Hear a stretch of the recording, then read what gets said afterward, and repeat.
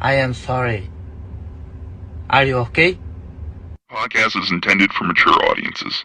The views and opinions expressed are those of the panelists and do not reflect in any way those of the podcast partners, sponsors, or affiliates. Enjoy.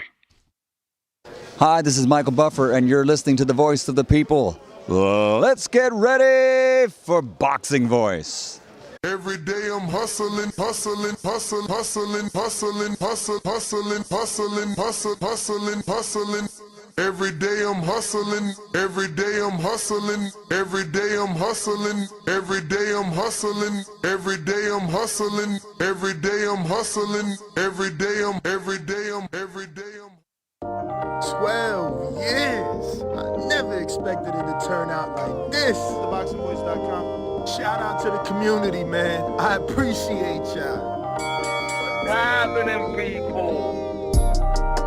Info Joe, Los Angeles, in the building. Adrian, the problem wrong, the man from the frozen tundra. Keem, straight out of Florida. Liz Lowe, Decatur, Georgia. You already know what it is. It's the Queen, Martha K, Detroit, stand up. David Maldonado, New York City. Yo, Nuts, don't cut me off, man. Don't cut me off. King Amin of Essex, catch me for them championship rounds. Big Superman, Plainview, Texas. Davidian in Buffalo. God bless you all. In Jesus' name.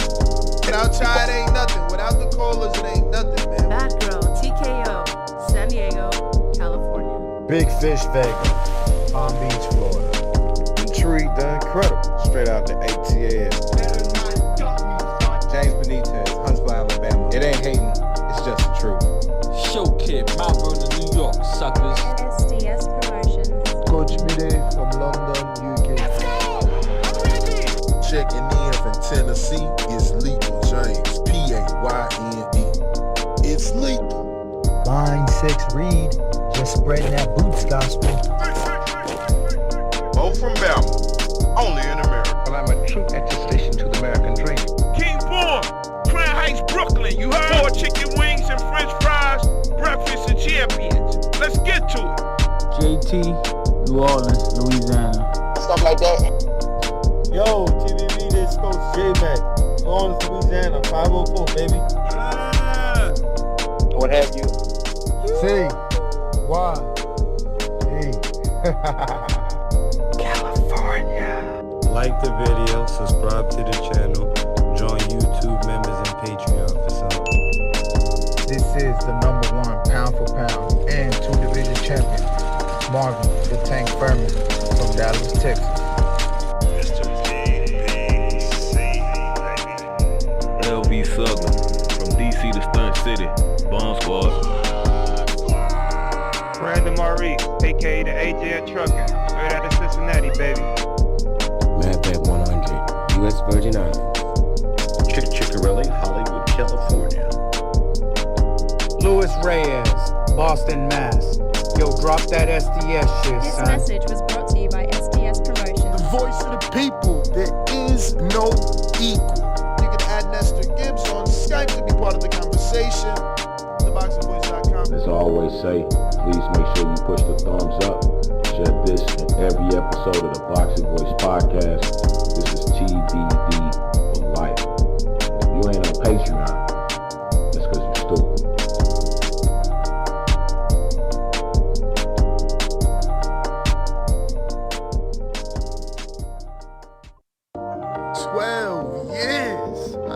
Expected it to turn out like this. TheBoxingVoice.com. Shout out to the community, man. I appreciate y'all. What's happening, people? Info Joe, Los Angeles, in the building. Adrian, the problem wrong, the man from the frozen tundra. Keem, straight out of Florida. Liz Lowe, Decatur, Georgia. You already know what it is. It's the Queen, Martha K, Detroit, stand up. David Maldonado, New York City. Yo, Nuts, don't cut me off, man. Don't cut me off. King Amin of Essex, catch me for them championship rounds. Big Superman, Plainview, Texas. Davidian in Buffalo. God bless you all. In Jesus' name.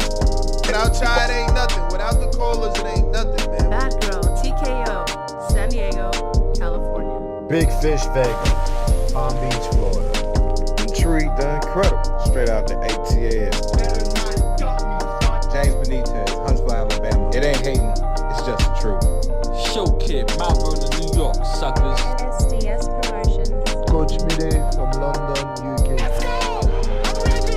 Checking in from Tennessee is Lethal James, P-A-Y-N-E. It's lethal. Line 6 Reed, just spreading that boots gospel. Bo from Bama, only in America. Well, I'm a true attestation to the American dream. King Born, Crown Heights, Brooklyn. You heard? 4 chicken wings and french fries, breakfast of champions. Let's get to it. JT, New Orleans, Louisiana. Stuff like that. Yo, TBV, this Coach J-Mac. New Orleans, Louisiana, 504, baby. What have you? C. Y. E. California. Like the video, subscribe to the channel, join YouTube members and Patreon for some. This is the #1 pound for pound and 2-division champion, Marvin the Tank Furman from Dallas, Texas.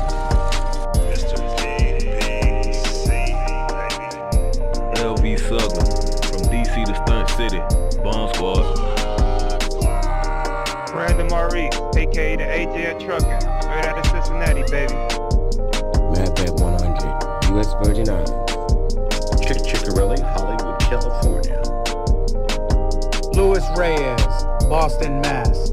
Yo, drop that SDS shit, This son. message was brought to you by SDS Promotions. The voice of the people. There is no equal. You can add Nestor Gibbs on Skype to be part of the conversation. TheBoxingVoice.com. As I always say, please make sure you push the thumbs up. Share this in every episode of the Boxing Voice podcast. This is TBV for life.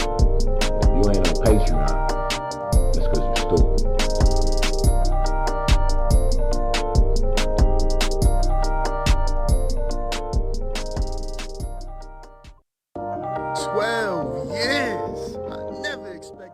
What up, what up, what up, what up, what up? Good morning, ladies and gentlemen. Good morning, good morning.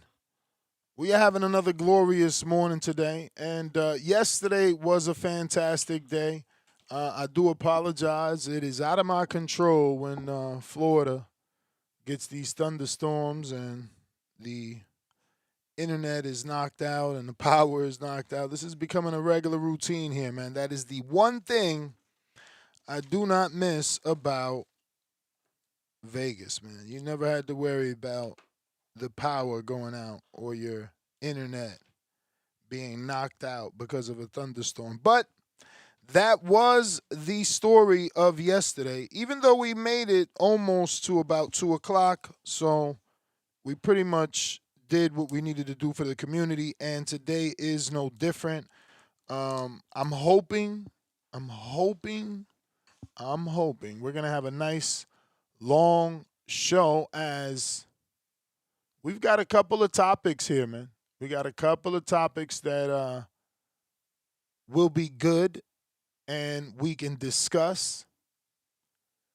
And I'm hoping that, you know, these particular hot button topics get us a significant amount of callers, getting us through our day. You know?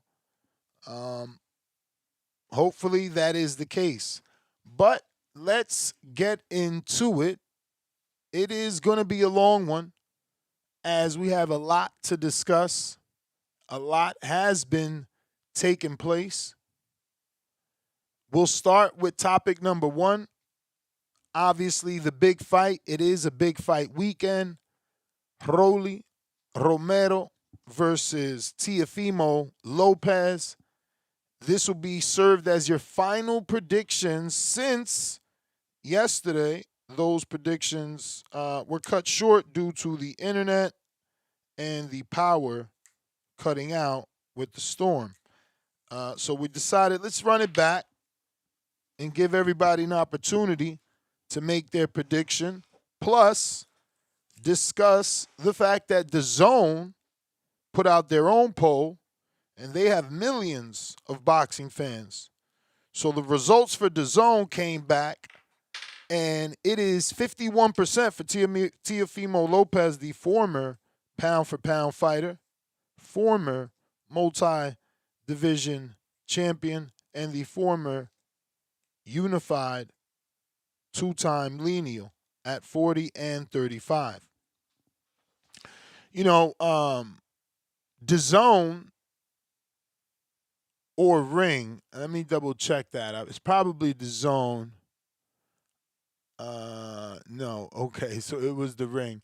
Nasty work of the Ring to set up this question and give you a visual. I don't see how this helps Rolly, but I thought it was funny and I wanted to show it to you guys because this is DAZN's attempt at building the fight and promoting the fight. And, you know, it goes back to that golden phrase, all publicity is good publicity. So, you know, comparing resumes here, I don't know how this makes sense, but they did. And I guess they're aiming for the casual because is the casual supposed to give Rolly credit for facing tough opposition but being stopped? Because this reads Rolly Romero and Teofimo Lopez meet for the WBA title on Saturday night in Las Vegas. Fire emoji. Who has fought the tougher opposition in their careers so far? Question mark emoji. So, again, I mean, all right, let's say that TEO didn't fight the tougher opposition and it was Rolly. How much does that matter when he got stopped by the tougher opposition? So, yeah, interesting and funny at the same time. So I wanted you guys to see it. But plenty to talk about. Like I said, the results are in. On DAZN's poll, Teofimo coming in a slight favorite. So, you know, we talked about this fight being a 50-50 fight, and these results indicate that that is true. DAZN has a massive boxing fan base that they amassed pretty quickly, millions on Instagram and YouTube separately, but combined nearly 10 million probably. So, you know, this is a good indicator of what the public believes. So another reason why I felt, okay, let's double it up again, because our poll is also similar. And we had, you know, almost 2,000 votes. And our audience had TEO slightly the favorite as well. So, again, a good fight, and the numbers indicate that thousands have voted, meaning we're basically starting at a pick'em fight. And from the audience perspective, we don't know who's going to win. And that's been my thing every time someone calls in, oh, who you got? I'm leaning Rolly because he's coming off the win. But, you know, gun to my head, they're both a roller coaster, and I don't know what I'm going to get. So I'm just as excited as the next guy to see what sort of performance both of these guys can put on. You know, does TEO rise to the occasion the way that David Maldonado wants him to and believes he's going to do? You know, I think it was David or someone else that said TEO is due for a good performance because he is a roller coaster, and he had a good performance with Barboza, bad performance with Shakur, which means the roller coaster could be going up again, and he gets his good performance with Rolly Romero.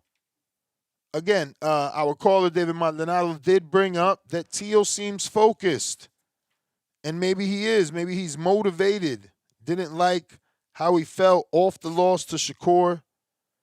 Obviously, one of the poorest performances of Teo's career, where he really kept his hands in his pocket for the most part and just could not slip a jab. But again, we're talking about the southpaw version of Floyd Money Mayweather, according to none other than, legendary Hall of Fame trainer Bob Arum. Now, granted, for those that don't know, and just to give you backstory, that was once upon a time when Bob promoted Shakur. I don't know that his opinion has changed, but, Bob has also never struck me as a hypocritical guy. If he thinks you're good, he thinks you're good. And, he's always been a Loma fan, but he kept Loma away from Shakur for some reason. So, yeah, man. Romero is coming off this fight off of the biggest win of his career, but it is also an upset where he was an underdog facing Ryan Garcia. So again, you have to just be open-minded like I am to give Romero any credit, right? Because it's like you're giving him the benefit of the doubt that everything has changed, but at the same time, he's out of the ring 15 months. The only thing you've seen change is the one performance. There's been no capitalizing on the momentum. He claims everyone is ducking him. There is a post going viral on World Star Hip Hop. Romero using that residual fan gains from his fight with Tank and now has crossed over as a Cuban American-born fighter. That's not something we see often. The Shade Room is reserved for your big urban stars. And Romero might have crossed over. Hence why DAZN using Tank's name even in a loss to promote Romero. But nonetheless, none of that matters. Both equally have 2 losses. Both losses decent. Obviously, Romero probably losing to the tougher opposition, where TEO's one loss to Kambosos has always been questioned. That was a underdog win against a favorite champion in TEO. Some say he overlooked Kambosos, but that's where the roller coaster began to reveal itself. Now, Lopez is trying to rebound off that January 31st whitewash that was given to him at the hands of southpaw version of Mayweather, Shakur Stevenson. It was a unanimous decision loss where TEO was not competitive at all. So hopefully the pressure, that weight on his shoulders, allows TEO to come into the ring and try to control that range. And, I don't even know what do you do with Rolly because, again, we got one performance to go off of. And he was so composed. I don't know that, TEO and his awkward, hands-down fighting style is going to get Rolly out of that comfort zone. Now, a caller yesterday made a good point. The sparring with Rolly and Ryan revealed that there is a world where the sparring matters because we seen how Ryan reacted to the power of Rolly right away. Once he got hit, he basically stopped fighting and Rolly had the fight won. Now, is that mental shades of what took place in sparring and then the power reminds you? And if that's the case, what's going to happen with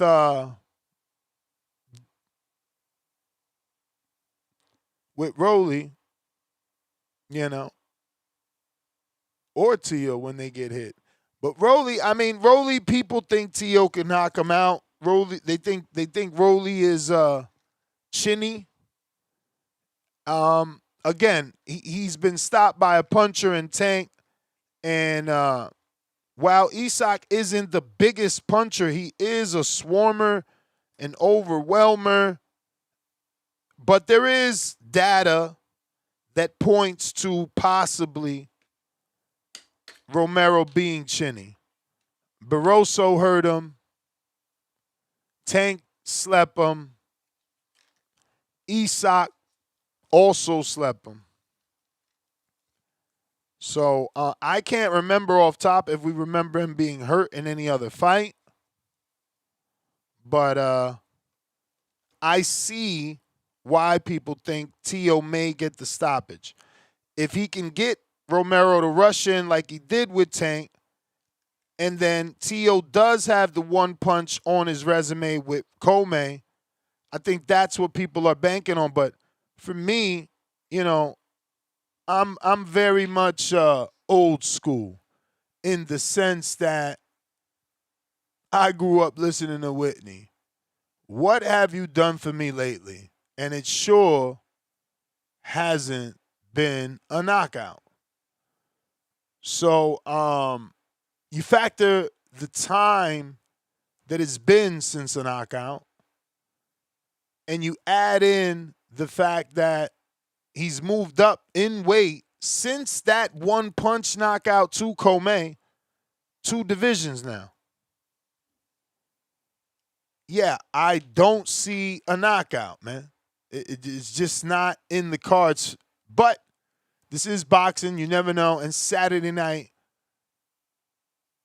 all questions will be answered. But knockout, that's how I'm looking at it, man. I think you guys are wishing. I think they're like, supreme Teo fans that want to see him get back to that good graces. And so do I, but I don't see a knockout being in the cards. Not for Teofimo Lopez. Now, for Rolly, that's a different story. Rolly actually has power, and it has revealed itself. And if Rolly could somehow make Teo uncomfortable, use his true welterweight strength, right? He's been up there longer than the smaller Teo, who, look, he's actually smaller. He's got a wide back, but he's not the biggest dude. So we'll see if the old Rolly, the swarming Rolly, can he disrupt the rhythm of Teo and maybe, like I said, use that true welterweight weight to lean on Teo, grind him out, make him tired, make him realize this is a whole nother division, and people rehydrate to damn near 68-pounders. So welcome to the welterweight division. He needs to welcome him to the welterweight division with open arms but closed fists, so that Teo understands the difference between junior welterweight and welterweight. Now, that's a little bit much to ask for because Rolly's never been this successful walk him down type of guy. But again, Teo with the mental issues, questioning himself and how good he could be or not be because he's looking so bad off the last loss. And power changes everything and anything. And Rolly doesn't necessarily need to outbox the more skilled Teofimo when, everyone is looking at Rolly to be chinny. But Teo hasn't really been in with a puncher till Saturday. Loma isn't a puncher. Josh Taylor wasn't a puncher. Sandor wasn't a puncher. Steve Claggett from Canada wasn't a puncher. Jermaine Ortiz wasn't a puncher. I don't got BoxRec pulled up, but I don't see the punches. And that's not Top Rank's MO. TBV does not have Top Rank diet shirts for no reason. There is a diet and it exists. Granted, a Top Rank executive will tell you that the diet is a plan and that their plan is not only proven to be successful, but they're responsible for the big names that we're discussing today. Devin's biggest opportunities came with Top Rank, both George and Loma.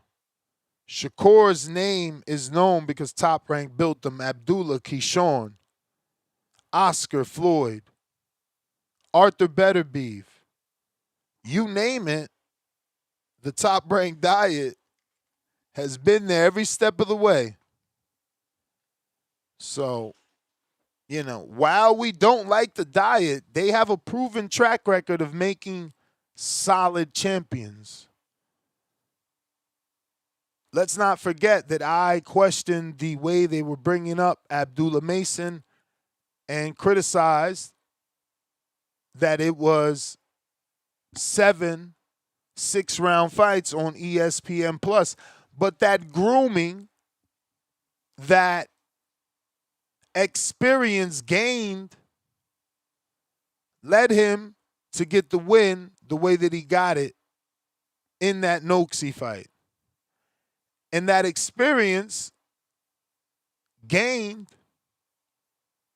in that development led him to be great enough that when the fight was canceled and 3 opponents came last minute, 10 to 14 days notice, he accepted one of the toughest in Albert Bell and then stopped Bell and defeated Bell in what ended up being Mason's best opponent and best performance of his resume. So the top rank diet, maybe for myself and others, glossing, skimming, it is that a diet, and we do not like it. But maybe for the special ones, the ones that can see the what did they call it with Crawford? Was the eye talent? No. I don't even know the phrase they made up, where you don't have to fight nobody, we just see it. And that's kind of what happened with Abdullah. And that's kind of how Top Rank operates. Which brings me back to, they know what they do. And that's why TEO's never faced a puncher. And we'll see. Can Romero hit him on the button and get his biggest win of his career? Because while Ryan is the most popular win of Romero's career, TEO would be the most accomplished, and it would truly solidify that pivotal moment in his career where, yes, Rolly is getting better. It wasn't a fluke. We can believe in what we've seen because he did it twice back to back. But the question is, for the audience, is 51% to 49% proof? Nobody truly knows what's going to happen Saturday night. Is that proof that this is a 50-50 fight? Moving on to the next topic, we got Keyshawn Davis versus Jack Catterall. That was left field. Eddie Hearn was doing an interview, and, he was heated because he's basically defending himself and some internet tweets and attacks on his character and how he's doing business for the AJ Tyson Fury fight. So Eddie did an interview with IFL and, revealed a lot of those details that we're going to talk about because that is also one of the topics of the show. And we'll play some audio. But essentially, the money is drying up in Saudi. Anthony Joshua seems to still be owed his purse from the Pranga fight. And the interviewer, Coogan Cassius, did a great job putting his friend Eddie Hearn in the hot seat. And while Eddie didn't answer, his silence was the answer. But this story is a giant rumor and unconfirmed. But it used to be a rumor, and I think now Eddie saying that Jack Catterall, Keyshawn Davis was supposed to be on the undercard of AJ Fury makes that fight not a rumor and a lot of fact. So Catterall, 33-2, did lose to Arnold Barboza in his home country, is coming off of the win over Shakram Giyasov in May, and did potentially position himself for the winner of Romero Lopez. And I say potentially because we know how these sanctioning bodies work, is specifically the WBA, what benefits Al Heyman. Meanwhile, Keyshawn 15-0, 10 KOs, only that one no contest with Nahir Albright, had some reflecting to do after dropping the ball and not taking the biggest bag of his career. Seems to have pivoted to Jack Catterall, a common opponent that was in negotiations or at least talks and rumors to be facing Devin Haney, someone that Keyshawn was also supposed to fight. So good fight for Keyshawn. And, it allows him to be an honest individual because he said his next fight will be a world title at welterweight. And you know that while we may not consider it a full world title, the WBA is a title, and people do, fucking win it. And, yeah, that it's going to be a strap. It's going to be a strap. So I don't know. I think the fight is good. Obviously, it's not a $5 million fight. So, I don't know that the story of Keyshawn now becomes how much did he make for this fight since he didn't take that fight, because this is a good fight. And I think that, all fighters aren't created equal, so Keyshawn won't receive the hate. Because if this was Shakur, who was supposed to fight Devin, and pivoted to Catterall, this show would be about destroying him. It would be about laughing at his decision to try to force a 144-pound catch weight and then ending up with a domestic Jack Catterall. Well, I can't even call Catterall domestic. Excuse me, Catterall. You have earned your respect. Well, I mean, you did lose to Barboza over there. I don't know. He's definitely not domestic, though. We know him. He's internationally known for whatever reasons. He might not be a household USA name. But there is some buzz to Catterall's name. And here's the wrinkle. The Ring recently reported that Haney and Catterall was being discussed, with Sam Jones, the manager of Catterall, saying that his side accepted the proposed fight and date. So before discussing, Keyshawn-Catterall was already done in the background with Eddie and Sam Jones, giving Catterall, more exposure, maybe, right? I think a Devin Haney-Catterall fight is big because of Haney. It would be bigger if you go to the UK. But for Catterall, you would have probably had to come to America. I don't know. I think the AJ card, the exposure, New York City, the rest of the undercard, ring attached, maybe Keyshawn, I'm not saying made the right decision, but it's a good secondary decision, right? Like, if you can't get Devin Haney, Jack Catterall on the AJ Fury undercard, that ain't that bad. You know what I'm saying? It just ain't that bad. The opponent ain't that bad, and then the situation makes it all the more better, right? What do I mean by that is clearly fighting on that card is beneficial for any fighter. And for Keyshawn, you know, you're fighting a UK guy with 2 UK guys main eventing.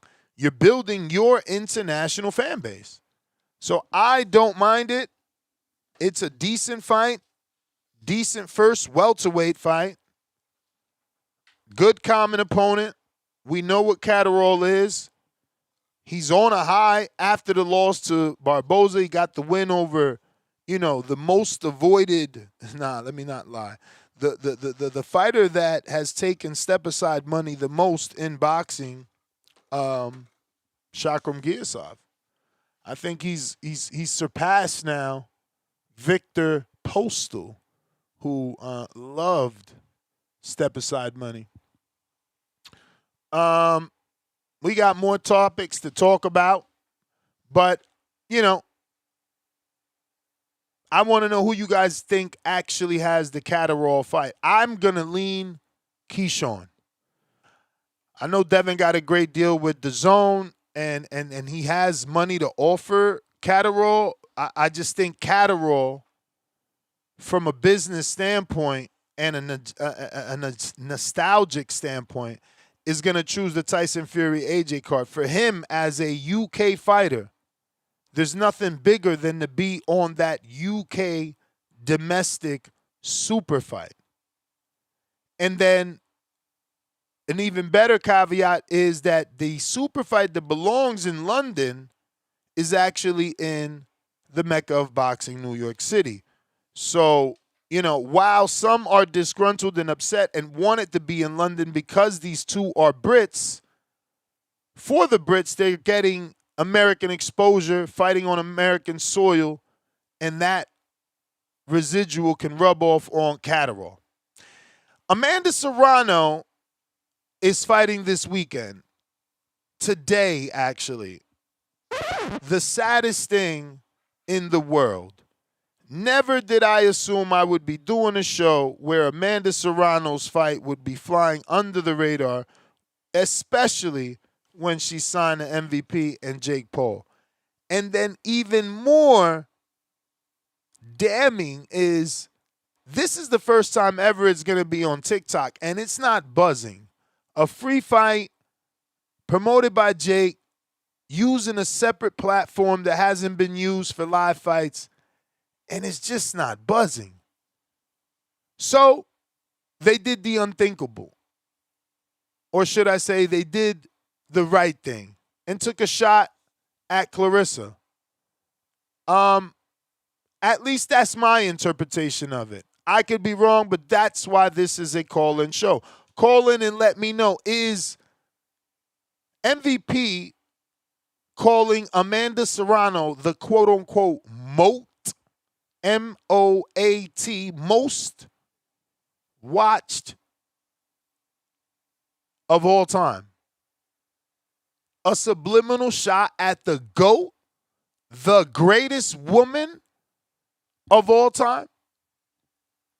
Keep in mind, recently we played the audio of Clarissa Shields on Shannon Sharp's nightcap and essentially calling Amanda and the girls haters, the fact that they had to, you know, click up against her, that none of them can beat her, and that they're all bums. So is this a shot? Is this some gasoline on the already brewing fire? Amanda Serrano, 49-4, 32 KOs, faces Luciera Mansur, 14-4, 7 KOs today, August 21st, in Temecula, California. And depending on the outcome, She goes home with those WBA and WBO featherweight titles, which are on the line for this TikTok live broadcast. Serrano's entire marketing for this fight is her having 32 knockouts, having been tied with the legend Christy Martin, who also hates Clarissa, and stopping Mansour would give Serrano number 33 and the record outright. But then comes the marketing. The moat. The most outstanding of all time? What the fuck does that mean? Is it the most watched of all time? But then you're missing the W. So moat, what does it stand for? Is it really the most outstanding of all time? And how are you outstanding if you're losing? Clarissa Shields has branded herself the GOAT, the greatest woman of all time, and her record proves it. It isn't a debate. You can't take the name because you're more popular or think that you are, or because your promoter is. It's based off merit. And maybe that's why they changed it from the greatest woman to most outstanding, which again, I have no fucking clue what that is. But it did its job. I also had no fucking clue that we were having a fight on Friday night. And had it not been for the clever marketing of the moat tag, we probably would not be talking about this on this fine Friday morning. So is MVP simply creating another marketing ploy here for Amanda Serrano? Or is this somebody deliberately poking the GOAT? Either way, if Serrano gets the win and Shields continue to talk about each other, these two, boxing fans, we're going to want to talk about it, and somebody's going to have to sacrifice because they used to be friends and they used to say they supported each other. And now if you're acting catty, we want the fight. Now, I don't know how the hell it's going to happen. Serrano, so small. Clarissa, so big. I just don't get how we get it. But as you can see from the thumbnail, Serrano got some fucking guns. I don't know if that means she can fill out. But she would be at a disadvantage adding on a bunch of weight just to make the fight. Granted, it'd probably be her biggest payday. Maybe. It's hard because I think she made like 6 with Katie Taylor. Topic número 4. Haney-Paro, Haney, or Kambosos. So there was some heavy rumors that Liam was going to face Kambosos. He's saying that's not true. There was heavy rumors that he was in negotiations with Devin Haney. He's saying that's not true. He said they called, but they never presented an offer. The Haneys never gave him a number. So while they showed interest, they didn't tell him how much the fight was worth. That being said, I can play the audio. It's a long audio. It's 8 minutes. And we got to get to like the 4-minute mark probably where, you know, he expresses that Keyshawn turning down $3 million was insane. He repeatedly says Keyshawn wasn't a champion. I don't know if he doesn't know because boxers don't watch boxing, or is he taking a shot because Keyshawn didn't defend the belt?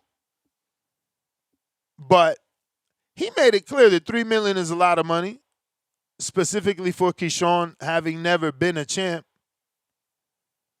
But he, you know, I'm going to play it because it just sounds like $3 million ain't bad. He's waiting to see what they're going to offer him. And, yeah, he talks about that $3 million, how Keyshawn made the mistake and how that's a lot of money. So it's interesting to me to find out that Devin and his team didn't send an offer,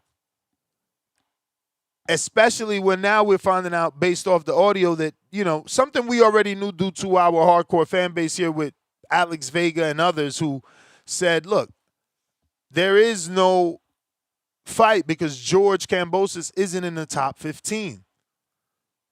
And, the audio will reveal that that is the same thing that Haney-Paro said, that George would need to get a fight, and then they could potentially do it sometime early next year. But that gives Devin Haney plenty of time to slide in and make the proper offer for the unification fight.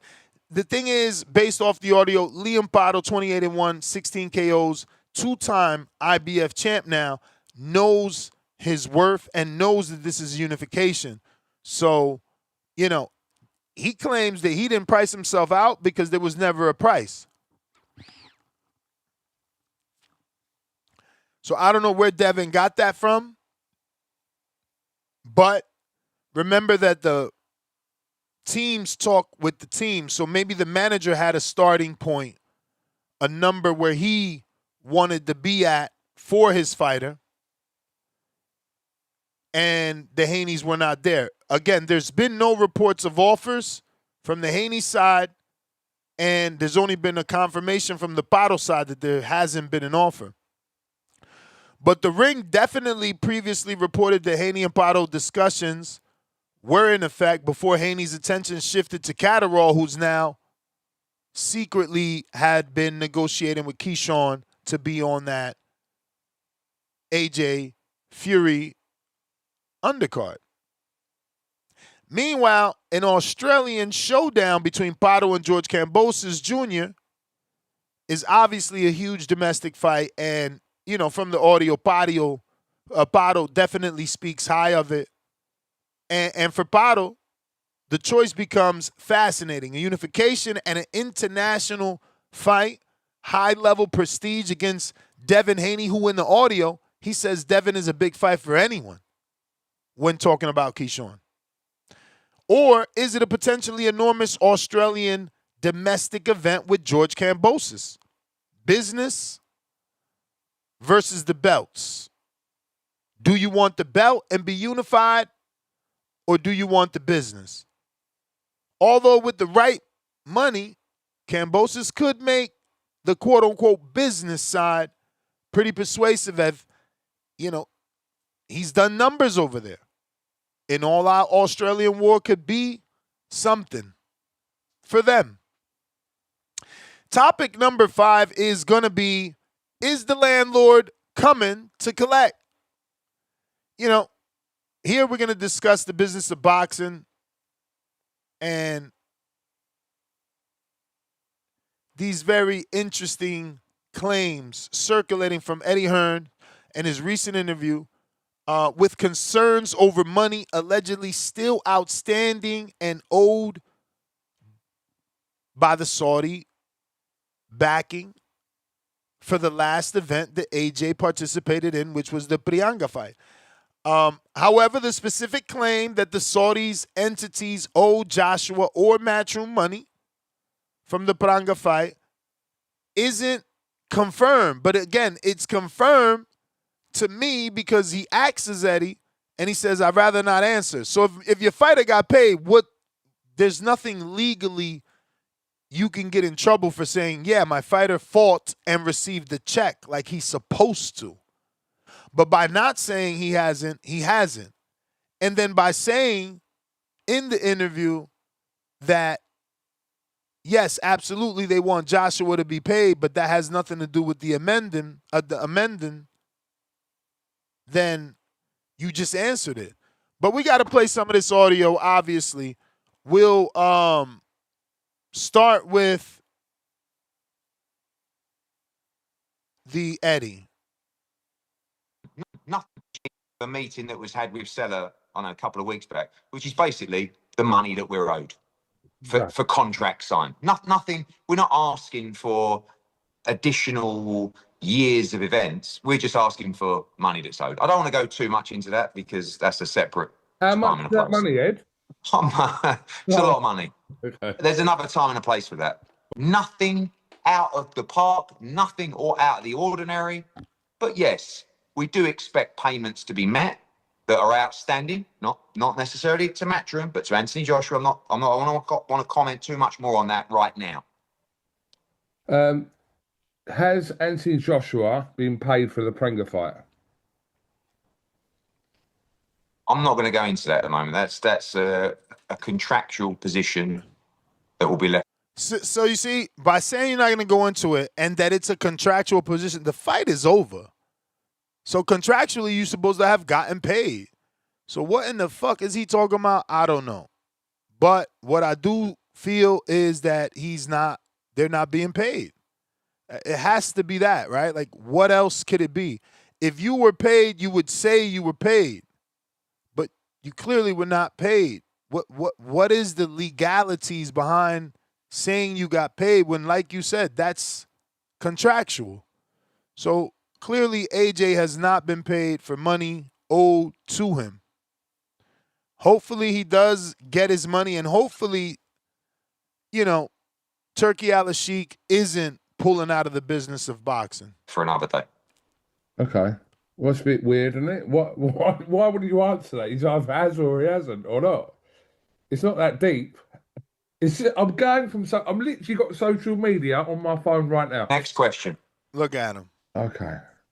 So don't try and dress up some bullshit. Oh, they're asking to get paid for the darts and snooker event that we owe them money for. Yeah, that'd be fucking nice, to be honest with you. But that is not involved in the addendum of the changes that need to take place. Fact. And Eddie was turned up because he was being attacked and accused of being the reason the fight is being held up, and accused of not wanting the fight in New York City. So obviously he was a little bit heated and gave his thoughts. And that's how the facts were revealed. Right? That's how we found out what was what. Now, got some more audio here. Let me see. I'm pretty sure I sent it to myself. In the meantime, in between time, Discord is available. X Spaces available. We're going to be opening up these phone lines and getting your thoughts on these 5 topics. Here's some more audio for you.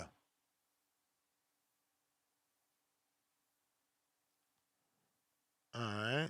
Give me a sec. Lord.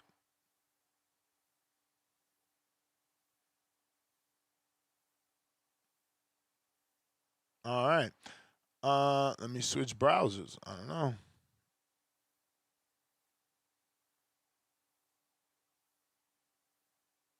Taken off over Twitter. Before we do get to that, just Keyshawn turning down that fight. Do you find that insane? $3 million, a chance at the belt.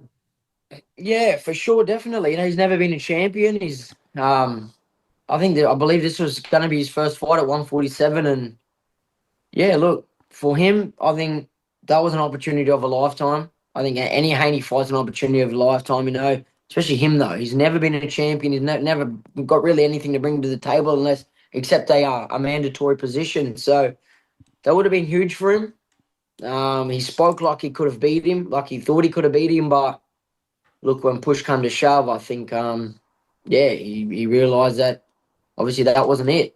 $3 million is a big payday, especially for someone that's gone for their first title and their first title fight. So it's massive. He should have taken it, but it is what it is. And I believe now I've seen that he's sticking to 140. So who knows? Who knows? That's the thing I hate about social media is guys just love barking off on there and loving these social battles, but when push comes to shove, and they don't like to fight, you know what I mean? And that's going back to my fight with Haney. Yes, a lot of stuff was circulating on socials, but that's all it was. We never presented with anything, never spoke numbers, and it's just the way it is. I think it was just a bit of clickbait at the time. But look, everyone knows me. I'm open to fight anyone.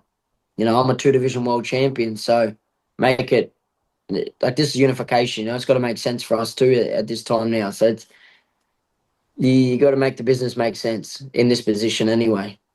So the Haney fight is that not a thing? Because I thought it was a little bit more advanced. Are you saying that there's nothing really going on?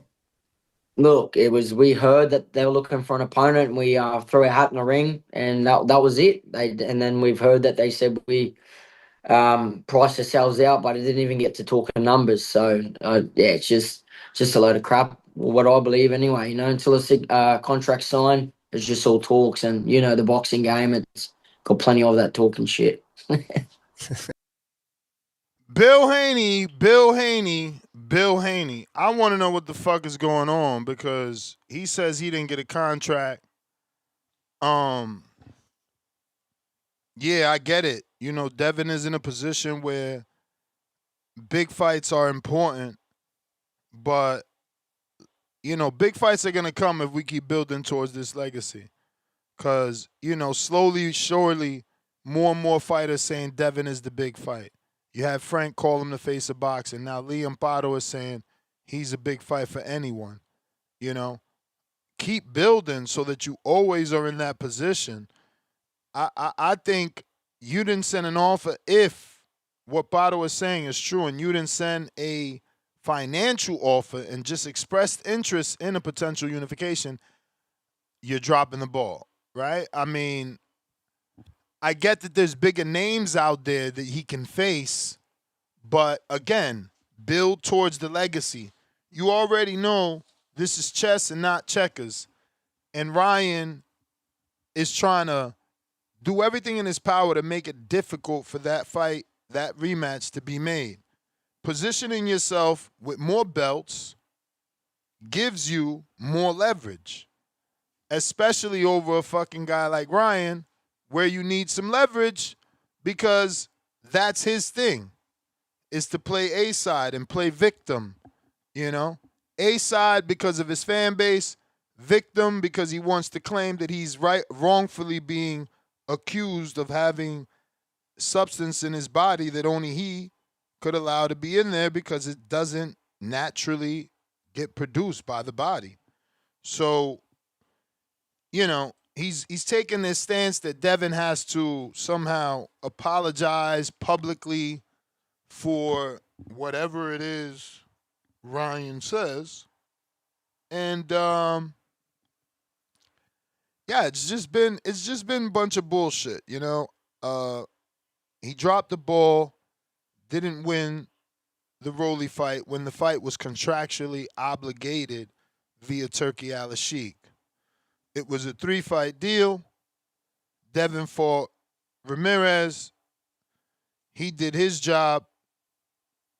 Ryan was supposed to beat Rolly, and they were supposed to meet in September of 2025. That didn't happen because, you know, Ryan lost. So Ryan had to rebuild. He did. He beat Barrios, put himself back in position, has a belt, and instead is focusing his attention now on Conor Benn, a non-champion, never been champion, instead of righting the wrong, giving the people what they want, which is the big fight with Devin Haney. Show us that what you did wasn't a fluke. Show us what you did had nothing to do with these substances found in your body by the testing agencies. That's all we want. But instead, it feels like Ryan is dragging this one out, making excuses as to why he can't fight Devin and what Devin needs to do and not do. So for Devin, you know, having a willing participant that happens to be a title holder, I think it's a no-brainer. I mean, I don't know what the fuck is going on. Clearly, there must be something bigger on the horizon for Devin Haney that he's trying to attain that he didn't send a financial offer to Haney-Paro. This is crazy to me. again, now this is according to the fighter. The fighter has a manager. Bill could have spoke to the manager directly, and as I said before, the manager could have expressed, look, don't even talk to us unless you're starting at $4 million. You know, we don't know. But in their eyes, they're probably like, look, if Keyshawn can ask for 3 and not get it, maybe we can ask for 4 and get slightly more because we are a 2-time champ. And we do have the credentials. And we are willing to fight. So that's where we're at. You know, feel free to call in. Let me know about the DAZN poll. 51% Teofimo Lopez, 49% to the champion, Rolly Romero. Are fans underrating Rolly's improvements, or is the percentage accurately recognizing TEO as the better overall fighter? Now, the welterweight division is hot. TEO's in it. TEO's dad believes that, you know, the speed carries to 147. But I think the question becomes punch resistance. As TEO continues to move up, does he continue to have the same level of chin? We did see him get dropped by Sandor quite a few times. Keyshawn-Catterall, great fight if it's real. But why would Catterall risk the valuable WBA position without serious compensation? So this must be real because it's a turkey card. Because why would Paro fight Keyshawn, risk his belt when he's the mandatory to TEO Rolly winner? And we can't forget the poor promotion of MVP, or is it the insane genius of Jake Paul with the marketing moat versus the GWOAT? Clever MVP branding, or was it deliberately taking shots at Clarissa subliminally? And Serrano's KO record. Where does breaking Christy Martin's KO mark place Serrano historically? Paro's decision to chase Haney and unification or monetize with an Australian rivalry with Kambosos. What's your thoughts? What do you think he does? Does he go for the money? For me, they're both money fights, and I think he feels like the Devin is a bigger money fight. The question becomes, can they squeeze the amount they want out of Devin, who hasn't even sent a offer according to according to Paro. And the landlord has Saudi investment permanently reset because the fighter purses and their expectations. I mean, people have to start thinking about it now. If Anthony Joshua hasn't been paid, you know, you're not AJ. You better be careful. Or could boxing finally experience the Great Depression that we need? We need another Great Depression so we can get a market reset, so we can get a financial correction. Why, Ness? Why? Why you all in their pockets? Because these motherfuckers fucking up fights. We didn't get Keyshawn and Devin. Why? Because of the lack of financial correction. The lack of, or should I say, too much expectation from fighters and the perceived purses they believe they deserve. So, yeah, we need a market financial correction, no different than they did in the housing market when it ballooned and everybody sold and then those mortgages got forfeited on. because those houses were just too expensive. Those monthly mortgage payments were just too much. And the same is being said, or at least considered, for Saudi. Is the money drying up because these fuckers want way too much to do what you said you love to do? Because some days you motherfuckers don't super chat anything, and I do it 7 straight hours because I love what the fuck I do. But that's me. We got a poll right here on TBV. Marketing, we got some options. Just promoting Serrano. Definitely a quote shot. Building Serrano shields. And too much fuss about nothing. Let us know what you're deciding is the vote. On X, same thing. Moat versus Quote. What do you got? We got 22 hours left for you to vote on that. Discord is available. X Spaces also available for anyone looking to call in and voice their opinion on today's show. We got James in Atlanta. What is up?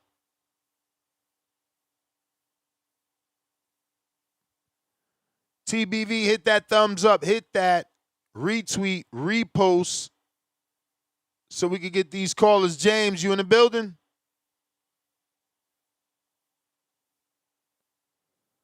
James, gotta unmute. Alex on Discord. What's up, Ness? Can you hear me? Perfect. Great show. 5 topics to talk about. Appreciate it. Going to go ahead and get into it.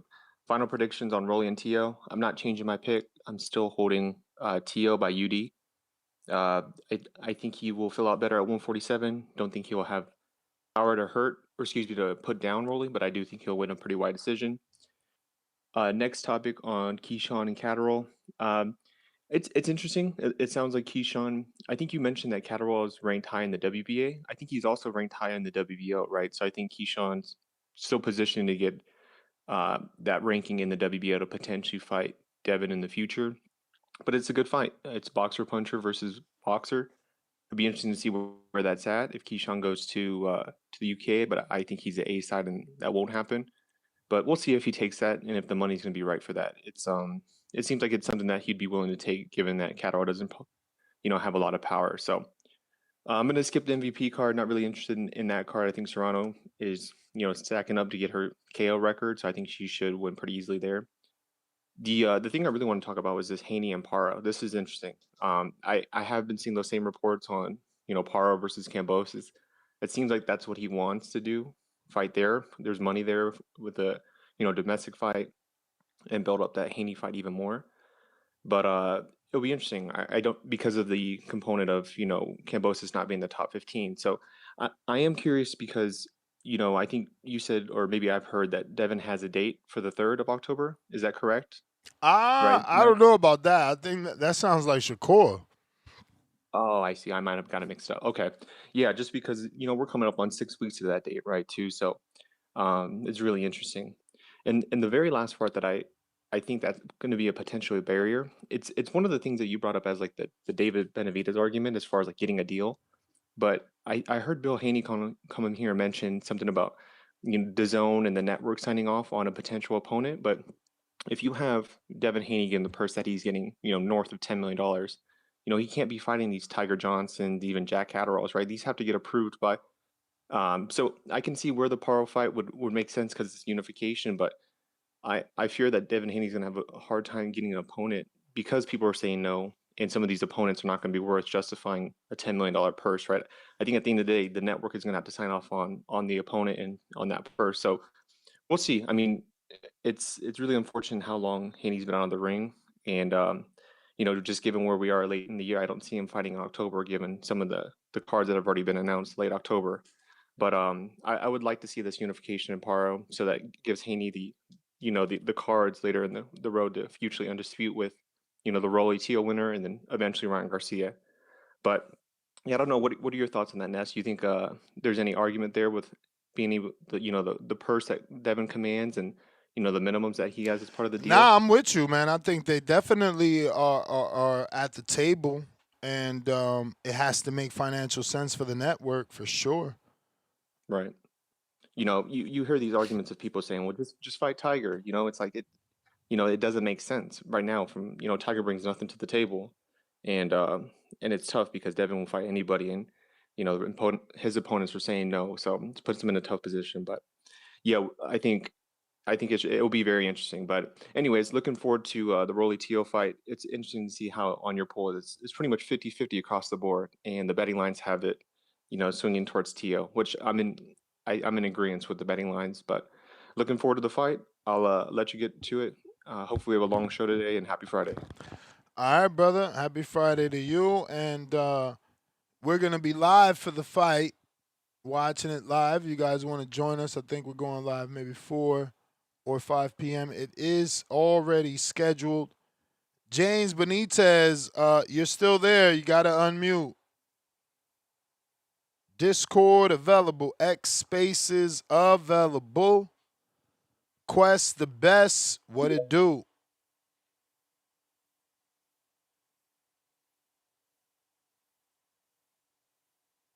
Gotta unmute, Quest.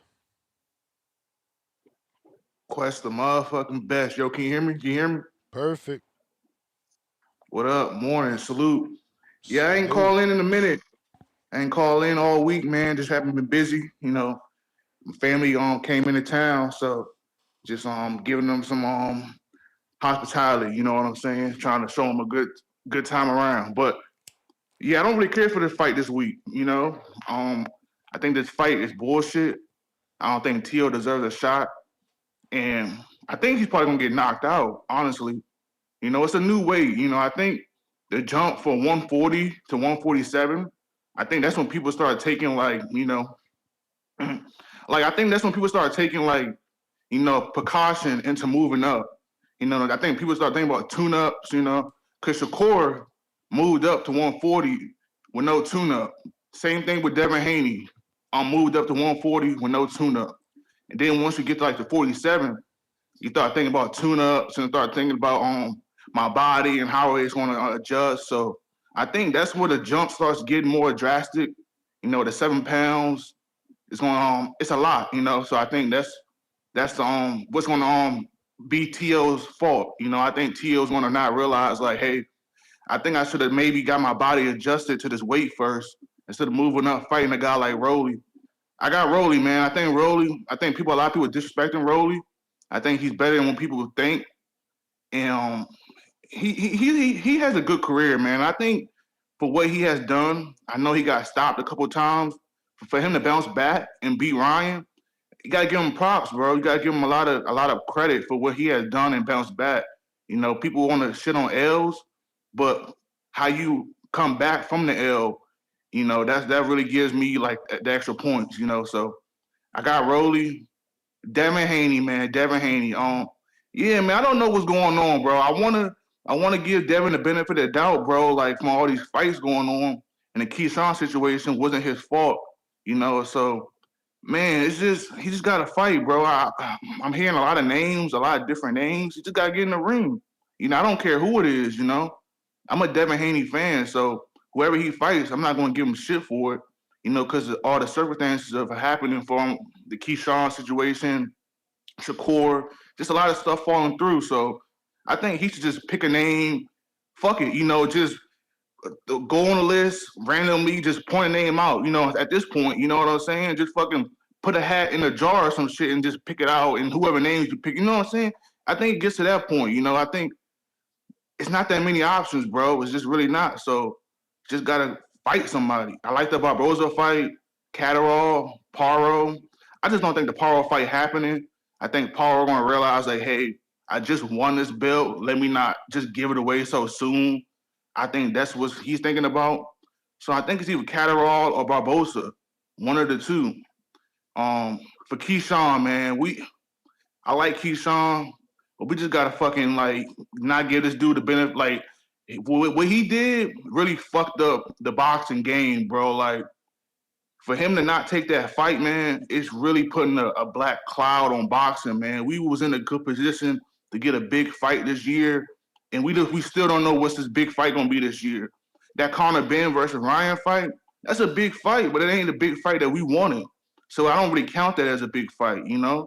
We need that big fight, you know? So that Key versus Devin, that was a fight, man, and he just slipped it right under us. So fuck Keyshawn, whatever he do, I just hope, man, I hope he wanted that situation. I hope whatever he does, I hope he happy with it. You know what I'm saying? Because missing out on an opportunity, you don't get a lot of opportunities like that, bro.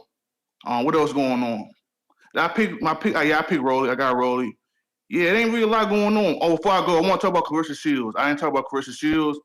Yeah, she did her thing, man, but I'm not really fucking with this Avenger side, bro. I'm not fucking with the Clarissa, the Shakurs, because I'm looking at her funny, bro. What Shakur's doing, you just like, you know, you ain't giving them no pushback for that shit. Clarissa, Bud, Floyd, none of them dudes are giving them no pushback. So whenever I see them group of them people, fuck them, bro. They fake all that group, bro.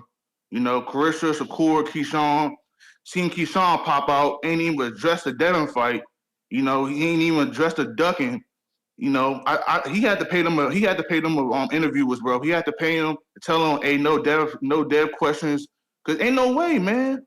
Ain't no way you gonna pop up to a fight and don't get asked the number one question people want to know. So it's that whole crowd is fake, bro. This Avengers, fuck them all, man. They really been messing up boxing, like how they been moving. Boxing has really hasn't been the same. So yeah, it's Friday, man. You know what I'm saying? Feeling good. Probably gonna chill out. You going to the gym? I know you ain't doing a show later, Ness, because you really ain't been doing no shows later. How your evenings been looking? Like you been probably going to the gym later on since you ain't doing the shows. Yeah. Every other day I'm in the gym, so today I'm in the gym at evening. But it all depends what time the show's over. I gotta eat carbs before the gym, and if I could get there before the show, I am prioritizing the gym, and I'm not rushing myself to get back to start at 7 because it don't matter that you go to the gym. You gotta put in the work, and you gotta come home and eat, and then you gotta get good sleep in order to grow. So yeah, I'm prioritizing all that, man. Yeah, I feel you, man. Ain't really shit else to talk about for the evening shows, bro. So do your thing, man. Health as well. You know what I'm saying? So ain't shit to talk about. When was you gonna talk about Clarissa like Tone been doing? Honestly, we need callers though, right? Like some of y'all be wanting a show, but then it's like I'll do a show and it'll be an hour in the evening or 40 minutes in the evening. Yeah, I feel that. Yeah, you do need callers to get the show rolling. What happened to the host? I haven't really been. Soon as Star popped off, I didn't see a lot of. I ain't know where round one at. My man been doing shows and like round one is mad.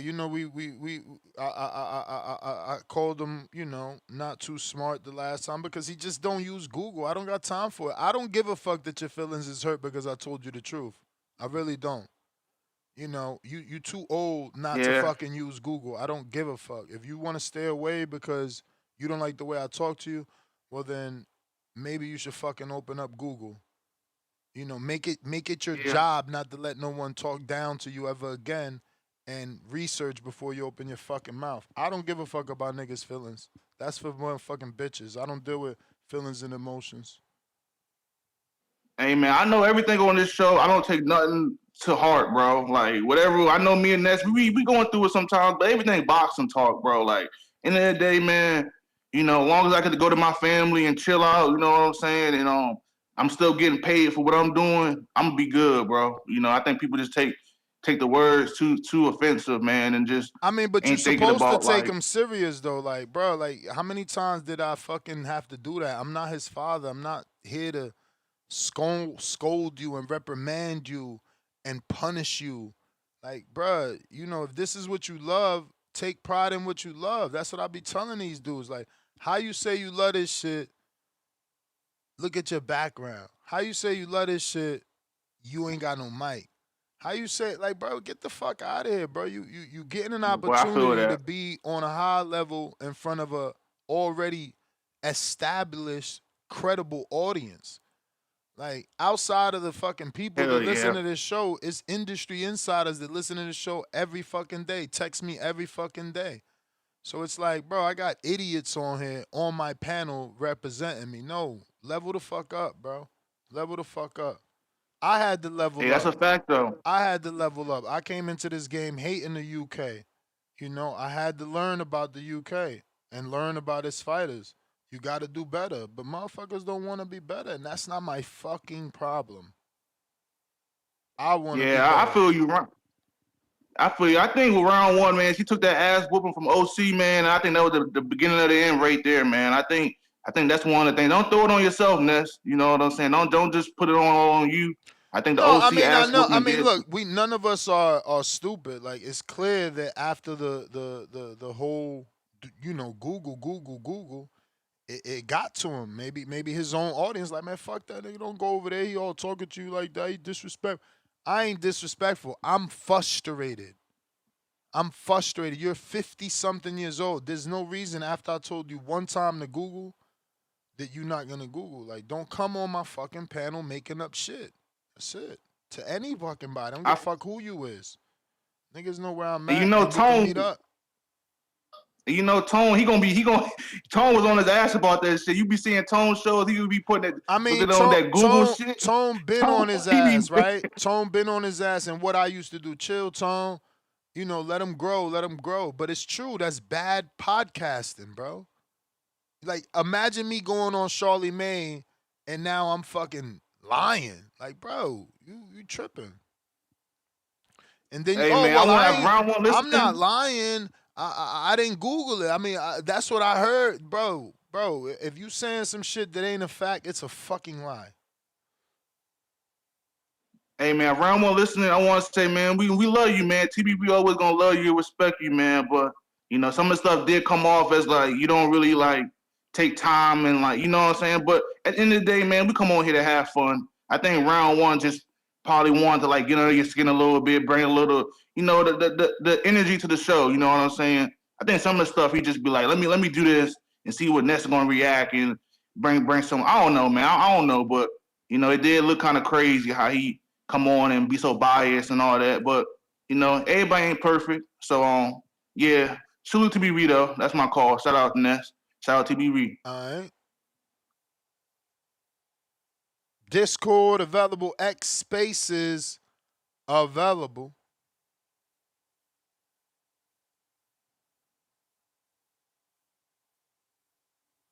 If you're looking to call in, now is the time. We are talking 5 topics, man. 5 pretty good topics. Obviously, the results are in. 49% for Rolly Romero. 50.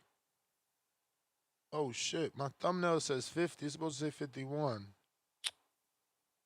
Unbelievable. Anyway, 51% for Teofimo. Then we're talking the moat. Shit sounds stupid, too. Ain't a moat a bunch of water in front of a fucking castle? Jesus Christ. The moat. So stupid. This is what I be saying. Lack of creativity, bro. You know what I mean? Now, man, they're going to think I hate her. But it's just like, bro, you the boss. You know, you letting these people just do whatever. You know damn well whether these intentions were not subliminal, everyone knows Mo go too fucking close. Too fucking close. And I had this argument already, like, why, you know, content creators trying to call Amanda the GWOAT is insane to me.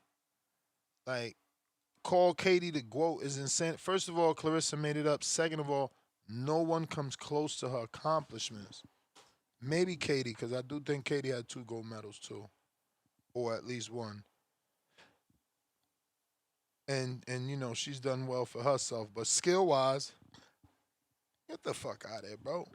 Clarissa's never been in a tight-ass fight like Katie Taylor. She's never been punched on like Katie Taylor. She's never been, you know, had her face swelled up and rearranged like Katie Taylor. You know? Yeah, Tito La Voz, a moat is a trench of water to keep the enemies away from the castle. This shit is crazy to me, bro. Motherfuckers will do anything and everything to clout chase in boxing, bro. They'll go as far as making whole skits from movies and not take the fight on their highest fucking payday. Like, boxing is the silly man sport, bro. I'm trying to see this shit. I'm feeling it. It's crazy, bro. Bunch of fucking weirdos in this sport doing weird man shit. Always. Don't understand it, bro. Honestly, I don't understand it. Discord is available for those looking to call in and voice their opinion. Al in the Bay coming to save the day.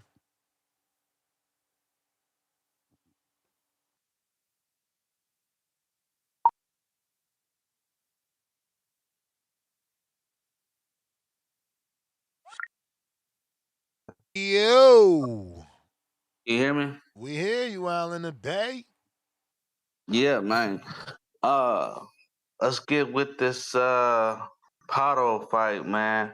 That's crazy. Like, you don't send a man a cash offer, and if you do, like, you send it to his manager. His manager don't give him the information on the cash offer. That's crazy. Like, you got to talk to your mans. Talk to your manager and like, is there a cash offer that was sent? Because I'm hearing that was a cash offer that was sent. You know, I don't know how managers do it. Like, they don't even let the fighter know what kind of cash offer came their way. That's ridiculous. Because you don't know what they might accept. Yeah, but I mean, I could see a scenario. I ain't trying to argue more of a debate. I can see a scenario where the offer's too low.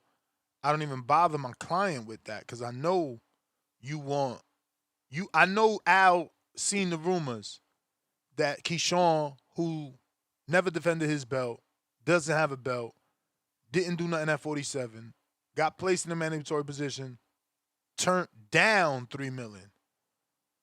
You know those reports are real. You've seen him as a fighter. So now you're like, well, I'm a 2-division champ. I currently have a belt. I have what he needs. I bring more to the table. And the manager's saying that to himself too. You know, if we compare Paro to Keyshawn, financially, Paro deserves more based off merit and having the belt to make a unification. So again, if Bill came at Paro's manager and said, look, we'll give you $2 million, he could have hung up the phone on him politely, but you still get the point, you know? And if I'm hanging up the phone on you, I'm not calling my client to say, hey, Bill called, but he's nowhere near where we need him to be. He's offering you $1 million less. And now we find out it's $1.5 million less, hypothetically, than of Keyshawn's 3.5. So, yeah, I mean, again, I'm just giving you a possible scenario where the manager wouldn't even bother the client, right? Like, if you're too far away from what my client needs as a minimum guarantee, why am I bothering him? Let him enjoy his afternoon with his wife. Yeah, but my thing is, even though it's too small, you could let them know, bro, they trying to cheat us. You know, they trying to offer us this. You know, I'm not going to accept the fight. Now it seems like he getting side swipe. You feel me? They asking him about a fight, and he's like, what money? Ain't no money came my way. They just asked me if we want to fight. You know, I said about, okay, well, you know, it was like a very small offer that they offered us, and we didn't accept it. My manager didn't want to accept it. You know, now it's like he answering questions from the media that he had no knowledge of. You get what I'm saying? That's a double-edged sword right there. Because eventually somebody's going to ask him about that paper. And if he ain't got no information about no paper, then how you gonna answer the question? That's just the way I look at it. If I was his manager, I'd have told him, but I'm like, nah, man, we ain't gonna accept that fight. It's too small. We're gonna wait for something a little bit bigger than that. If they want this fight, they want this belt, they're gonna have to go up in price. But I'm letting you know this is the offer, so if anybody asks you, you have the information. But yeah, man, let's get on to the second topic, man. Amanda Serrano, I think it's all playing the games. She don't want that smoke with Clarissa Shields. She definitely don't want that smoke with Clarissa Shields. But Shields is calling their bluff, you know.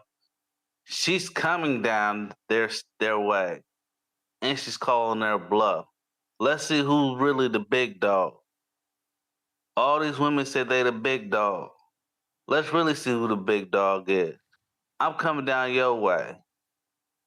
You feel me? I'm already at 160. I'm trying to get this unification at 160. If I can't get the unification at 160, I'm coming down to 147. And I'm trying to make that fight. And I'm coming down your way. Let's see if you're gonna jump up and really be a big dog. Or you're gonna stay like a poodle on the porch. Cause we hear all these women talking about how they the best, how, you know, they're the greatest woman of all time, you know, and it's like, you wish you was the greatest. And AB is the one who mainly was talking all that mess, how she's the greatest. And she ain't even Honestly, dropped I don't remember ever saying the word greatest, but definitely she was talking like she was good, but I don't remember her using the word greatest. Okay, she said she was the face of boxing. How about that? Oh, she said that? Because I thought that was a tone thing. Gaslighting her. No, she said that when Nah, if you heard her say it, you heard her say it. When they was like on the plane, remember? I don't know if you remember that scene when they was on the plane, and AB was walking past, or she was walking past. Oh, I know what you're talking about, but I don't remember the audio. But I do remember that interaction for sure on the plane. Yeah. And she was like, "You wish you was me. You know, I'm the face of boxing." And that's when Caressa was like, "Then jump up, then. If you think you Billy Bo, you feel me?" She didn't say Billy Bo, but you get what I'm saying. Like, if you think you're all that, then jump up and wait then. Punks jump up to get beat down. So, yeah, man, I want to see that Katie Taylor fight, though. I ain't gonna lie. I don't want Katie Taylor to retire on this fight. Katie Taylor wins. I want to see if she could jump up and fight Caressa Shields, man. I think that would be a bomb burner. We could take it in Ireland, or we could take it to the U.S. Either way. Wait. What the fuck? I'm smoking behind this thumbnail. Did you just say Katie Taylor, Clarissa Shields? Yeah. I mean, I can't even get mad at you because you literally talking about Alicia Baumgartner, Clarissa Shields, so that's even more weight. I guess, but yeah, I doubt it. Ain't Katie Taylor at 140? Was it 140? I don't know. I thought it was 135, bro. I thought it was 135. Oh, 135? That's what I thought. Oh, okay. I could be wrong. This is how I feel. Well, shoot, Man Serrano's same thing. She had like 126? Is that the weight class? Because she went back down. Serrano, let me see. She weighed in yesterday, so let's see where she at with them big-ass guns. Biceps, serious. Shout out to her, because you know her shit's natural, too. She been boxing for her whole life, never popped. Salute to her with them jeans for starters. So fucking biceps is serious. And her shoulders is serious. She's got a decent figure. She weighed in yesterday at 125 3/4. So Jew Wright, 126-pound fight, featherweight. That is 25 plus pounds away from 54 and Clarissa. That shit ain't happening, bruv. Yeah, that ain't happening. That shit ain't happening, bruv. Yeah, that's definitely not happening. But yeah, I think MVP is dropping the ball. I think because they're just putting it on Twitter, they losing half of the. Now I'll say close to half of the fan base. I know MVP probably got a big Twitter following, but This fight gonna if be they on would've- TikTok. FYI. Yeah, TikTok. My bad. TikTok, not Twitter, but TikTok. I know they got probably got like a big following on TikTok, but they should have cross promoted and put it on TikTok and like the zone because if I'm not mistaken, this their first fight on TikTok, right? Yeah. Yeah, Yeah, they a should have cross simulcast promoted. would have been smart. That's what OTX used to do. They used to put the fights all on their social media, but also still have it accessible on the zone. So, yeah, you got a Yeah, point. You got a point. that's what they should have did. And then what they should have also did was they should have put some smaller fights on there. Well, they to got see what. they got Avis Griffin. He's fighting, and he looked good. I mean, he looked like he spent a lot of money on a chain, but you never know. Being with Jake, somebody could have blessed you. You know what I'm saying? What I'm saying is they could have put some smaller shows on there before the Amanda fight. But that's what to see that's what what I'm kind telling of. you. I'm telling you, they got that. Oh. Oh, you mean do a smaller show on TikTok? Yeah. That's kind of backwards, Al. Remember, Black Prom paid Terrence $10 million so they could make a splash, and you could know who's Black Prom. The Zone paid AJ millions so they could make a splash with Alexander Povetkin, so you could know who the Zone is. That's part of marketing, right? Like Jordan was the face of Nike, so you can know what Nike is, and now Nike and Jordan, that's synonymous. Like you say Jordans, you automatically thinking of a Nike. Yeah. Too bad these kids don't know how Jordan played back in the day. All they know is the shoes. I'm tired of him. Maybe they know the tongue, the jumper. I mean, all that shit, right? The shoes got the logo. The logo got the dunk. So they know my man used to glide through the air. He was a flying motherfucker for sure. I'm tired of hearing him. I wonder, that's a great question for De La Hoya. I never asked, bro. I wonder, was he influenced by Jordan? Because that logo is similar. Clearly, it's, not similar, but is in the sense that you doing what you do in your sport, I'm doing what I'm doing in my sport. Your Dukes is up, I'm flying through the air. But the silhouette, the no detail, the black, the circle, that's similar. And it's like, were you inspired? Were you inspired by the MJ?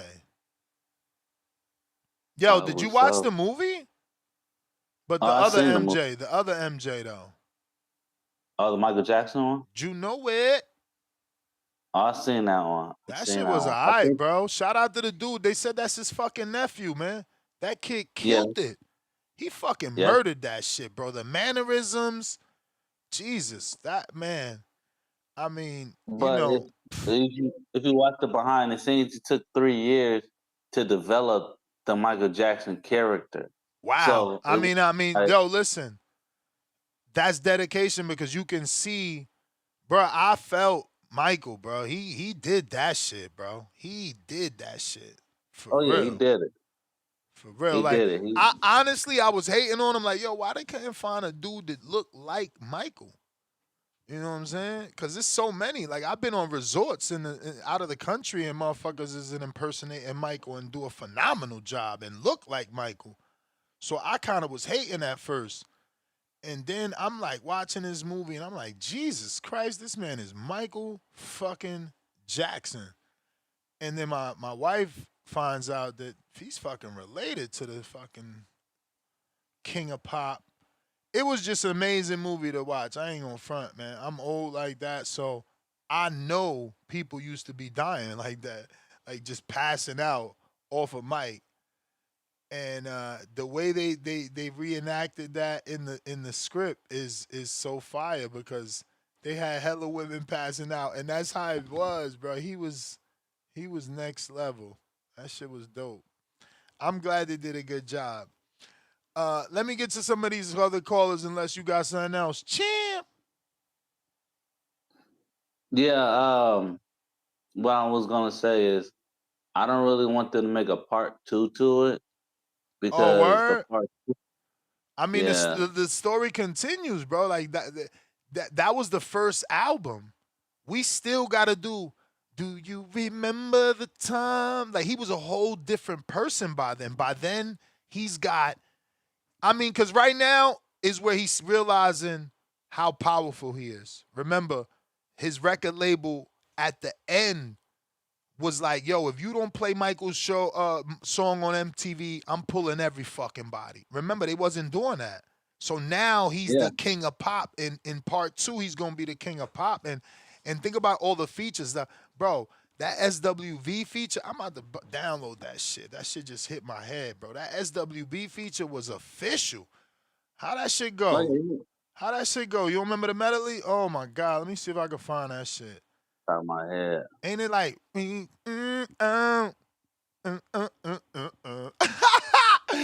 think it's like that. I'ma see. Michael and SWV. But listen, he had that. I mean, it was just so much that came after that. So I don't know. I'm excited for a part 2. There's a lot they could do. There's a lot they could do. Yeah, the best video is the one that he had Chris Rock in. I love that video. Which one is that? Not Chris Rock, but Chris Tucker in it. Oh, Tucker. I mean, man, you know, you gotta give me more That detail was than that was that. a good video. Yo, where that song? Is it this? Human Nature? The fuck? Nah, that I can't think of the name of that song. is but that I love that song? video. Yo, somebody gotta help me. I know he did a song with SWV. I think it was the one I just played.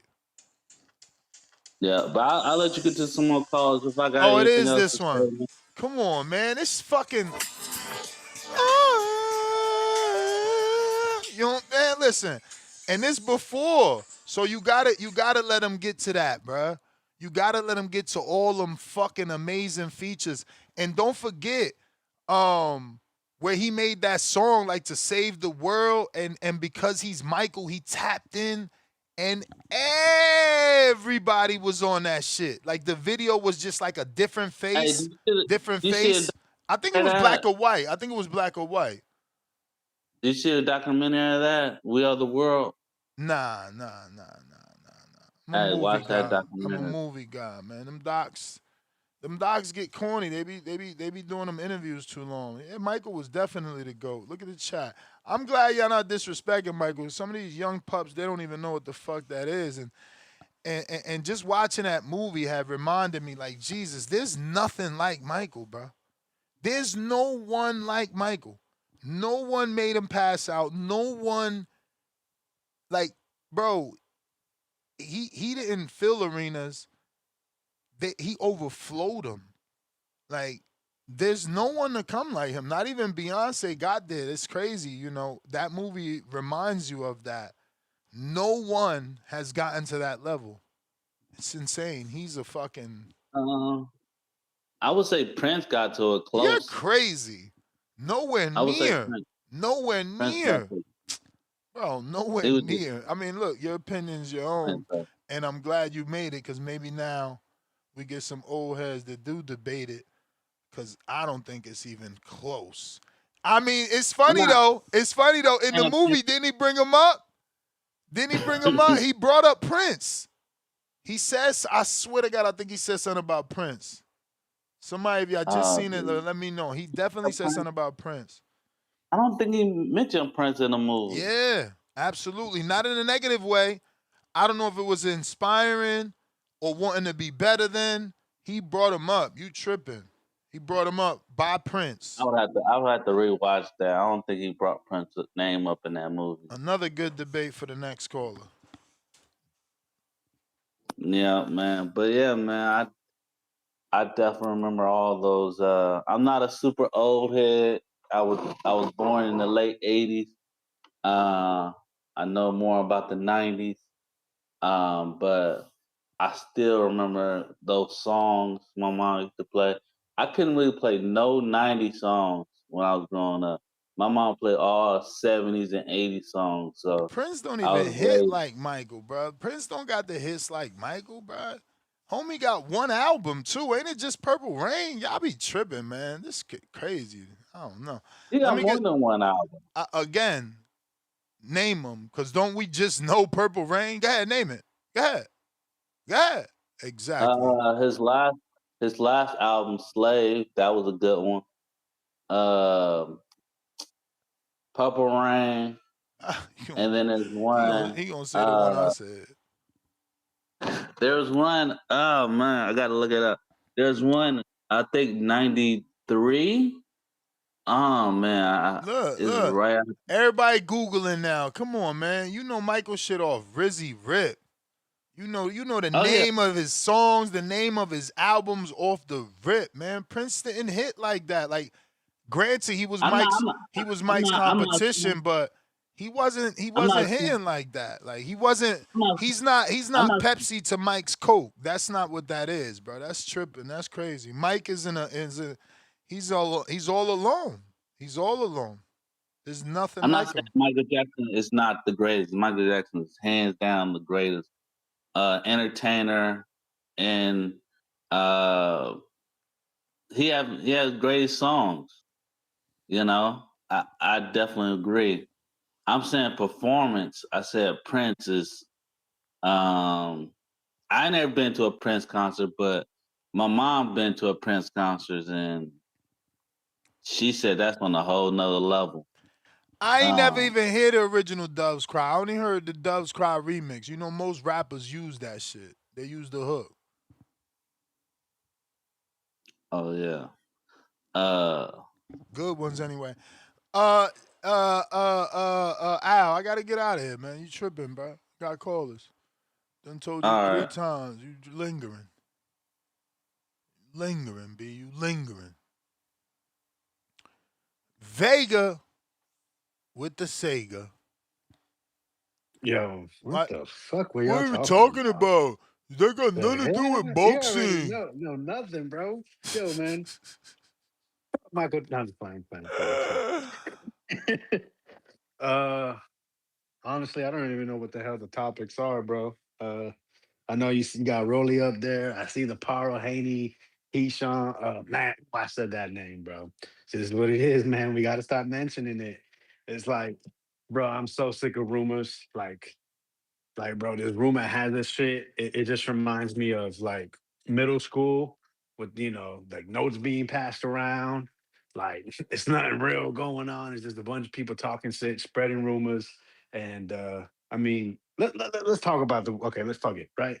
Let's just I'm going to try to stay away from saying the dude's name because I ain't giving him no clout. But this proposed hard, right?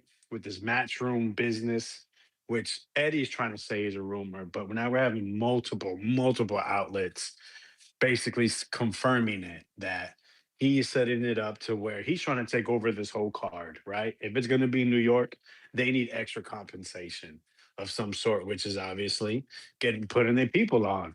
And I think if this is true, I like the proposition. Listen, he doesn't want Dana White around around the landlord, right? Doesn't want him around AJ. So he's saying, "Yo, I need my guy Jack Catterall put on." Um, I mean, which I think is a waste of time to have Jack Catterall mixed in with this other dude that ain't really trying to fight. He's just trying to make money.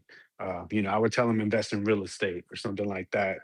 Get with a financial advisor, that dude, if that's his goal. Because maybe boxing, he's not willing to put in more work to do what other dudes have, such as Devin Haney, Floyd Mayweather, Shakur Stevens. I said the other guy's name. Damn, Clarissa Shields. Those people have taken specific deals that maybe not been in their best favor or the value they believe they were, but the markets claimed it was. And what did they do, Ness? They took those deals and made it happen eventually. So salute to them.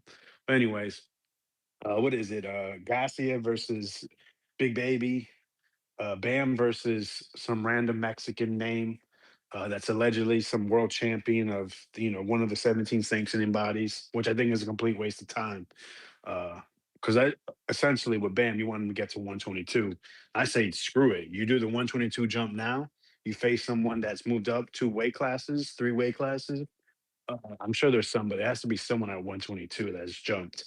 And you make that fight. This whole collection of, I think you'd be doing Bam a disservice, not giving them opportunity at that weight to fight at that weight, to grow into it, to have a camp. I want to make the 122 limit before anyway. I think that might be a shortcoming there if they don't do that. I don't think that's fair to Bam. But anyways, just a proposition. I like the idea, but this is that business shit. This is that this could be a take or to leave it, and now we're losing a headline card. I mean, a headline main event, right? Because that's what these guys are.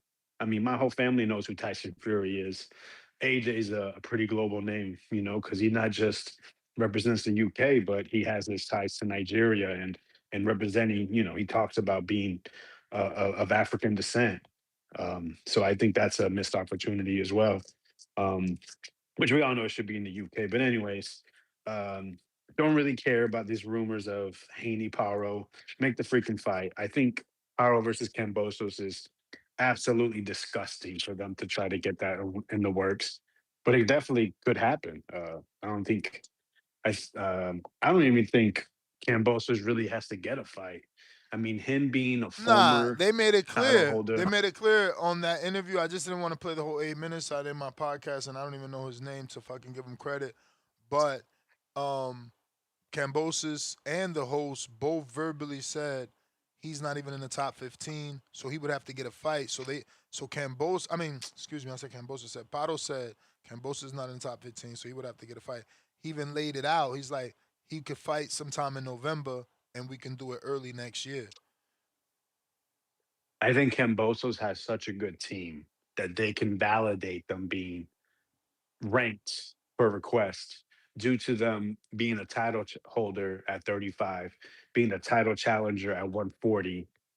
I think they could get in there. I think with the right wording, the right timing, the right facts written in this letter, document, email, they can make it work.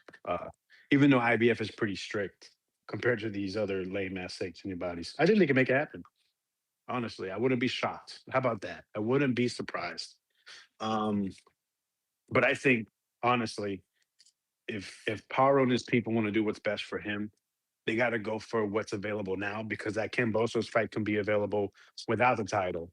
I was having a quick discussion. The only way it makes sense is if Paro destroys Kambosos or shakes the right hands with the government, and due to him beating the great George Kambosos, they want to go ahead and put so much money up they can bring Devin back to Australia, and believe that is going to help make the country more popular, help develop the boxing, help make them more money, bring in more tourism.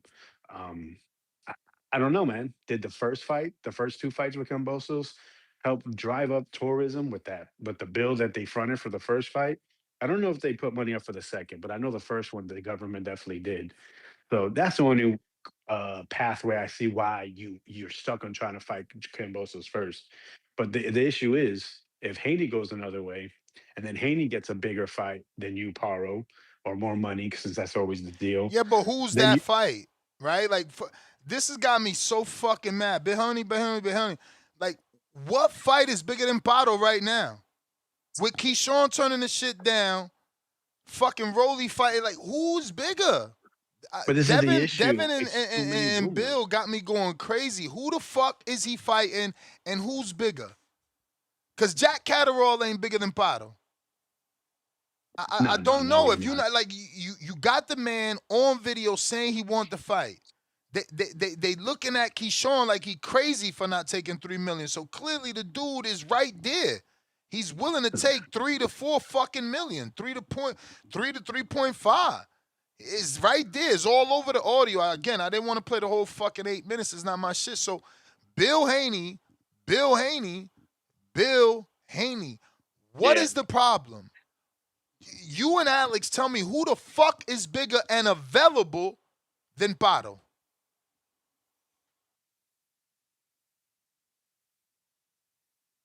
I want an answer, Alex. Oh shit, he dropped off. I actually want an answer. Who the fuck is bigger? Like, why are we not sending this man a real offer with numbers on it? Why we got him out here on the internet saying he didn't get no offer? What the fuck is going on, bro? I don't get it. It's a unification. Everybody else is busy. And the minute any of these other champions get that unification, it's a wrap. You giving up leverage. I don't understand it. Bill Haney.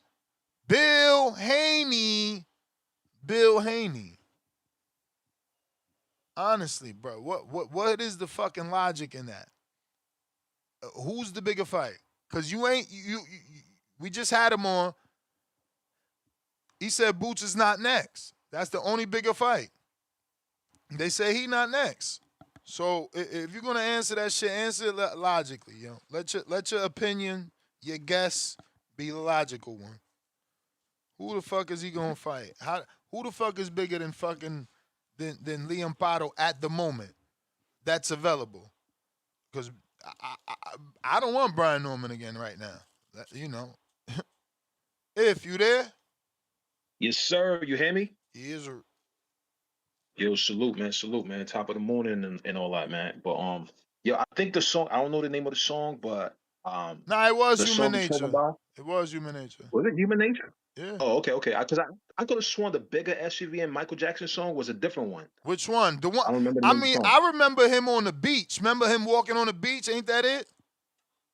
I don't know the name of the song, but I'm about to give you I probably sing it. So, hey, yo, chat, don't throw no tomatoes because I'm not a singer. Hey, man, But it was fuck like them. that. It's that. Here, right here. Remember that? He had the high pitch, like I guess. Say like it again. sample. Say it again. Be right here. Oh, right here. yeah. That's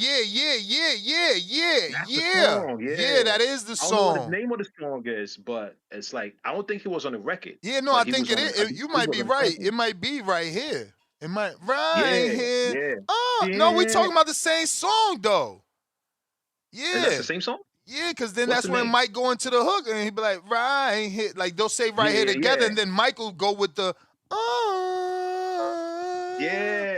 right What's the here. name of the song? I forgot the name of the Human song and all that. Human nature. Oh, okay. That's what I'm okay. telling All right. old boy. Like, yo, you tripping. We gotta get part 2 because that's when he becomes the king of pop. Like right now, Word. he just Word. found out, like, yo, I'm that dude. He ain't even used his Word. power yet.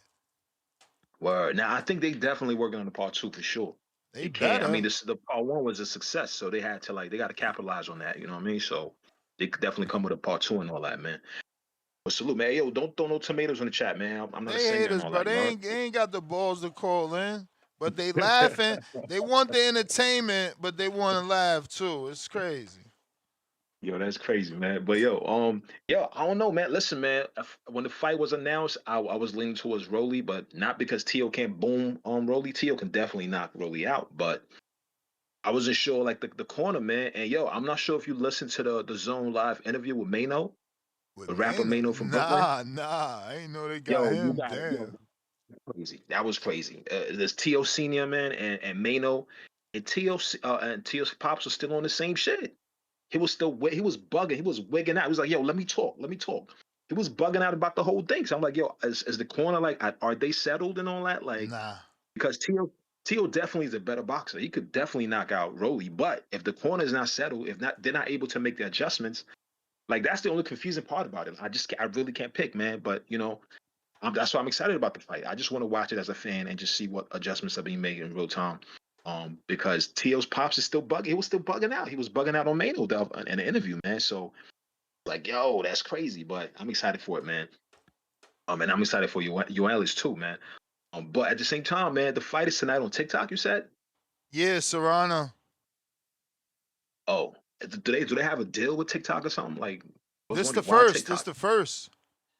First one they doing. Okay. I'm a tune in. I'm gonna tune in. But salute to you, man. Salute to everybody picking. Because I really can't. I don't know if I should place a bet or not. Because I just can't call it, man. For the first time, I can't call it. Even though one person I know can beat the other person, but Rolly has made tremendous changes. He's boxing now, and but I'm just confused. I'm gonna enjoy the fight though. That's a good fight. It means like it's a true 50-50, man. So salute to you. Salute to the chat, man. I'm out, man. Peace. Appreciate you, champ. Discord available. X Spaces available if you're looking to call in and voice your opinion. You can do that right now. We got Suleiman the Scholar. What up? All right. Give me the time to catch up on these super chatties. If any. We got first super chat of the day. Two-Tone, the superstar.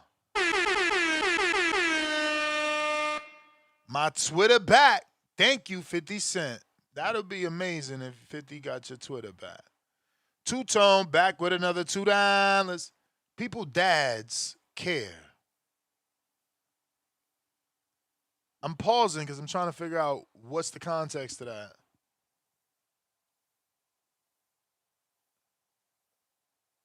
Loyal Williams, $2. Haney fighting Barboza. Barboza set it on an AB stream. Ouch. That's not better than Pado. You see what I'm saying? But hey, man, he want to tune up.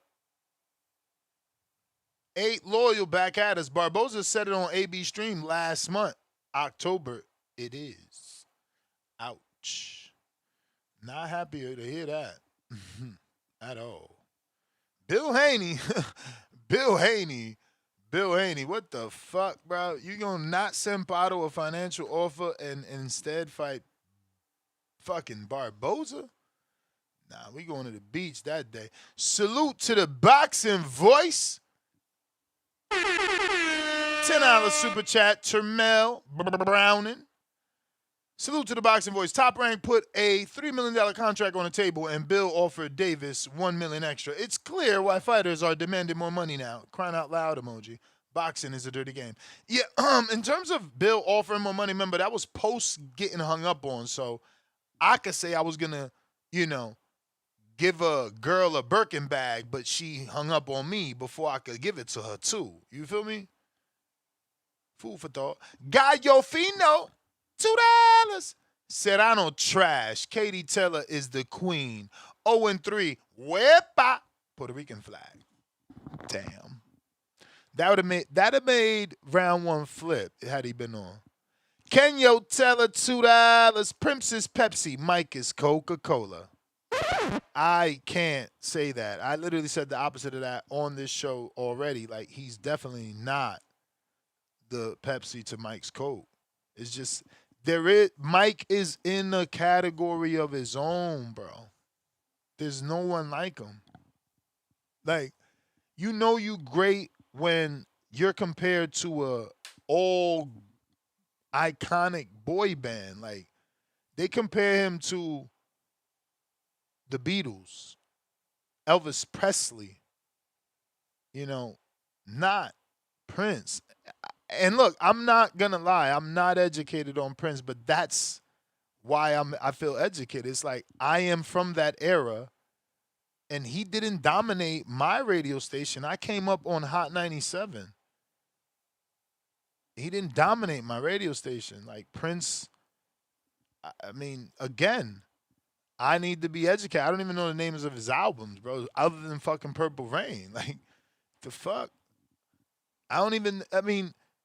Again, he's not iconic to me like Mike. Like, all you remember of Prince, or at least is the purple suit, which is like a copycat of, I don't know who copied who.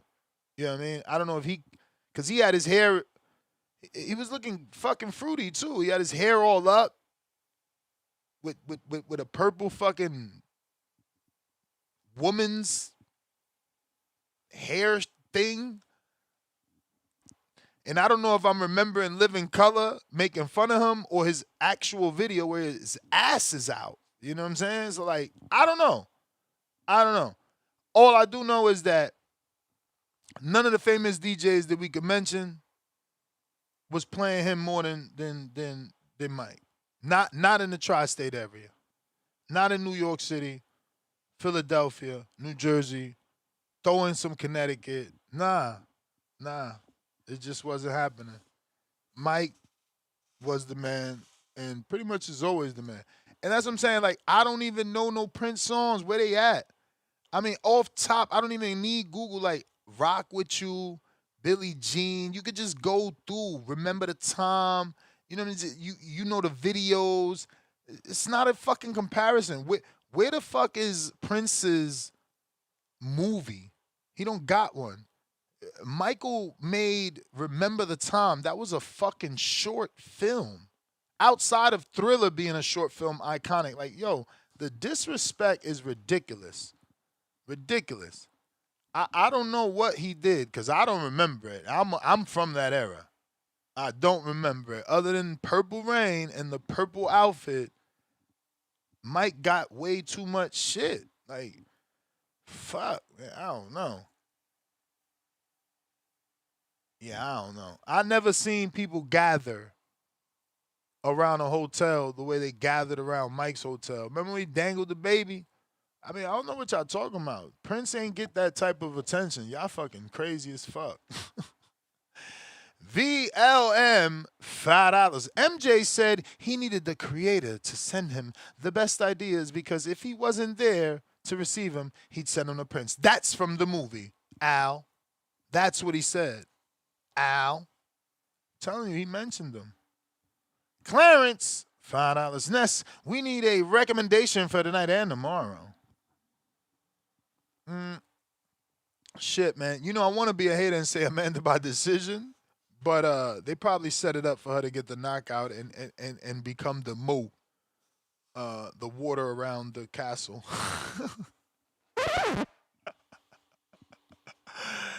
Yo, I mean, who approved that shit? Yeah. Let's call me the moat. Not the GWOAT. Not the GOAT. Call me the moat. What in the motherfucking fuck? What is this? What did Two-Tone send me? What did you send me, Tone?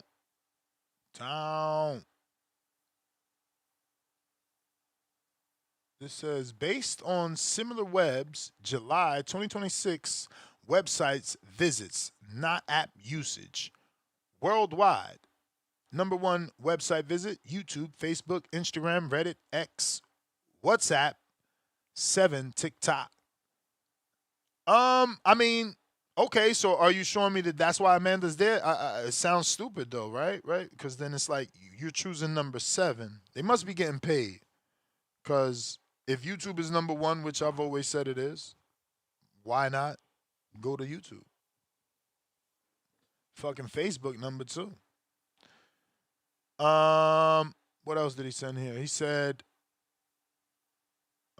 shit. This must be his Junebug breakdown. It says, for live sports content, specifically combining live streaming, viewing, reaction, highlights, and real-time conversation, my 2026 ranking is worldwide YouTube, the strongest for full events and long-form live stream platform. TikTok is number 2, massive live discovery, highlights, and younger audience. Facebook, enormous global reach, especially outside of the U.S. Instagram, X, Reddit, WhatsApp. So I guess for live streaming, they're number 2, but they're still number 2. They're still behind the number 1 champion and top dog for years, for all my years on YouTube, is YouTube. You know, I'm on record on audio saying it a lot. YouTube is the number 1 website in the world. Number 1 most visited. So yeah, I don't get the MVP on TikTok. Again, they must have been paid. There must be a site, a broadcast fee or some shit, rights fee, like any other network. Fats, what up?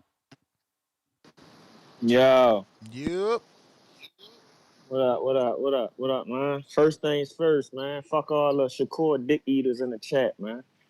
Y'all wake up and hug that nigga ball sack, man. That shit gay as hell. But I watched that press conference yesterday, bro. Yo, them niggas special as fuck, man. I ain't understand it. Like, yo, Rolly, don't let TEO get in your head and try to soften you up, because that's what he was doing. He was talking all that shit. TEO was trying to talk all that shit, trying to find the problem.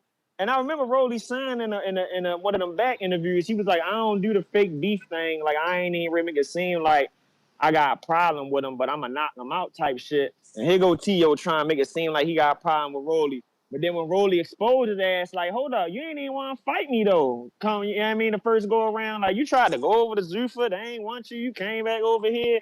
Don't try to make it seem like you really wanted to take the fight. Then all of a sudden, TEO, he checked TEO temperature. Now TEO want to play Prince and everything like that. I said, man, this nigga weird as fuck, man. He weird as fuck. What you mean by play Prince? You ain't see when Rolly started getting upset with him and shit. Rolly like, bitch, you ain't never take the fight the first time to go around. Like, you ran over there and tried to run a Zuffa and come back to me and shit. He was like, you ain't even really want to fight for real. And then TEO ain't had nothing to say. And then TEO changed his energy up and they asked TEO a question. And all of a sudden he was playing Prince on the phone. Like, he ain't even answer Manny's question. Then he gonna walk over to TEO and play the song and try to give him a hug and shit. I'm like, nah, but you just try to have that fake ass tough energy for him, like you had a problem with Rolly and shit like that. But as soon as he matched what you was doing, now all of a sudden you try railing back in and soften him up. Nah, fuck all that. Fuck all that. Rolly, step on that nigga, man. Go in that bitch and step on him. I'm telling you, he ready knock TEO ass out, bro. And I can't wait. This is what Shakur couldn't do. Shakur was supposed to beat his ass for the culture, but it's all good. He ain't black anyway. He's Spanish or some shit he claiming or whatever. So it's all good. It's all good. Rolly gonna put his ass down for the hood, man. Rolly gonna put his little racist ass down for the hood. And his father, what's up with his father telling Silas to go back to Cuba and all that? Something is really wrong with Lopez Sr., bro. I said, bro, is just ignorant. Like, I said, bro, is just ignorant, bro. Like, I just don't understand it. Like, you got drunk as your trainer. Yeah, I don't see him winning this fight. But that press conference was embarrassing. It was cringy. It just was no star power, no type of charisma between these fighters. I mean, Rolly got a little charisma, but it's hard to hear what he's saying because his speech so fucked up. Like, I don't know if he's born with a speech problem or something, but his speech so fucked up sometimes it's just like hard to understand what he be saying, man. But yeah, that was a cringy ass press conference, bro. Like so cringy, especially that last part. Like when TEO played that Prince song, I'm like, yeah, he's scared of Rolly for real. He's scared of Rolly. Because you should have kept that same energy, bro. You should have kept that same energy, dog. But I mean, I'm looking forward to listening to somebody fight, Chad. I'm not paying for this shit. But everybody I bet, they gonna have my money. They gonna have my money come 12 o'clock. I'm gonna tell you that right now. I appreciate the call though, man. All right. Appreciate you. Good call. Can you?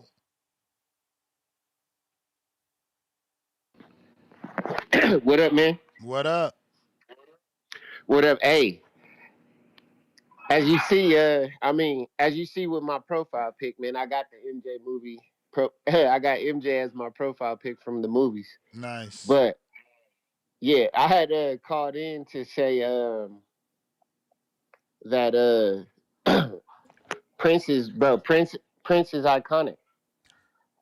He might not have been big to you, but bro, he was a mega star in the 80s, bro. Like, he was huge. And like he was so big, he even brought out like other superstars like Apollonia, Vanity. You remember The Last Dragon, right? Mm-hmm. The main female Mm-hmm. that Bruce Leroy was going after. Yep. Prince brought her out. Prince made her a star. And then as far as his music goes, like he got major hits. It's just like he was signed to, I think, like Warner Brothers or something. So Warner Brothers wasn't as big in the music industry as like Sony is. So he didn't never really get the play, and plus his music was like more specialized.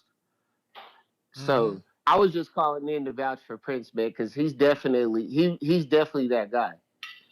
Like he just know that. Basically, that's why I called in. I didn't really have no boxing takes. Everybody knows I'm going for Rolly.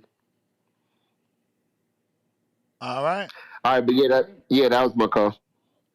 You the man, champ. You the man. Discord available, X Spaces available. If you're looking to call in, right now is the time. 702 Exotic, 702 Boxing. What it do? Member for 4 months on the prospect level. Salute, champ. We miss you. Rolly for the win. Decision. We got Torch Gelato. Sounds like something I'd love to smoke. We got, he says, Mike Jack from Gary, Indiana, and we have been without power for 11 days. I stay in Gary. The storm tore the city up. I currently still don't have power. Lord have mercy. And I complained about my power going out for a few seconds. Damn, champ. I hope you are doing okay. We got 702 Boxing Channel member for 31 big months on the prospect level. And he says, yeah, I got Rolly also with the laughing out loud emoji. Picking Rolly with both accounts. Is that a Las Vegas thing, champ? Because you from Vegas. Maybe you little biased. I don't know.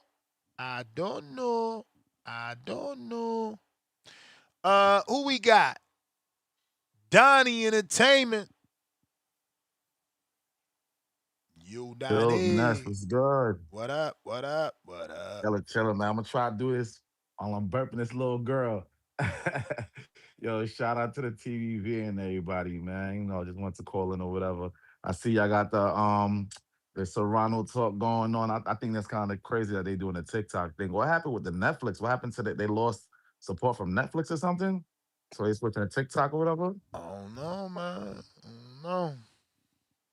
Okay. Yeah, I'm gonna try to catch that joint though. I heard earlier somebody was trying to talk about with Clarissa and Katie Taylor or whatever, but I know they different weight classes. But even when Serrano had fought Katie, I thought it was gonna be an interesting fight. But when they had fought, but I thought like in one of them fights she was getting a lot of headbutts and everything like that. So, you know, I think they fought after that though. So but I still mess with Serrano even though she ain't never get a W off that though. So I'm gonna be checked in for that. As far as the Keyshawn talk goes, I mean, if he get the fight with Catterall, that'll be dope. But like somebody had said earlier, like, just as long as he ain't doing all the gimmicks and everything, I think he learned the lesson or whatever. Don't be doing all them gimmicks and everything when you got something to come up and I think they should just keep it off the internet. All that internet negotiations, they gotta chill on that, man. I mean, that's kind of a Bill Haney thing, but yeah, they gotta keep that off the internet. And as far as with Rolly and TEO, yeah, that press conference yesterday, it wasn't too crazy. You know what I mean? I thought it was gonna be a little more entertaining than that, but I did have TEO, but I'm still on the fence with Rolly and TEO because if Rolly get a good shot off on him, then I'm saying we gotta see how TEO do at 47 and everything like that. But I'm still jacking TEO, you know, with the athleticism and everything like that. And then lastly, I mean, if they get this fight in New York, you know that's where we at with it. So they get this AJ and Fury fight. I'm on the timelines. I'm seeing Fury talking about the fight might not happen or whatever. But if they get that in New York, that'll be dope. Even though they was trying to get that for UK and everything like that. But I would definitely let us see that. I don't know whether it's the Barclays or the Garden. You know what I'm saying. And the funny thing is, Ness, I had seen Clay at the Hitchens and the Belanga night. Nice. The Zufa joint. Yeah. I just pulled. I was in the train Short. station. He's short or what? Tall? He tall. He a tall dude. I'm like, yo. I said, yo, Clay. He was like, yeah. He was low. He was low in the train station. And I'm like, yo, I watch you on the TBV. I was like, yo, let's take a pic real quick. And he took a pic. So Clay was mad cool. I be catching the host. Even round one. I seen Yeah, him yeah, he last be going to year New at the York. Shakur joint. Yeah. Yeah, so these dudes I meet on the strength for you. So, with that being said, salute TBV all the way, man. We're going to stay locked in, man. Keep doing your thing, boss. You heard? For sure, man. Appreciate you as always, B. You already know, Definitely. One man. time. Mm-hmm. This the passion, man. Ain't no me without y'all, bro.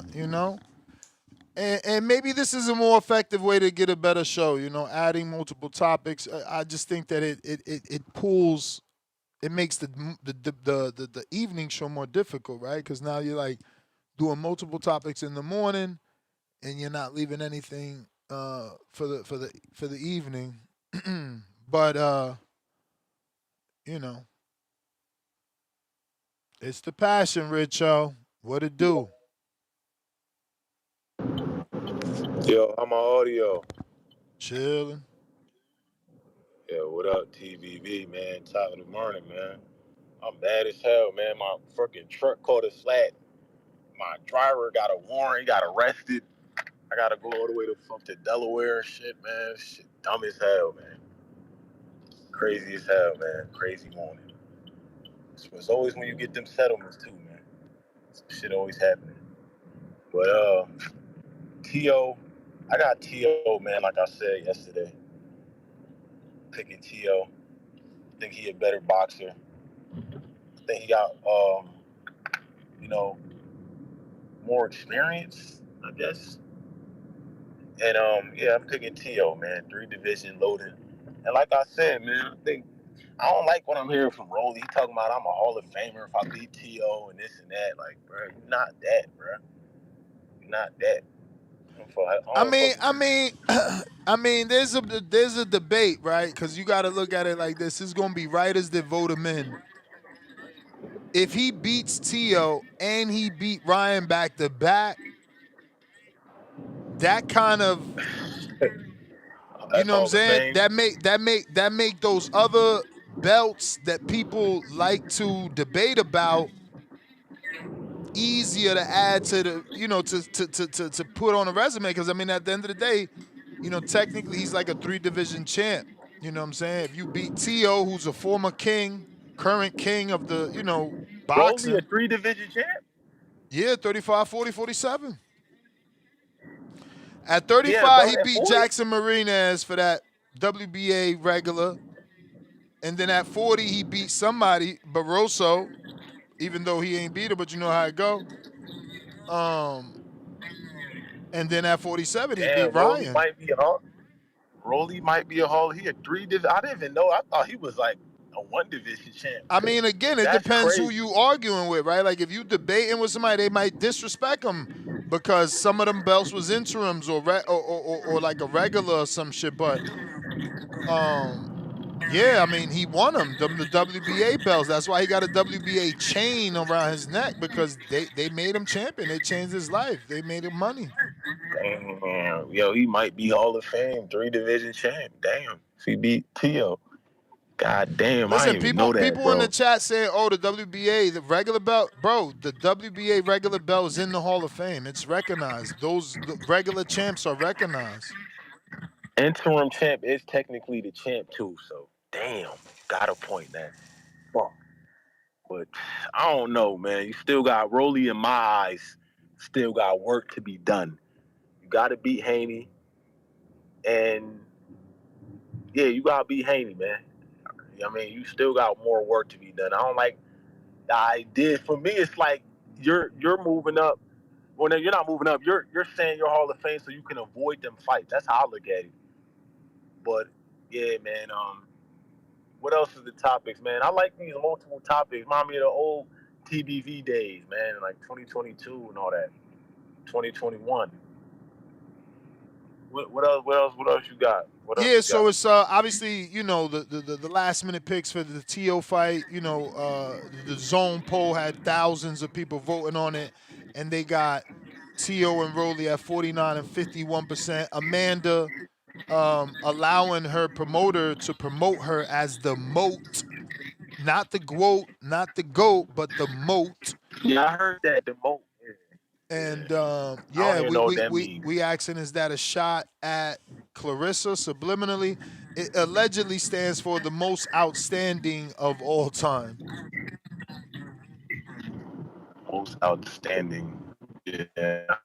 I don't like that. I mean, it's just you couldn't come up with anything better. Like, come on. Yeah, it's too similar It's to the like Clarissa shit. So it's like, is it a shot? You think they it's like taking a somebody. shot? Yes, it's clearly a shot. I mean, Clarissa just fought what a week ago, 2 weeks ago. You trying to really clout chase Clarissa clout?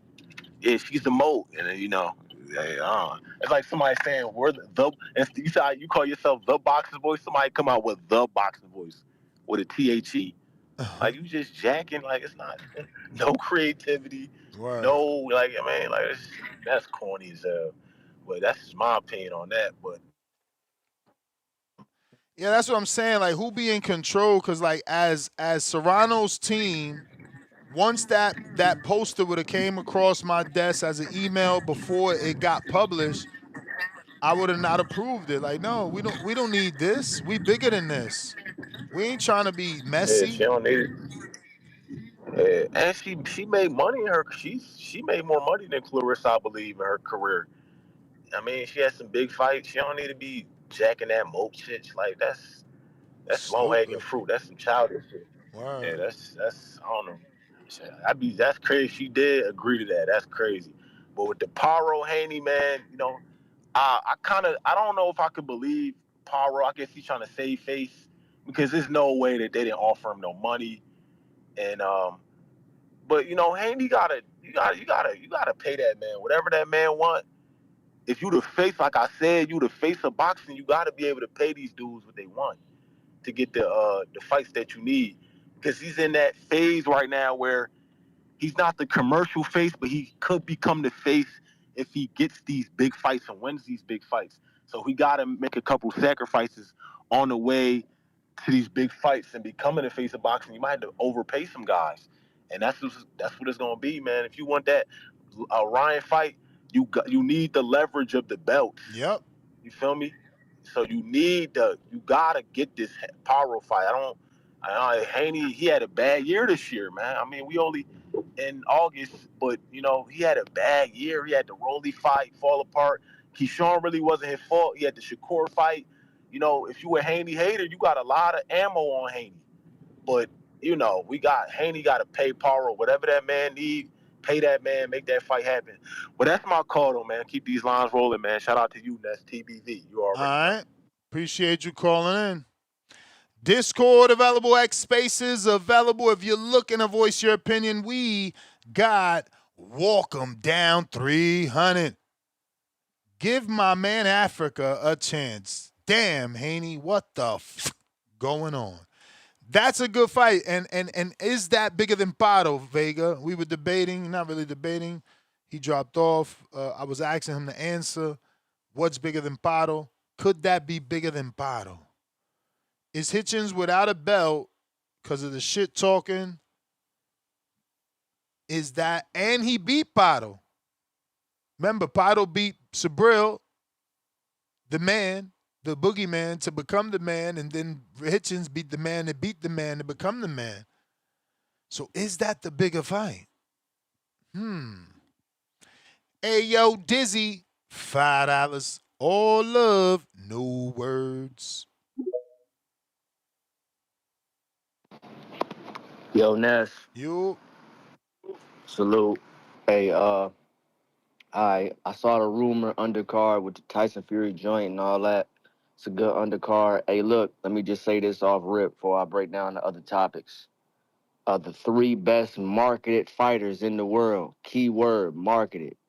Got to make this clear for all the hardcore boxing fans. I think some of them do know this. There are marketed guys, and then there are guys who you don't know about who are straight killers that they keep away from your favorite fighters, that are straight killers that dominate that you never hear about. So those guys are excellent. But the 3 best marketed fighters are Bam Rodriguez, Jerron Bucenis, and David Benavidez. Those are the 3 best marketed fighters in the world. We're going to have one of them potentially on the card with Tyson Fury and Anthony Joshua. So that's always lovely. So just wanted to highlight that shit. Co-main event. Still need to see that in-the-way fight though. But anytime we see Bam Rodriguez, that's always amazing. Keyshawn Davis should be fighting Brian Norman. That's the fight to make. That's the fight on how you get back in the good Great graces fight. of the boxer fans. Yeah, that's a great fight. That's the fight you need. Like the Jack Catterall fight is cool. You'll be the favorite. You should win. Boxer fans will act like it's cool. Some, like if you go in there and stop them, I don't know, boxing fans kind of fickle, so they may forget and for give and all that, but really should be fighting Brian Norman. That's how you get back. That's how, no, you didn't stop Brian Norman. I'm going to go in and stop Brian Norman. Now, for sure, give me the fight, whatever I'm asking for. And then Brian Norman, if you go in, stop Keyshawn Davis, the guy who was the mandatory, former silver medalist, former champion. No, Devin Haney, give me my rematch. But guys pricing themselves out, doing too much. It's a lot of shit. That's the fight to make. But cool little scrap with Jack and Keyshawn. Cool little scrap. What's the other topic? Rolly and TEO. I'm gonna go with Rolly just because I don't see no game plan for Teofimo Lopez. Like I don't really know what he does. Like he's not really a boxer. He's gonna need a dominant jab in order to like deal with like a guy like Rolly. He gonna need excellent footwork to be on that back foot. That's why like a guy like Devin Haney, I see the pathway for a victory against a Rolly because of what he specializes in the ring, as far as his boxing, good footwork, pivoting, stepping in and out of range with his feet, great athlete. I can see that. You know what I'm saying? I can see how that can give Rolly problems. Rolly maybe not having the best feet, cutting off the ring and shit like that, really stepping with his punches in order to get to a Devin Haney. I can see how that can be a problem. TEO don't necessarily do none of that. I don't know what TEO do. It's like TEO gonna come up on that inside with Rolly, probably not. His like defense ain't really sharp enough. It's not fundamental enough to neutralize the power of a Rolly. So I don't know if he can do that. You know what I'm saying? Like is he gonna be able to hit Rolly with some shit to keep him up off of him? I don't know. Like the power ain't really been moving up. You know what I'm saying? Like he still got his dad in the corner. So many questions. If he win, cool. We won't be shocked if he win, but I'm just not picking you. I don't really see no pathway for you on what you do. I think you've been figured out. I think that like the tricks is out the bag, like the cat is out the bag. I think it's over with for you. You know what I'm saying? And like Rolly, I just kind of like where like Rolly's at a little bit. I think Rolly is just kind of in like a better shot. If Rolly lose, cool. If you win, cool. I'm not too excited about the fight. I don't think they're gonna be in that bitch rumbling. I think it might be more of like a, who's looking to and like gauge for like most of the fight. Might be a little sloppy, might not be that entertaining, but we're gonna talk about it afterwards. Uh, Turkey Al Sheik on that bread. I've been feeling like the Saudis been pulling back. You know what I'm saying? After that, after this, like the wars that's going on in like the Middle East, you know what I'm saying? They trying to turn it down. Like their cards been turning down. Motherfuckers ain't been paid. Hey man, that Turkey Al Sheik shit is done. He popping up every now and again. He working with TKO. They got they own shares in other companies and things like that. So they gonna play those type of roles. But all that Turkey Al Sheik saving boxing, that shit's a dub. That's just over with. He came in, he did a couple little scraps. Yeah, I Thank mean, you for the but but ones that but we had. but but we can't act like they not going through a war. Like that was unaccounted for. I'm sure his shit wouldn't have dried up had everything politically that's taking place happened, and that's just more precedent, right? That's more important. Nah, yeah, no, that makes sense. That's fair. I'm not faulting him for it, but until that gets handled, and we don't see, for the foreseeable future, that won't be handled. So it's gonna dry up a little bit. You know what I'm saying? This niggas got to move around. Everybody's like the prices or whatever you thought your price was, how it was and like inflated with the Saudi backing. Now there has to be a readjustment that has to take place. Eddie Hearn talked about this maybe last year or like 2 years ago that it's going to have to be a reset that takes place in the pricing. Rolly also said this in an interview. Rolly said, yo, we're four fighters, and I'm for this too. We are four fighters getting paid, not fighters being overpaid.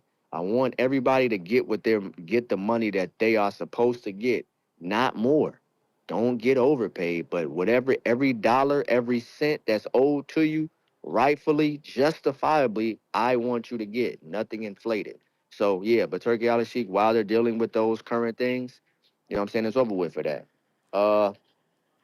Next, I don't want to talk about the women's. Oh, Devin Haney and like Haney-Paro. Yeah, bro, you got to make that scrap. You know what I'm saying? You got to make that scrap. You know what I'm saying?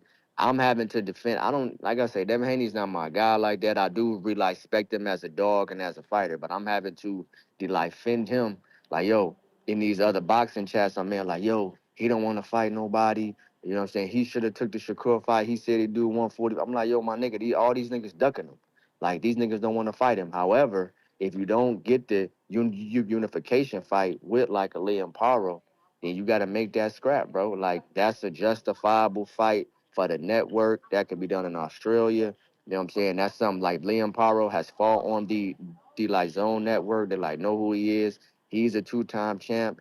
Got to make that fight. You know what I'm saying? Especially since that if you was finna give Keyshawn an extra million, he decided that he don't want to take it. You gotta make that Haney-Paro scrap. I don't even see no Ono Barbosa, no.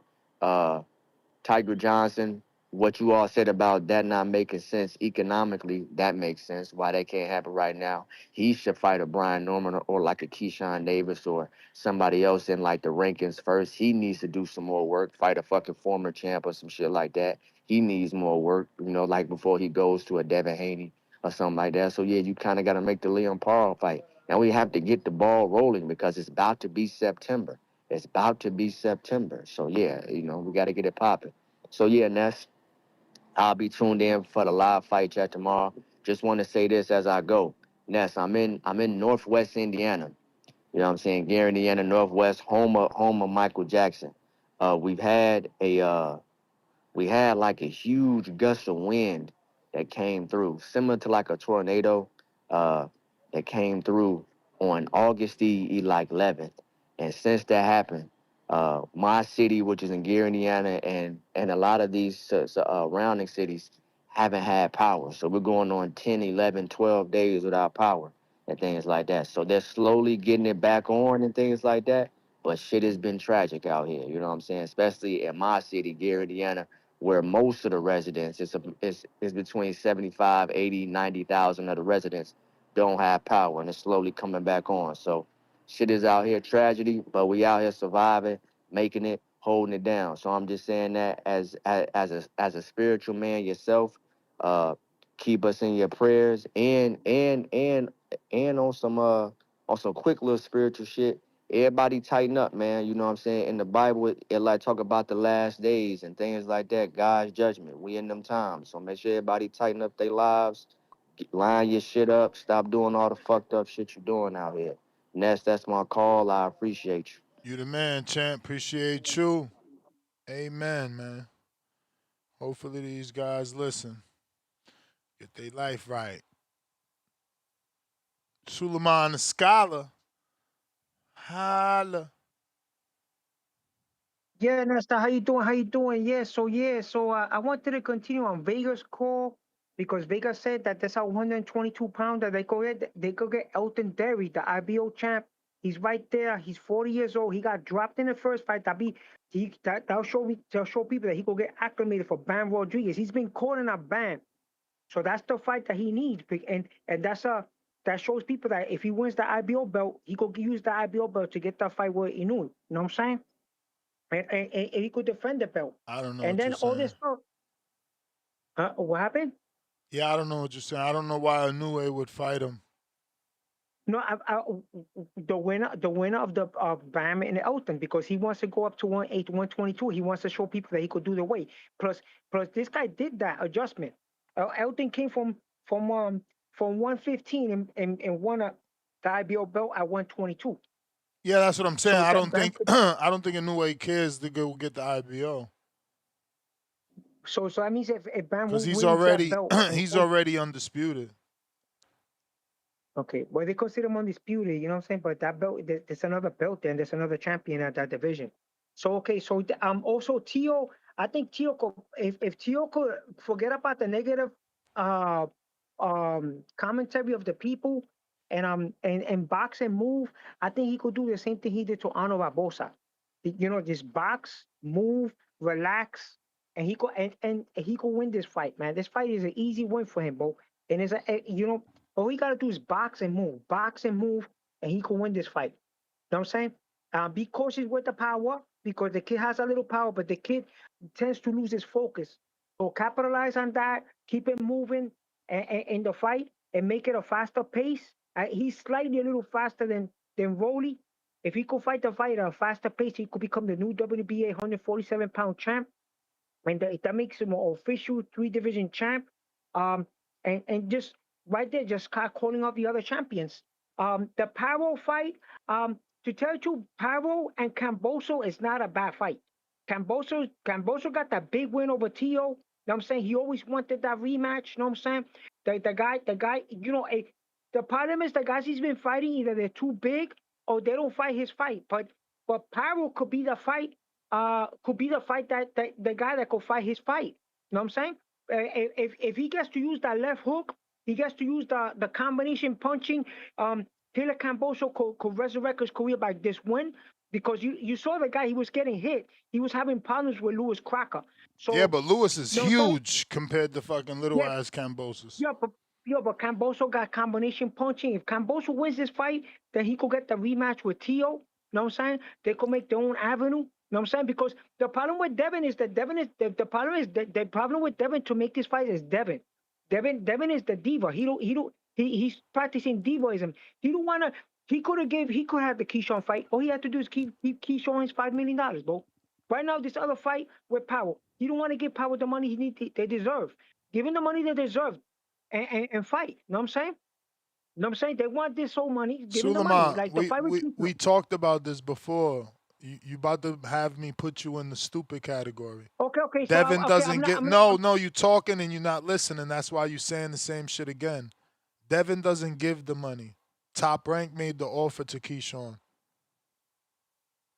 Okay, so Top Rank made the offer to Keyshawn. Okay, all right. So okay. I'm not gonna get hanged up. So I'm gonna avoid this topic because I know how you feel about it. Don't avoid the topic. Avoid not being logical. Okay. Okay. So if the promoter promotes a fighter, the rival doesn't give you the money. Okay.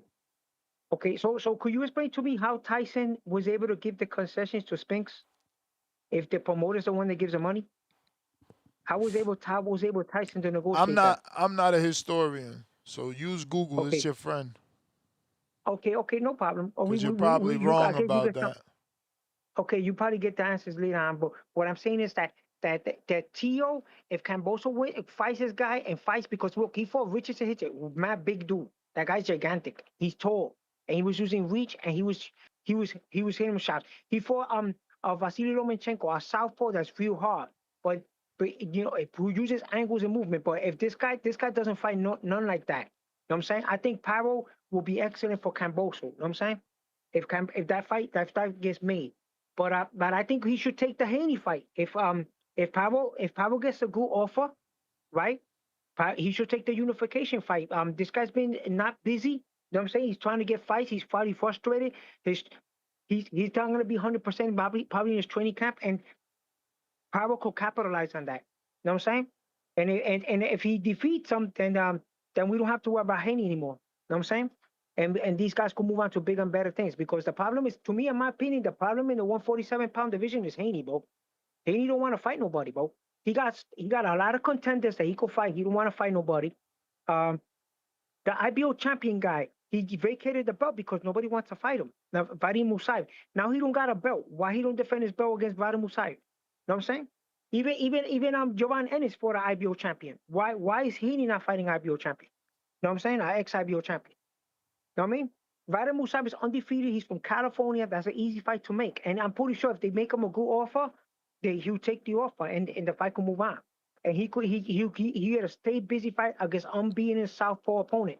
You know what I mean? From California. You know what I'm saying? So yeah, we man. don't know what you're saying, man. That's a stupid ass fucking fight.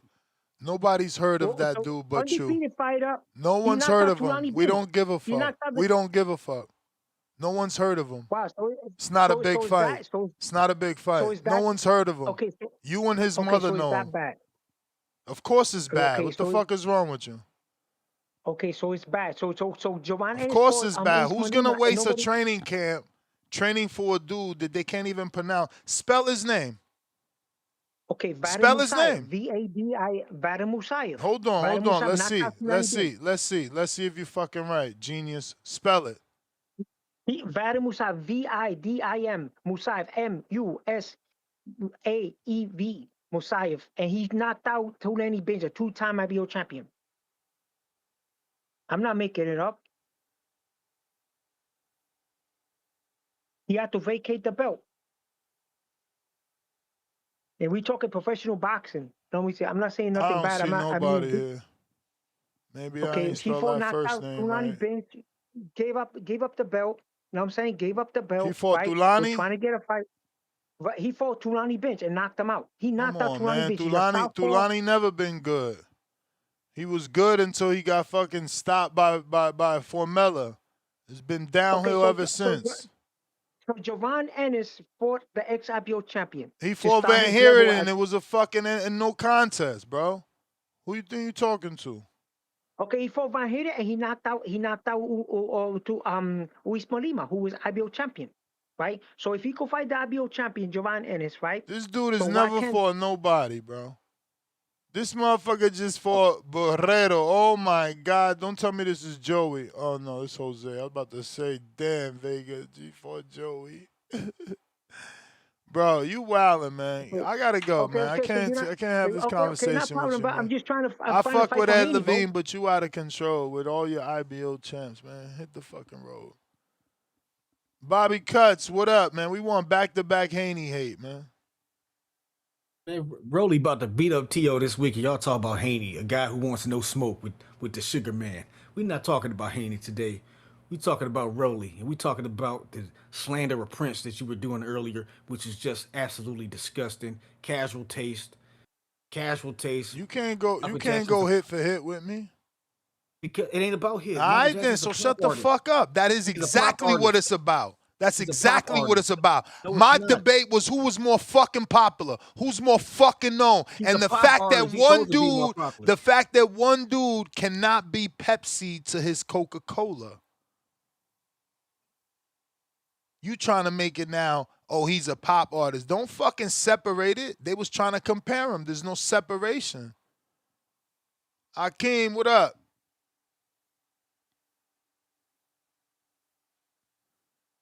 Motherfuckers want to debate that Prince shit. Give me your track list. Give me your track list. Don't just debate it. Give me your fucking track list. I'm running out the bank.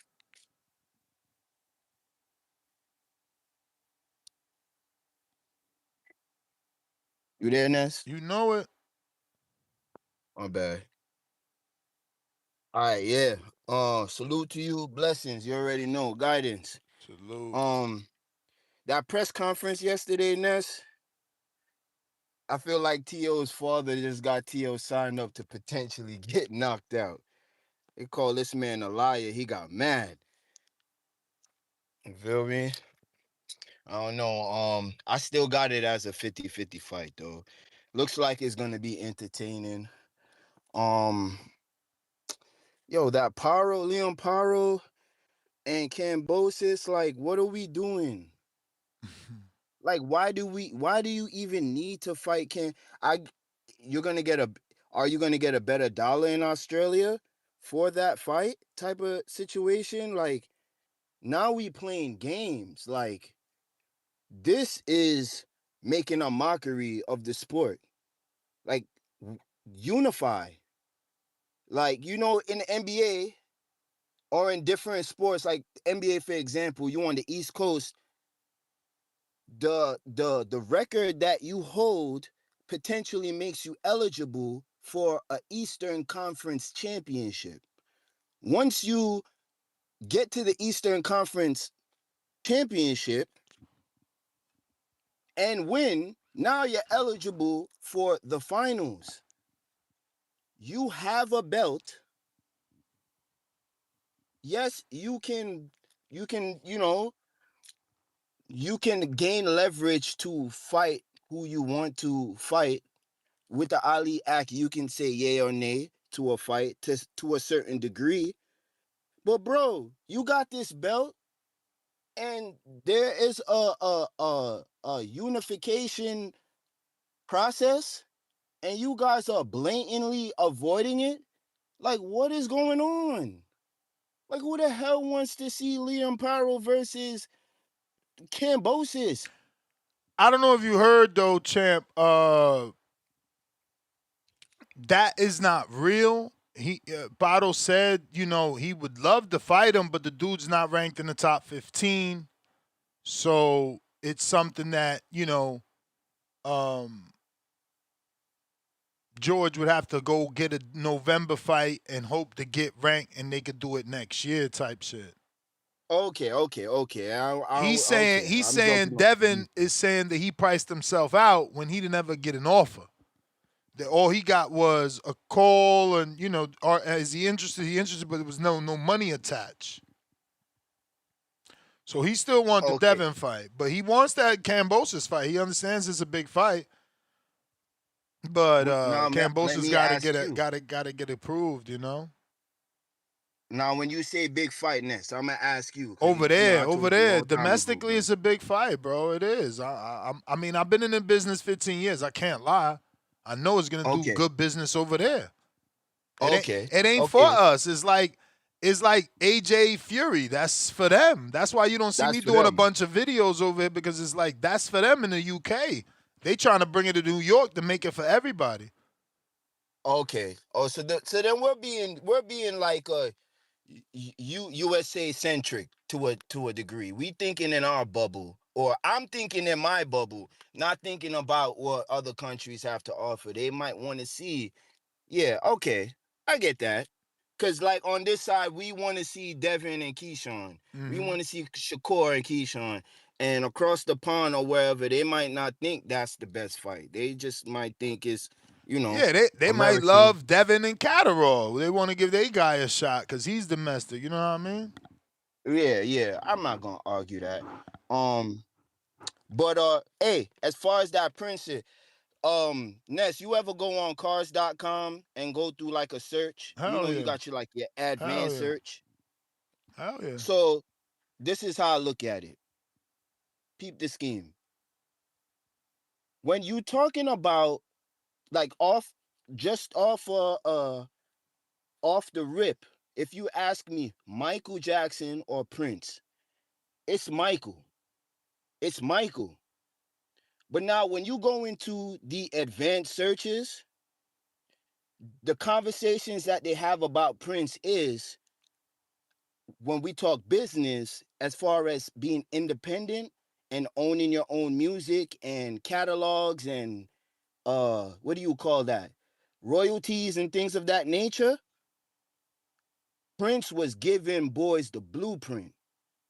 He was really giving game to a lot of artists. Now, when we talk his skill level, he was, as far as like picking up a sword, picking up an instrument, this man can play many instruments. So they give him his graces and his flowers on how multifaceted talented this man was.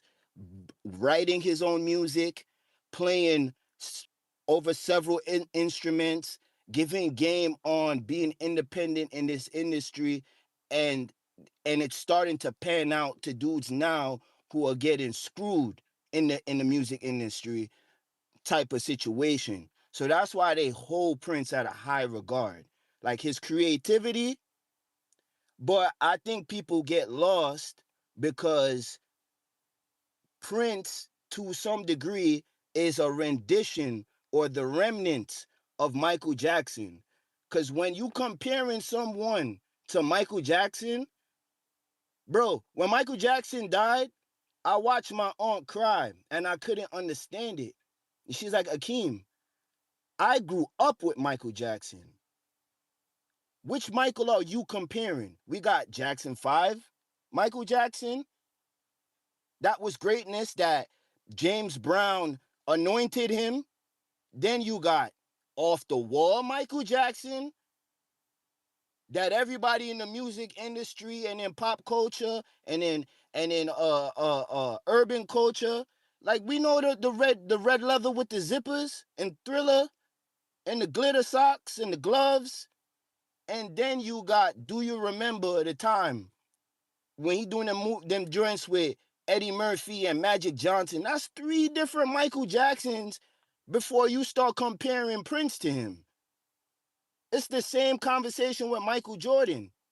People compare Michael Jordan and Kobe, but y'all got to understand, that's from 95 moving to 98. That's the game that Kobe had. But Michael Jordan from 1989 to 90 to 93 looks nothing like Kobe, right? Then you got 84 Jordan. So like they'll say Russell Westbrook reminds me of 85 Jordan.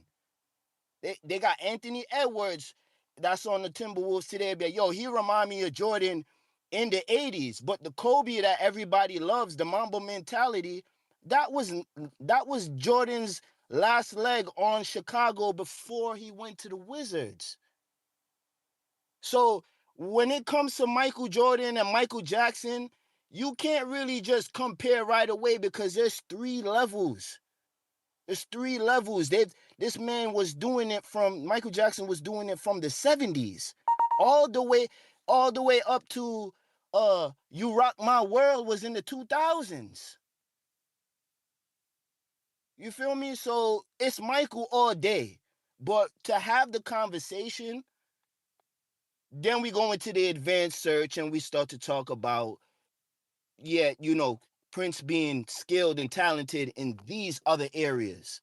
But off the rip, but I don't it's know. I don't know Michael. that matters, right? Because shouldn't it all just be totality, like Prince's career versus Michael's career? Why are you breaking it down into, Prince was a musician that played multiple That's instruments? what they do, Ness. That's a fuck bullshit way of trying to give him fake points because he can't beat the king of fucking pop. You said it when you said Michael didn't just fill stadiums, they overflowed. It's people outside passing out. They didn't even make it in. Like, bro, that get the fuck alone out of should here, shut bro. the conversation down. That's why I hung up on dude, because it's like, bro, bring some substance. Bring some facts. Oh, well, Yeah, you Michael can't compare him. He was certain pop. He people- was pop. You can't compare. Bro, that's not an argument, bro. You just wasting my time, and I ain't got time to waste, bro. Got shit to Yeah, do. there's certain people in music and in art, in sports, they're just it. They're it, and then the drop off happens. The trickle down happens. But Michael Jackson is it. He is when we talk about poster child, pop artist, world artist, it's Michael. You know what I mean?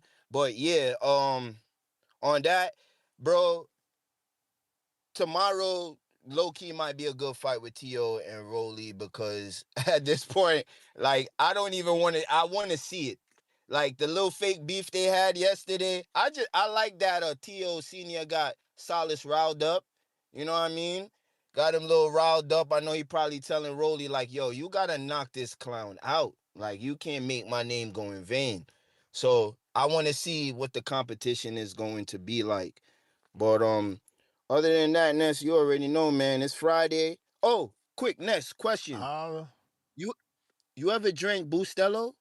Of course. Café Bustelo? Of course. You ain't Latin if you don't fucking have that. I mean, you could be, but you wasn't raised Latin. Your parents. Come on, Papa. I was gonna tell you, because I know you were saying that you're not really picky. Like, you tell wifey to pick up whatever. Yeah, no, we I go to the do. supermarket. I do. I'm not I know Latins that have to have Bustelo. Hell no. My wife always, and I go with her to the supermarket, unlike most men, and she'll be like, "You care?" And I'm like, "I don't give a fuck." I get the members mark, like I get the fucking Sam's Club, like I get the Costco. Coffee's coffee, bro. Coffee's coffee. Like right now, we got 100 pack of the members mark Costco brand, and she got 100 pack of the dark rose fucking Starbucks. Man, that shit tastes the same to me. It tastes the same. I was just gonna say that Bustelo is strong though. Like, Yeah, If no, all that fail. is strong. But I mean, but Latin coffee, Colombian coffee, Cuban coffee, you're gonna feel that kick. You're gonna see it. It's gonna be dark.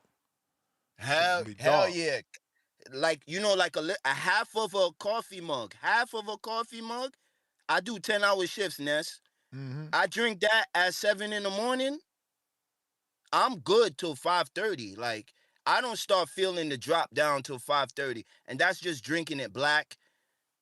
You know what I'm saying? Yep. One shot, boom, boom, get it out the way.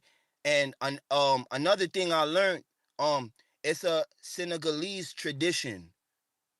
If you put you put a slice of lemon in your coffee cup, and when it's brewed, you pour it in immediately and let the coffee go through and through the lemon. The lemon takes all of the impurities out of the coffee and leaves all of the good benefits that the coffee does. But if you ever had those feelings in your stomach from the coffee, the lemon eliminates that, bro. Mm-hmm. The bad aftertaste, the lemon eliminates that. So you get extra energy from the lemon, from the coffee, and you get like a secure drop down. Like, you just the after effects don't feel the same as when not having a lemon in there, if that makes sense.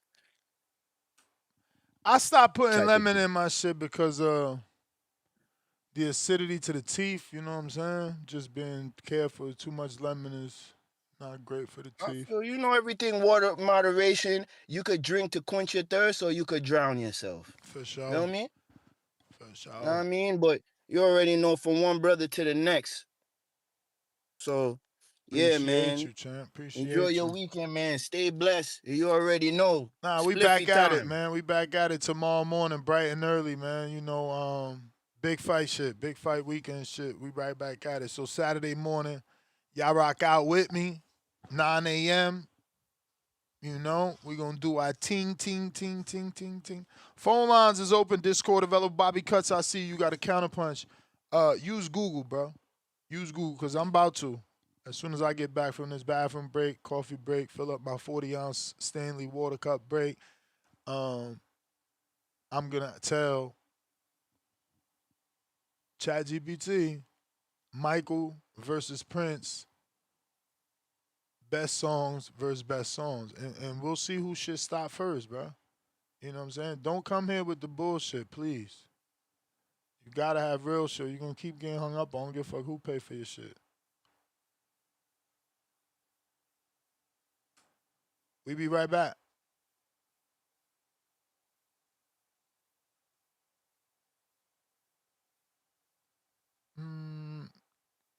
We'll do 12 years. I never expected it to turn out like this. TheBoxingVoice.com. Shout out to the community, man. I appreciate y'all. What's happening, people? Info Joe, Los Angeles, in the building. Adrian, the problem Roman, the man from the frozen tundra. Keem, straight out of Florida. Liz Lowe, Decatur, Georgia. You already know what it is. It's the Queen, Martha K, Detroit, stand up. David Maldonado, New York City. Yo, Nuss, don't cut me off, man. Don't cut me off. King Amin of Essex, catch me for them championship rounds. Big Super Mac, Plainview, Texas. Davidian in Buffalo. God bless you all. In Jesus' name. Without Chad, ain't nothing. Without the callers, it ain't nothing, man. Bad Girl, TKO, San Diego, California. Big Fish Vega, Palm Beach, Florida. Detroit, the Incredible, straight out the ATL. James Benitez, Huntsville, Alabama. It ain't hating, it's just the truth. Show Kid, Mount Vernon, New York, suckers. SDS Promotions. Coach Mide from London, UK. Let's go! I'm ready! Checking in from Tennessee, it's Lethal James, P-A-Y-N-E. It's lethal. Line 6 Reed, just spreading that boots gospel. Bo from Bama, only in America. Well, I'm a true attestation to the American dream. King Born, Crown Heights, Brooklyn. You heard? 4 chicken wings and french fries, breakfast and champions. Let's get to it. JT, New Orleans, Louisiana. Stuff like that. Yo, TBV, this Coach J-Mac. Lawrence, Louisiana, 504, baby. What have you? C. Y. E. California. Like the video, subscribe to the channel, join YouTube members and Patreon for some. This is the #1 pound for pound and 2-division champion, Marvin the Tank Furman from Dallas, Texas.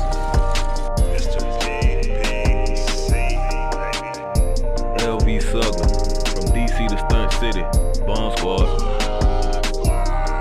Brandon Maurice, aka the AJ Trucking, straight out of Cincinnati, baby. Madback 100, U.S. Virgin Islands. Chickarelli, Hollywood, California. Louis Reyes, Boston, Mass. Yo, drop that SDS shit, This son. message was brought to you by SDS Promotions. The voice of the people. There is no equal. You can add Nestor Gibbs on Skype to be part of the conversation. TheBoxingVoice.com. As I always say, please make sure you push the thumbs up. Share this in every episode of the Boxing Voice podcast. All right, we got a couple super chats we're gonna get to before Mr. get hung up on. Lake County, $2. They're calling it Draco. What hit Gary, Indiana? Or Derry Chico? I don't know. Black Wolf Counterpunch Bobby. He's on the line. RX Goon, $2. Major, stop moving scary and pull up to Border Wars. Lord Mac and Cheese, Joe Suleiman, Pesci, always slided in a little Devin hate, and Bobby Glaze. Yeah, man. It's Tito La Voz, $10. Salute, Tito. I grew up on Michael. My kids and their cousins grew up on Mike. Cousin me. My grandson be requesting Mike when we in the car. There you go. You got to put him on that hot shit. RX Goon, $5. Only way Major can save face is pulling up to Border Wars. I wish you dudes in the chat actually fight, but it's a waste of time, bro. Them dudes don't do Border Wars. It's not their thing. Bobby, he'll never do Border Wars. You ready for this work or you gonna hang up, dog? Nah, I'm gonna make my coffee. I didn't take long because I didn't make my coffee. Put it like this. Or Prince get got my water. 39. Prince got 39 albums, dog. I haven't even listened to 15 Prince albums. Exactly. That's how much music this nigga That's got. how much No, garbage it's it not is. I'm still discovering how much music garbage it years after his is. death. Garbage. No, it's not. This is the If greatest it was guitarist of all good, time. if it Well, was the fact you good, said that, you're not 30 qualified to talk years, about music. 30 You're years have passed by and you haven't heard all his albums. That We means can you play don't every find the instrument, time to We can listen. play, dog, when Michael Jackson was washed up in the 90s, Prince was still going platinum. Sure. You know what I'm saying? Sure. When Michael Bobby, Jackson's I'm last not concert was around in the computer, so 2002, Prince was you doing a can Super Bowl lie in freely 2007. because I can't hang Prince up was on doing you. a Super Bowl in 2007 when Michael Jackson was a joke. He can't even do spin moves or sing no more. Prince still rocking out, playing guitar like a madman. Your hand's too weak to even play guitar like Prince. What you think you know about playing guitar? Y'all cry about niggas hating on Wilder because they can't throw a right hand like Wilder. They call him trash. But you want to sit up here and downplay the greatest musician to ever live, nigga. Or a fucking pop star. Michael's the GOAT entertainer, GOAT celebrity, GOAT motherfucking dancer. But he can't, but that's a time limit. That's a limited space. You can't dance at 35 the same way he did when he was 20. But Prince could play the guitar like he's same when he was 18, the same as when Ain't he nobody going to see a guitarist play, man. Yes, they did. He died Stop 5 days lying. while he's on tour. Nobody goes to see a dude play guitar. They go see a dude Michael sing. Jackson was at home. They go see him washed up when he sing, died. Bobby. Prince They was go out on see him tour when he died. sing. Michael Jackson They're was not at home there for washed him up to when he play the died. fucking Prince was guitar. on tour when he died. You're just Michael not Jackson was at home intelligent. washed up when he died. Washed up. He ain't never bleached his skin to get a Jerry curl either, nigga. I know. He ain't never get to the level of Mike either. He been past the level of Mike. What are you talking about? Man, you're Nigga sold fucking. hundreds of millions of records. Again, I'm not in front of the computer. You're fucking lying. Everybody knows that, nigga. I But you already need to chat Google that, know that, GPT'd it, nigga. bro. You're nothing but a What the fuck is wrong liar. with these niggas, dog? See, you They don't know gonna have about to music, pay. man. They That's why gonna have to American music pay is to trash make right you now. to let That's you why get on the American music is phone. trash right now, because y'all done shitted on the They gonna have legacy to y'all done pay great. every single None of these time. niggas Cause play whenever I'm in instruments. front of the No great computer, you musicians getting no hung more. up on. Cause Niggas you is a trash. pathological liar. Y'all motherfuckers. Y'all fucking Pathological chat liar. You TV don't ass want to culture tell the vultures. truth at all. Y'all some culture vultures. Y'all know shit about this shit. You don't know shit about Culture shit, vultures. nigga. Google You know is your shit about friend, and shit. you You don't know still shit lie. about the Delta Blues, nigga. You You don't know shit. still You don't lie know what with that is, Google. nigga. With Google right there, You you don't know what lie that shit because you is, don't nigga. care about being a fool. You rather You a be a fool for fool. thinking Michael Jackson is on Prince's You level. rather Michael be a Jackson wouldn't fucking believe that. clown. You the fucking He can't TBV play no clown. instruments. Michael Jackson can't play instruments, nigga. TBV clown. Nigga can't play instruments. Make up lies to make You people talking about laugh nigga in the that can't chat play that an he never instrument heard of, he about a nigga never that plays met, all never the gonna instruments, meet. nigga. You talking TBV about a nigga clown, who big can't play red an nose on instrument. your face. Running Fucking moves from idiot. James Brown and Flip Wilson and some French white man did the moonwalk before Michael Jackson. And you niggas talking about this nigga fuck with Prince, nigga. You smoking crack, nigga. Uneducated ass niggas. You fucking heathens. Don't ever cut me off when you talk about this shit. Niggas been doing this shit for years, my nigga. I've been in the studios with the Funk You may Brothers, feel nigga. like it's your time, Niggas who made Motown what it was, but it's not nigga. your time. Price, what up? Yo. Yeah. Can't understand a nigga who trying to defend a nigga that is soft and finicky and quest the zesty as motherfucking Prince. But okay. Anyway, what was I gonna say, man? Let me start off with the topic, man. First I want to say that's with you and the damn thumbnail, man. You and this Chat GPT thumbnail shit, fucking up thumbnails, menus, price lists. Bruh, you got to get it together, man. It's no bueno. Rolly and TO, man, 50-50 for me. I get an edge, if any, to Rolly, though, being that he been at the weight. He looked like he a little bit more filled in. Just like some of the other callers said, man, I'm about that punch resistance that for TO and nor the power that he gonna bring. And when Rolly get in there, man, if you go to hunt mode and start throwing them haymakers, man, it's gonna be ugly for TO. But TO got the sparring advantage. You know what I'm saying? And maybe Rolly gonna be cautious, remembering back, what had happened. But yeah, we'll see. Gonna watch it. I think it's gonna be a good one. Man, what I really wanted to get on was the Paro shit, man. I can't stand motherfuckers calling in. I say this every damn time. You niggas don't care. You still do the shit. I just want to see a fight. Just make the fight, Dev. How the fuck is it Dev's fault, man?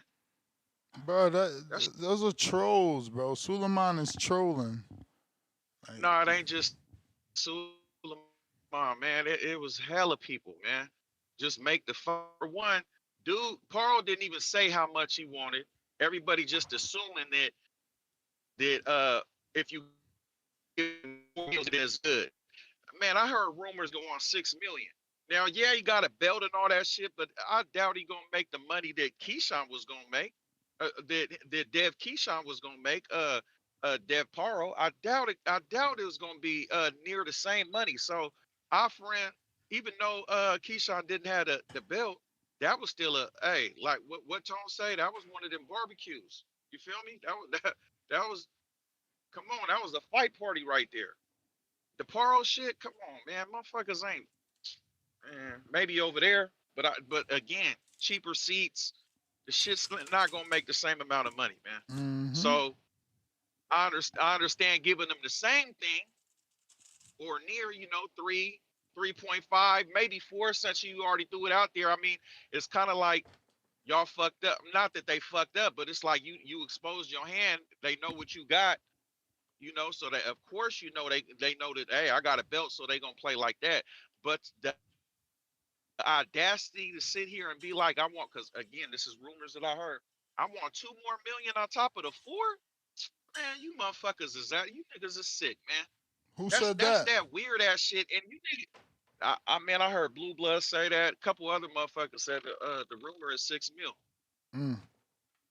Let you tell it though. You breaking up a lot every so often. No So you said offers. what?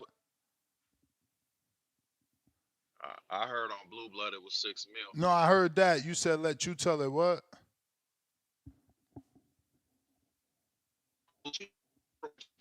You breaking up, bro. We're gonna move on. He didn't speak on shit. He wanted.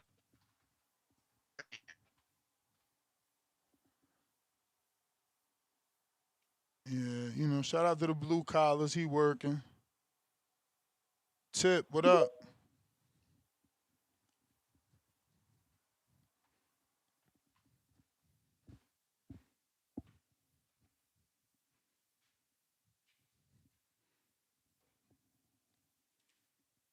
Tip. Oh, damn. Yo. Yo. Yeah, man. Yeah, you know, shout out to the moat. Whatever the fuck that is. You know what I'm saying? That shit crazy. But, you know, niggas fighting on TikTok, man. Niggas fighting on TikTok. I guess the numbers ain't doing what they supposed to do if niggas fighting on TikTok. That shit crazy. That shit is crazy, boy. But yeah, man, you know, even though they promoting this this BSKO thing, I'm trying to see her fight T Baby, man. I want to see that T Baby fight. I want to see her fight Tierra Brown. I think that's the fight they need to make. Why they over here promoting this BS? You know what I'm saying? And then shout out to my man, Mr. Perfect, man. You know what I'm saying? We was in them YouTube comments, and you know, I guess now it's most valuable payroll. Niggas deleting YouTube comments, man. This shit diabolical, man. What It's you mean? diabolical. Man, just know, man. Niggas on the MVP payroll, man. They out here deleting YouTube comments, promoting Amanda Serrano, man. I never thought I'd see the day, man. Never thought I'd see the day. This shit crazy, man. This shit crazy. I mean, you can only imagine what I'm talking about. But shout out to my boy, man. You know, he going up. He going up. I don't know what you're talking about. You on some subliminal shit on a show, like motherfuckers know who you talking about. What the fuck? Man, I mean, who else you think is on MVP payroll right now, bro? Bro, I'm about to move on, bro. Y'all niggas be playing too many games, man. Hey, man, but outside of that, you know what I'm saying? Yeah, man, Haney-Paro, George Kambosos, like I said before, we not trying to see that shit. And people, y'all keep talking about, man, how is it Devin fault? Devin can't get a fight, this, that, and the third. Hey, bro, cut it out, bro. Y'all got to cut it out, man. There's plenty of names out there for Devin to fight. Niggas don't want to send contracts. That's the problem. Y'all keep looking for these names. I mean, there's plenty of valuable opponents out there. I agree. There's plenty of valuable opponents. So y'all got to cut that shit out, bro. That's what the show about. And I mean, Pato there's saying 15 he ain't getting fighters. no number. He ain't getting no number. And listen, not only that, outside of unifications, there's 15 fighters in the list of rankings, man. You know what I'm saying? We don't just want 15, bro. That's the problem with Hey, Suleiman. hey, listen. We want an actual real name that people gonna care Nah. about. I don't want to hear that. I don't want to hear that cap. I don't want to hear that cap rap because y'all been complaining about these fighters don't fight enough. Well, if they don't fight enough and they can't find an opponent, that's a damn lie. Because like I said, there's 15 fighters in the rankings. But again, there's having a somebody logical available. conversation, we complain more about who they fight, not how often they fight. So our preference is who they fight because they don't fight often. So, I respect your opinion. I mean, the majority of the time we complain about who they fight because there's no risk. There's no risk of danger. I mean, they usually take the cherry pick. Again, you can let the shovel go. You lost the debate by repeating what I I'm didn't lose the saying. debate. By repeating what I'm saying, using my own winning point doesn't help you. We complain more about who they fight, not how often they fight. We care about who you fighting. We didn't want him to fight Barrios. We want him to fight Devin. We didn't want him to fight Conor. We wanted him to fight Rolly. We didn't want him to fight Arnold Barboza. We wanted him to fight Devin. Okay? Bro, we only do that when it comes to how often you fight. What are we talking about? What are you talking about? What are you talking about? There's a hierarchy. Bro, we care more about Teo who you fight than we care about how often you fight, bro. Like, I got other callers, bro. Hold time out. Teo fights so often that we don't care who Teo fights in between because we know Teo's going to take a tough fight. Bro, what are you lying. saying? Stop lying. What, Nobody what was happy with. I'm not lying. I gotta go, bro. What are you talking about? Y'all niggas, you and Bobby Cuz waste people time. Listen, nobody was happy with Steve Claggett. Nobody wanted that. Stop lying. We don't want that. The fuck out of here, bro. C-Dub, what up? Yo, how are you? Straight, that's what's up, man. Shout out TBV. Smash that like button, it's free. Do something with yourself. Ness, salute, TBV community. We here. Yo, man, you Solo Dolo, Scarface Manolo? You know it. No, that's what's up, man. I know people, I don't know. All I can see is the Teofimo Rolly title on Twitter. I don't know about Devin Haney being in the title. Maybe that's what you see on YouTube. I'm not sure. People are. Okay. Yeah. X doesn't allow the same amount of characters, so the title can't be as descriptive on X as it is on. I'm glad. YouTube. I'm glad I got that information because I was wondering why we still. Because I was like, man, DHP doing a hell of a job, man. It's a five topic show. We're talking about TEO and Rolly. 49% believe Rolly's gonna win. 51% believe TEO's gonna win. We're talking about Amanda Serrano. Is she swagger jacking? Is she dropping the ball by allowing MVP to clout chase the GOAT by calling her the moat, which technically is water around the castle. But she says it stands for most outstanding of all time. We're talking Tyson Fury and AJ and the Saudi money drying up. AJ hasn't been paid for the Pranga fight.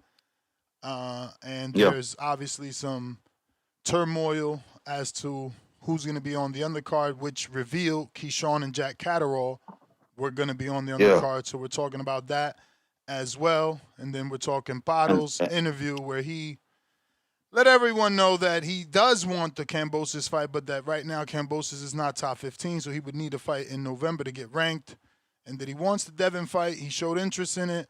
Devin's team didn't send any financial offer. Those are the 5 topics. Man, okay. Hey, Boston in a good spot, it seems. I mean, we tried to tell a lot of people about the money drying up and Turkey. You better get in while the getting is good. You better get in while it's hot. There's a lot of people thought Turk was going to keep Devin Haney busy. There's a lot of people thought that, like, oh, yeah, he with Turk. You don't worry about it. Devin Haney going to be active this year. I tried to tell him. Come on, man. Ness, I called on the show and said that to Bill. Come on. I mean, but I didn't know he was going to fall out like this, though. It seems like he kind of taking a big step back. But I still like the card. We got to see what Catterall and Keyshawn going to do. I don't know what Keyshawn is going to do. I would have loved that fight for him and Catterall, but we got to see what's going to happen. We thought Devin was going to fight Catterall. So, I mean, it's up in the air. It's up in the air. Devin have to, I think Tank is sending Devin that meme that Eddie Kane meme, how it feels to be me. Everybody now wants 3 times or 5 times their highest payday. Everybody, get used to it. Figure it out. That's what you got to do. How I feel, man. That's what it is. I hope people get used to it, get acclimated. Because they see the money, they see what he getting paid. The fight should be big. Keyshawn thinking the same thing. I mean, I agree. Keyshawn need to come back to the table and wait and get some fights, get his profile bigger, and then the money will be there. But yeah, man, I think that Devin, it just comes with the territory. They're saying you the face of boxing. All right, now give me three times, 5 times my highest payday. Let's do it. Um, I T.O. mean, and Tank was the Rolly. face of boxing, and no one got 3 or 5 times their highest payday. Let's remind everyone that Frank Martin turned down $1 million to fight Shakur and received 1.5 to fight Tank. It's only when you got to fight the pillow-fisted Devin Haney that if you lose to him, since he can't punch and he should be able to get knocked out by you, it makes you look bad, and then your entire career looks like shit because you couldn't We know knock that's not out the awful. dude that's vulnerable, that Ryan had dropped, that Yeah. can't punch. But no one gets paid 3 to 5 times their amount for being the face of boxing. Let me remind you that Canelo dropped his belt not to give Derevyanchenko $5 million for the IBF at 160, and then he fought for that belt vacant versus Jacobs.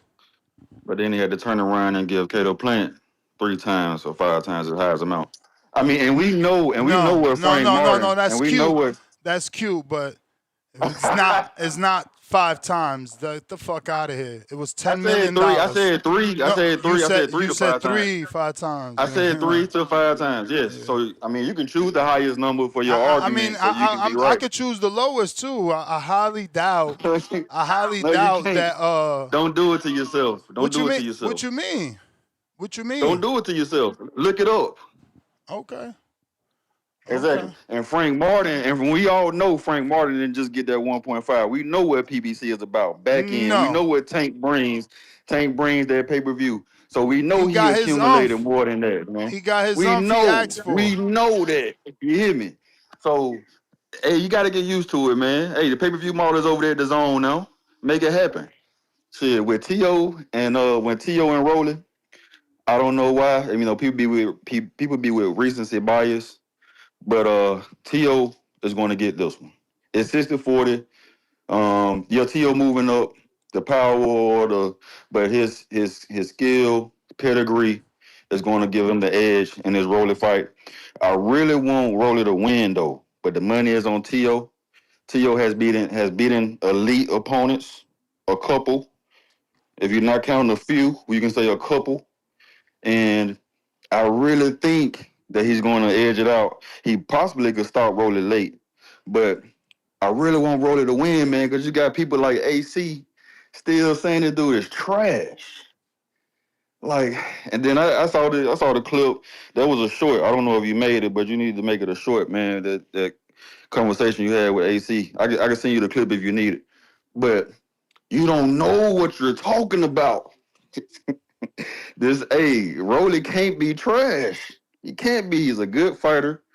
He has looked totally different since joining is it Salida or Silas? Ishmael Silas. Since joining Silas, he's been showing improvement, and it's going to be a good fight, man. I can't wait. It's a big fight card weekend. Rollout continues. You know what I'm saying?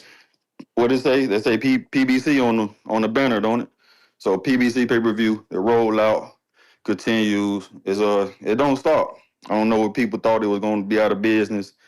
Shout out Rick Glazier, and the many other people that said that. But yeah, man, we still here. It's a big fight weekend. I got T.O. So I'm gonna catch it at a bar on Bourbon Street or something. It's gonna be good, man. Roll out. Shout out TBV. Smash that like button. It's free. Do something with yourself. All right. Good call. Good call. Yusef. What up?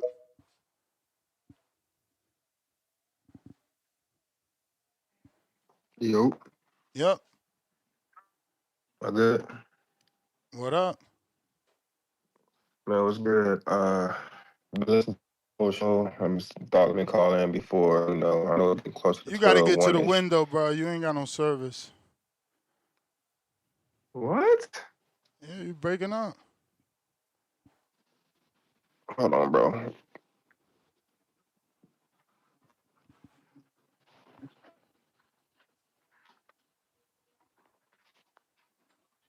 Hear me now? Hello? T, what up?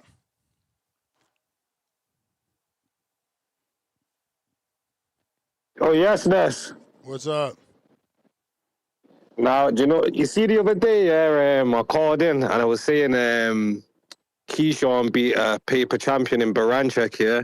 And you and Ryan persuaded me that he weren't a paper champion because he beat Navarrete, but I looked it up, he definitely was.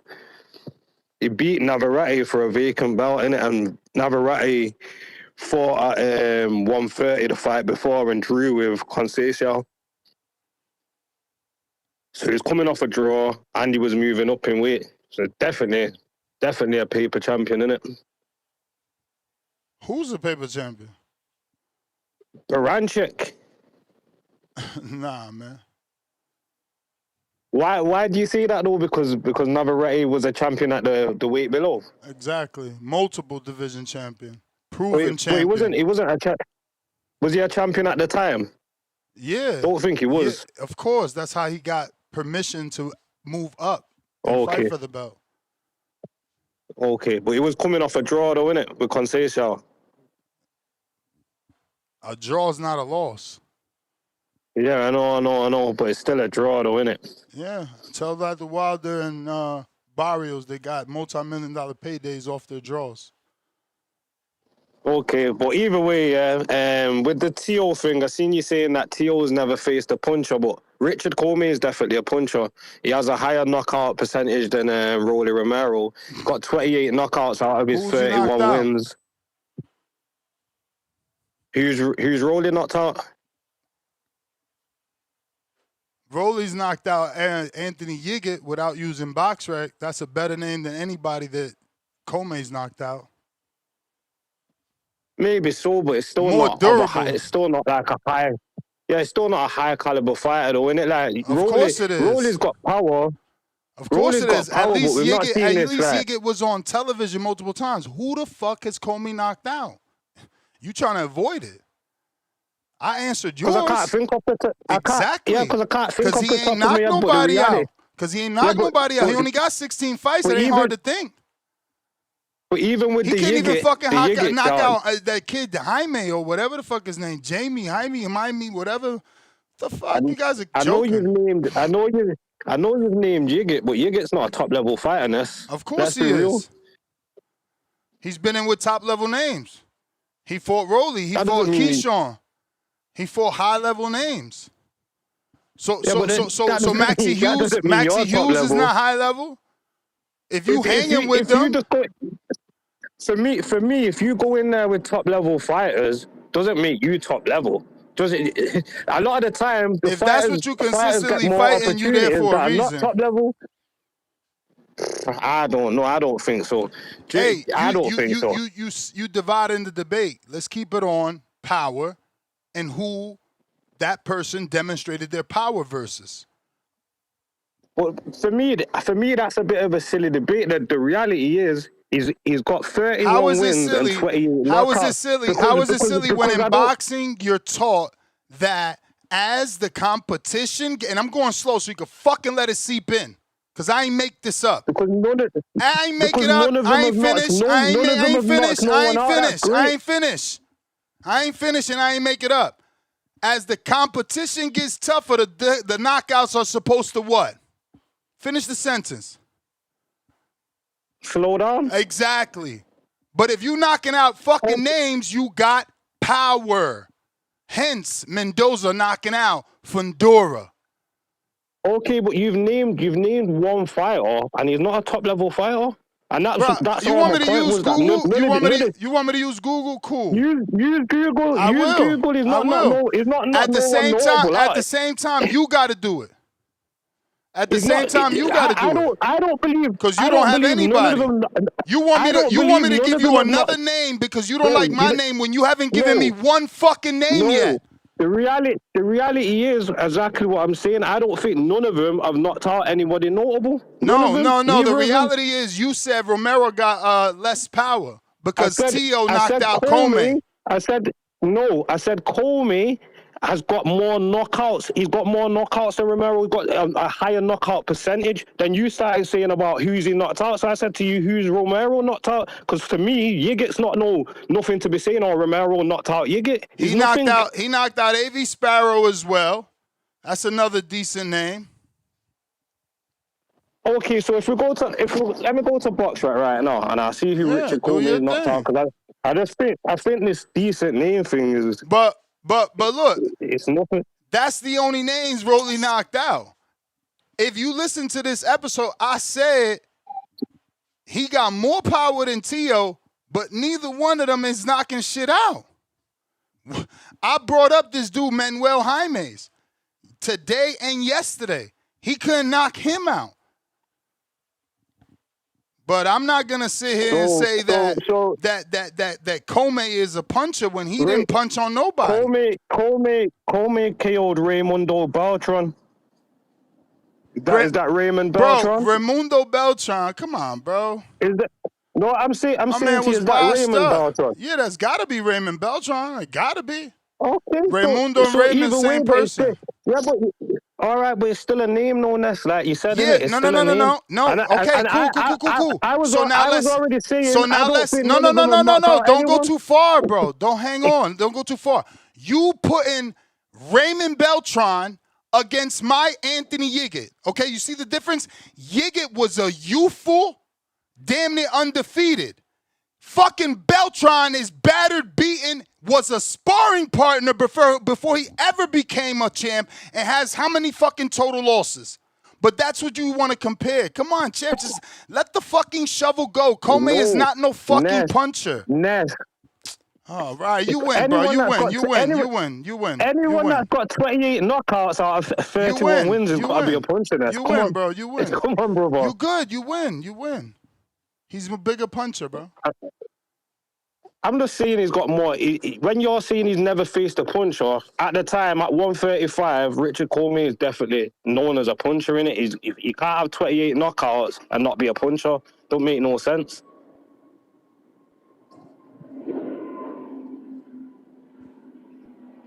But besides that, though, I think TEO and Rolly is a 50-50 only because of where they're both at in their careers, because of the momentum that Rolly's got, because of the non-momentum that TEO's got, the loss and all the little things with his father. Still looks like they've got a bit of tension and they've not sorted everything out. So that may play a factor in the fight as well. So I got that as a 50-50. But if TEO's on point, I think like what Tim Bradley said, I think that's a lopsided fight, pretty easy fight for TEO. And then with the Paro situation, apparently, from what BFM TV was saying... I got to go, champ. Pay for a calendar, though. All right. Yo, who's this? Yow. What up? What up, though? Changing that dumbass screen and had you there all day. Excuse me. I'm just saying. Shout out. I hope you like waiting. That's what happens when people got dumbass screen names that you can't tell who you are. You don't get the respect of your name, and you just sit in the back of the bus like an idiot because don't nobody know the idiot. Excuse me, man. Come on, man. You know what the fuck Mr. Hands and Hooves is, man. Cut the games, man. Honestly, if I'm being honest, bro. If I would have known I was you, you wouldn't have waited. You wouldn't have waited for the last call. It's okay, man. Patience is a virtue, my nigga. I got shit going on over here anyway. It's okay. But now you know, goddammit. When you see it, you know what to do. But hey, man, and shout out to my guy from, it sound like he's from Scotland or Ireland or some shit like that. All you had to say, champ, was that Comey knocked out Jackson Marinez, which Rolly didn't. And we could have left it at that. But that's neither here nor there. Shout out to Jackson Marinez, fuck around about to get knocked out again by my guy Avius Griffin. But hey, man. Because he's not durable. Hey, man, you just asked who mans had knocked out. I was just giving my man what the, you feel me, throwing him a lob. That's all he had to say. And then I was going to say the same thing. We compare. Like I compare Raymond to Yigit. Who's more durable? Who's better? Who's more youthful? Who's winning? Who's losing? Like, this shit matters. Hey, so if that's the case, then I guess that since Josh Taylor was losing after TEO beating, TEO not on the high streak right now. Is that what we can say? Because I don't know who to pick in this Rolly and TEO fight. Guys telling me, oh, the TEO looked great in the Josh Taylor fight, but Josh Taylor didn't look great after that. You feel me? But you know, that's neither here nor there. I expect a good fight. I don't know who gonna win. My heart is telling me to pick Rolly, but my brain is saying TEO usually does show up, and it's crazy because when motherfuckers say that he fight up to his competition, ever since seen some of the Shakur fight. I still ain't watched that whole fucking fight. I couldn't stand to do it. But TEO didn't look too good in that motherfucker. So it's like I can't even use that argument that he fights up the competition because he got his ass whipped. That shit was no good. So I don't even know what to expect. TEO ain't been knocking nobody out since 135. I don't know, man. I want Rolly to win, man. I ain't gonna lie. But if Kambosos is fighting Paro, I know you said that's probably not happening. Who knows? Paro say he wanted whatever the fuck. But if TEO can find a way to beat Rolly, I'm sure TEO would like to see Kambosos beat a Paro. Maybe he might decide to get it back in blood, like niggas tell me Devin should have do it. You feel me? So I wouldn't be surprised Kambosos can get a dub over Paro, maybe Teofimo. You feel me? His eyebrows lift up and say, I want to go get that fight. It'll be a unification fight if Kambosos can get it done. That'll be a way for Teofimo to get that smut off his name.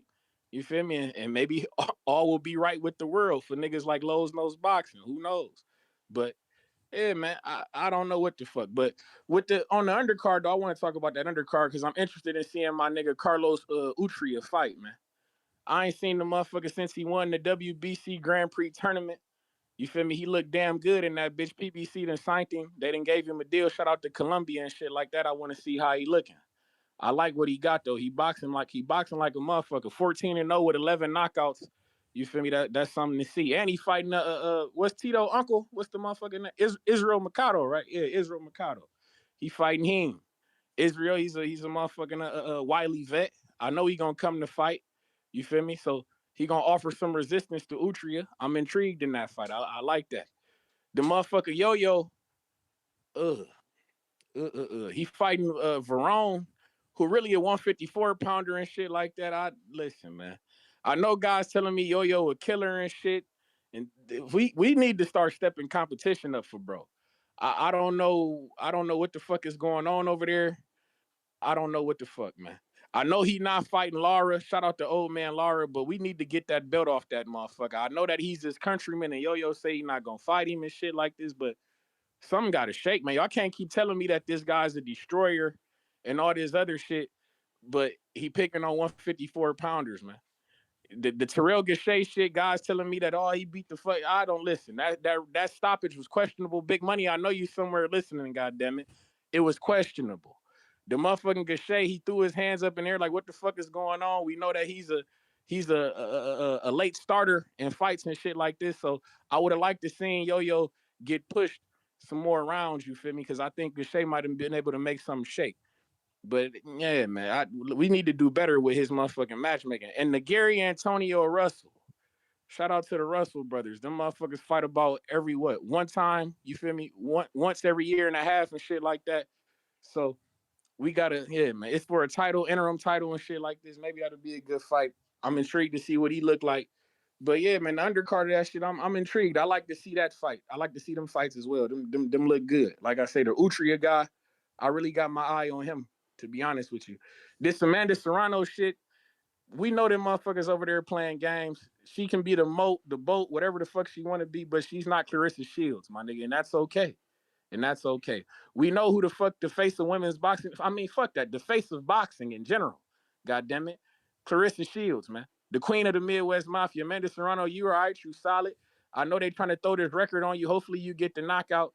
But we'll see, man. Hey, Ness, I got to ask you, if she don't get the knockout, does that say anything about Miss Serrano? Is it time to hang him up? I know you expect her to get the knockout. She's 38, man. It's been time to, I mean, it ain't been, but it could be time anytime she's ready.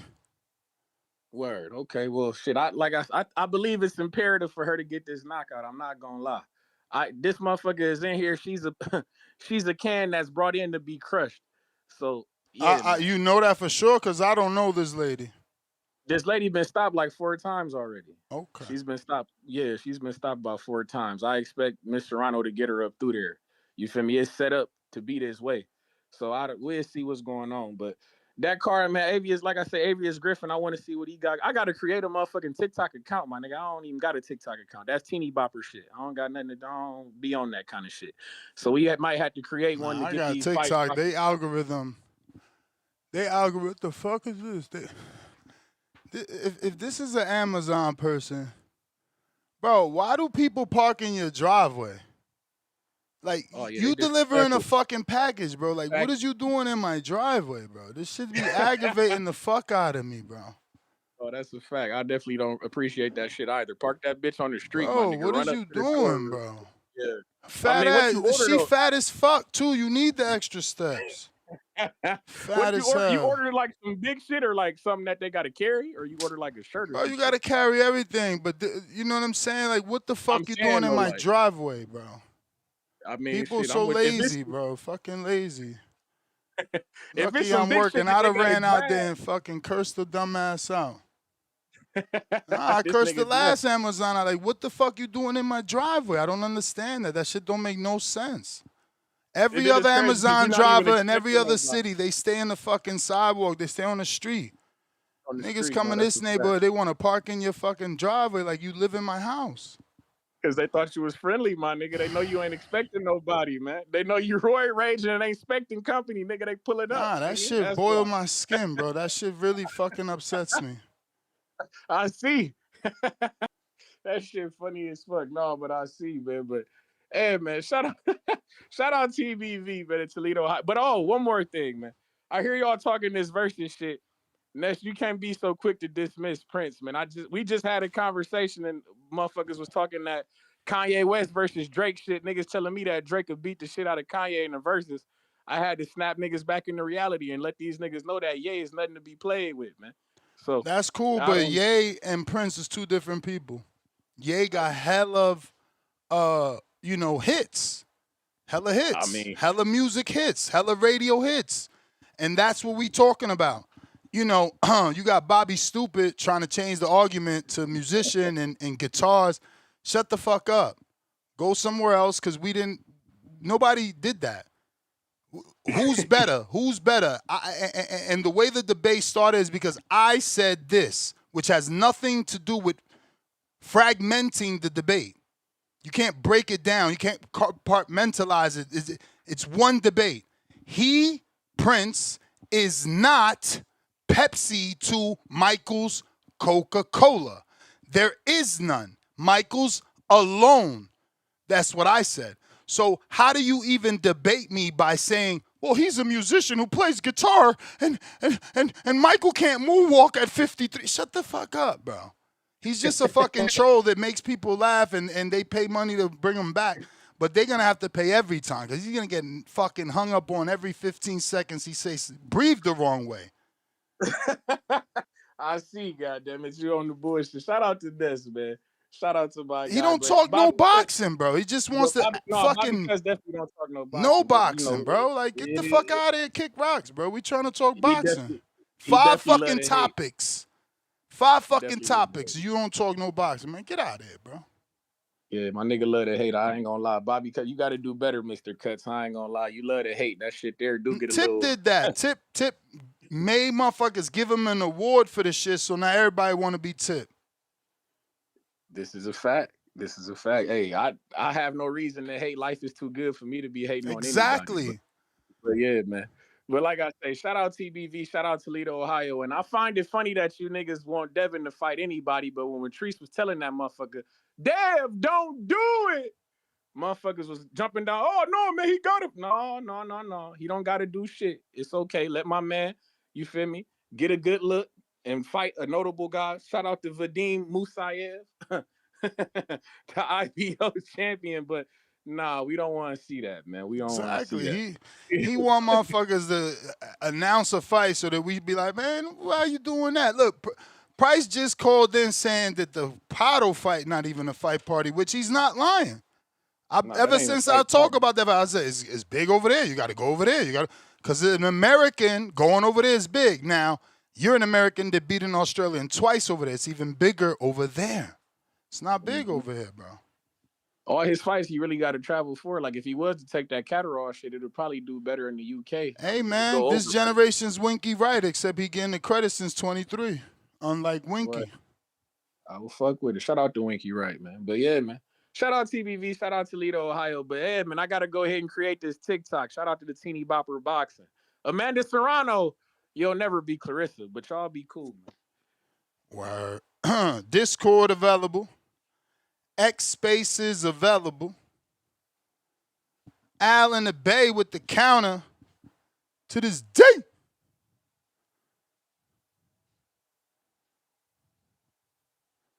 Al in the Bay, Al in the Bay. Yo, what's up? Straight from the Bay Area. What up? Yeah, man.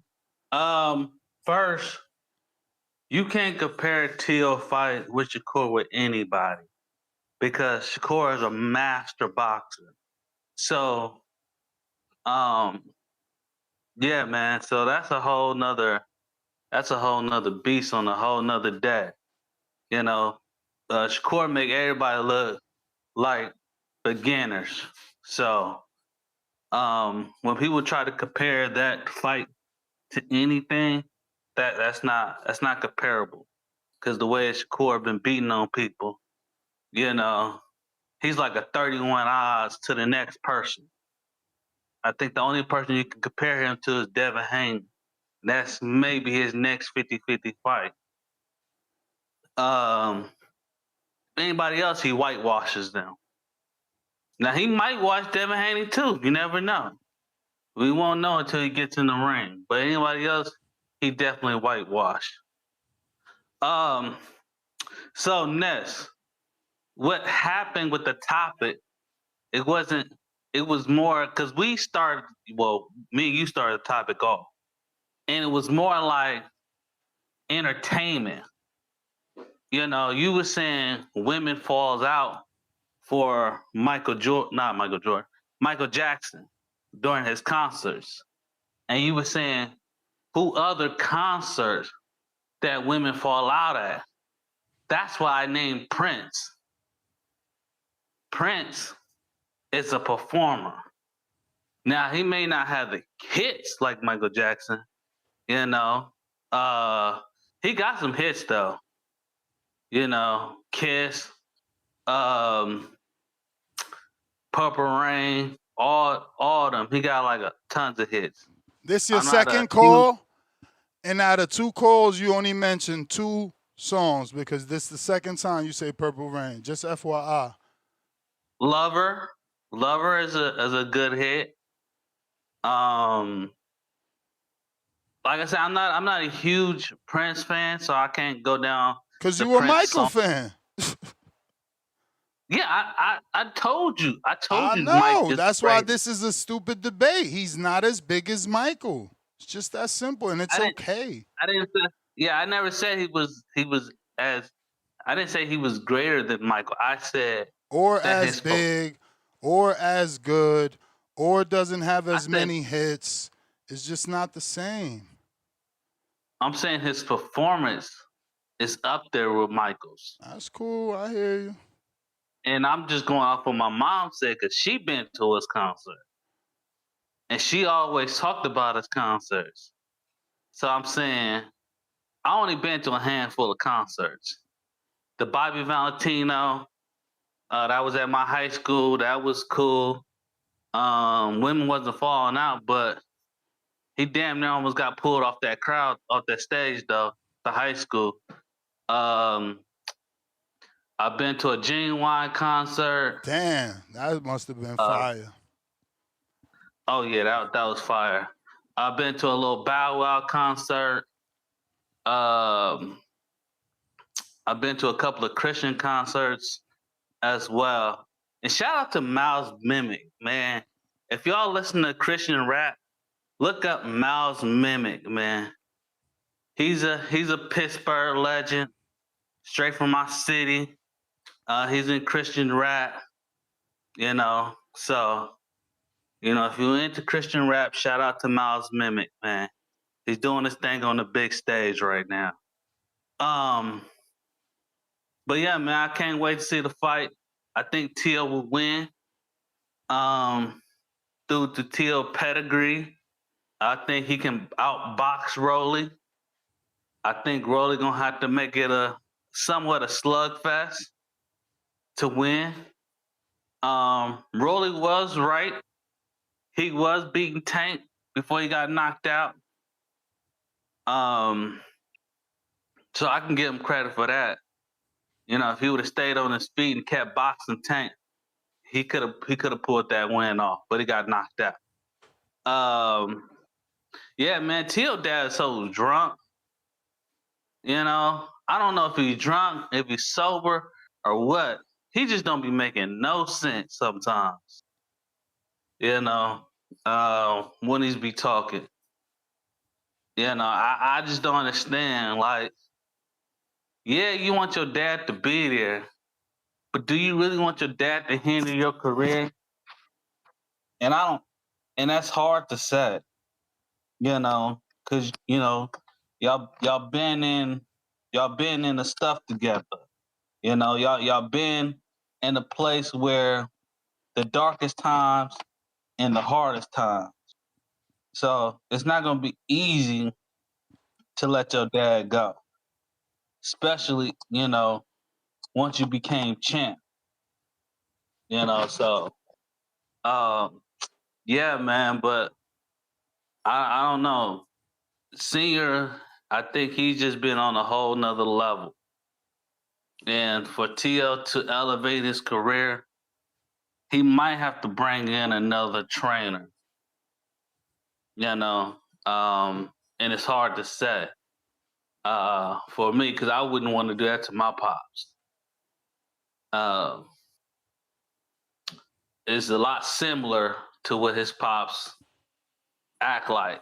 So it's hard when you have a pops that acts like that to like be like, all right, I'm gonna have to put you on the back burner, and it's not personal because those type of people, the way his dad act, everything is personal.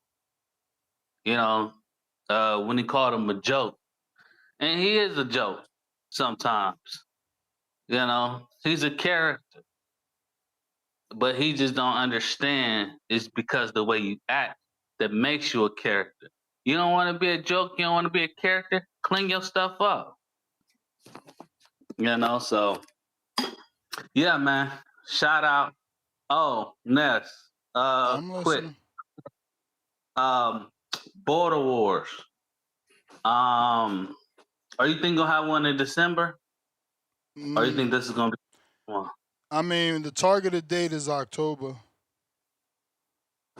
Yes, October 31st. That's Halloween. All right. That's my call. All right. Discord available. X Spaces available. If you're looking to call in, now is the time. Yusef, trying you again.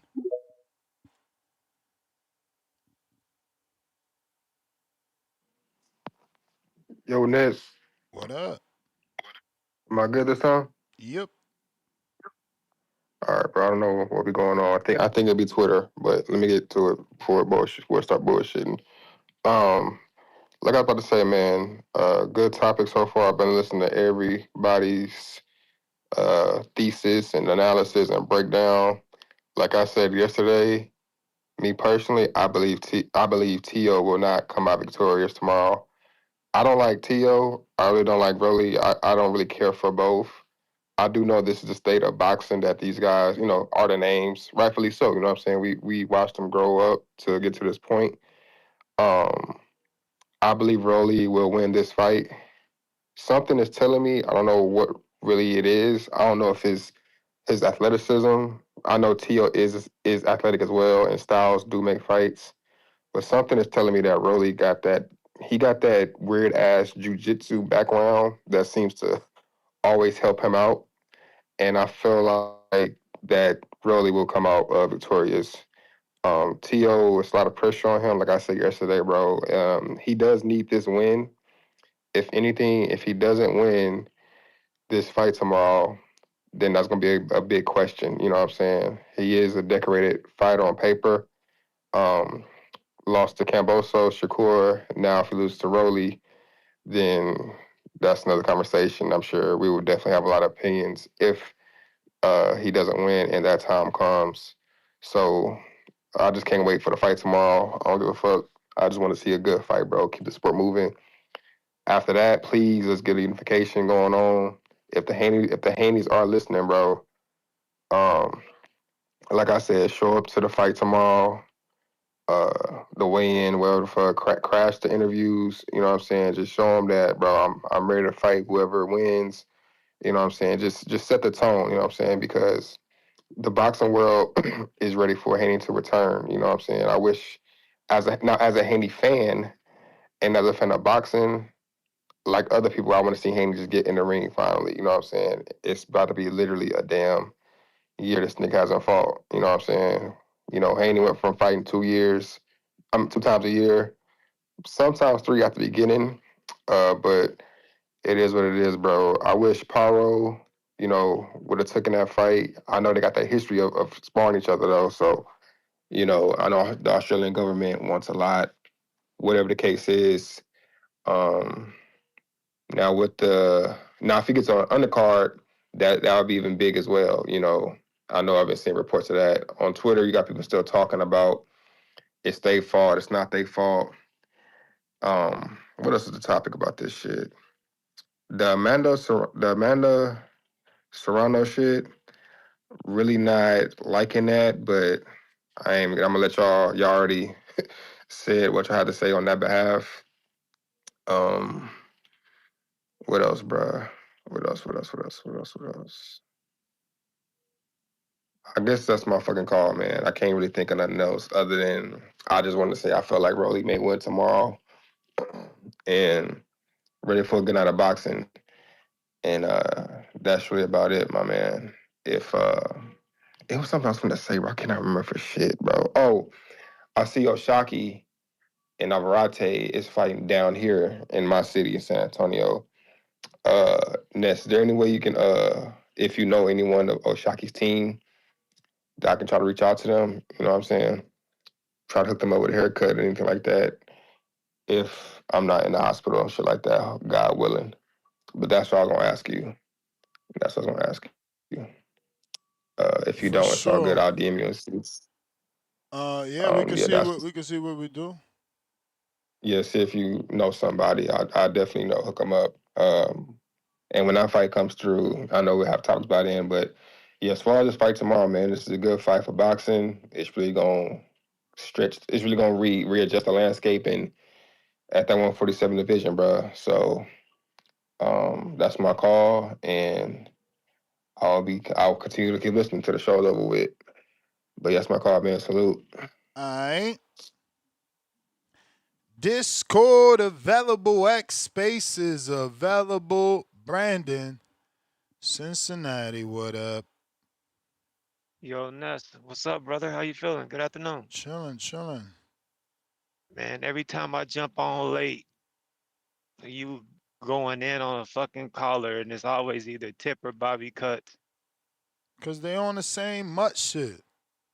Y'all was talking about, I'm like, y'all talking about Michael Jackson versus Prince, and they getting fucking banged on. That shit, nigga banging the line on them niggas. That should be hilarious, man. I'm telling you, we need to go ahead and do the Ness's greatest crash house compilation. Somebody needs to put that together.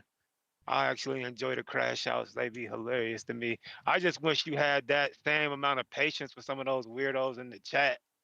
Like you got less patience for the callers, but the motherfuckers in the chat get the. And I ain't telling you to police them or nothing. I'm just saying them the real weirdos. Them niggas in the chat. Them niggas like I don't know, man. They just an odd group of guys in there, man. Like one nigga when Al in the Bay was talking about all the concerts he went to and how he be outside. The nigga Juice so sick and they're like, what was you doing at a Genuine concert? And it's just like, bro, what do you mean, nigga? Either the man Exactly. You see, that's the one that got me excited. Like, oh, that must have been hot. I mean, but nigga, but listen, it's either age bracket. Chat weirdo niggas, man. Well, Because either you it could take be your lady, it could be or age you bracket ain't thing, taking your bro. lady. Yeah, but I mean R&B is R&B. Like either you taking your lady to see Genuine, letting them do the serenading, and you gonna knock her down at the end of the night. Let Genuine do all the work, and you take your woman home, and y'all, enjoy the evening together. Or you a single nigga and you going to grab you some stragglers or something, man. All the women in one venue, you go in there and campaign. But the chat niggas is weird. They don't understand the concept of actually having a fucking social life and going out there and hollering at women because they some incels that sit in chat rooms all fucking day and giggling and he kiki and kakan and cackling like the weirdos. And it's just a bunch of EDP 445 type niggas in that chat, man. It's really an odd bunch of grown men. I pray most of those guys don't have wives and children. Just weird bunch of fellas, man.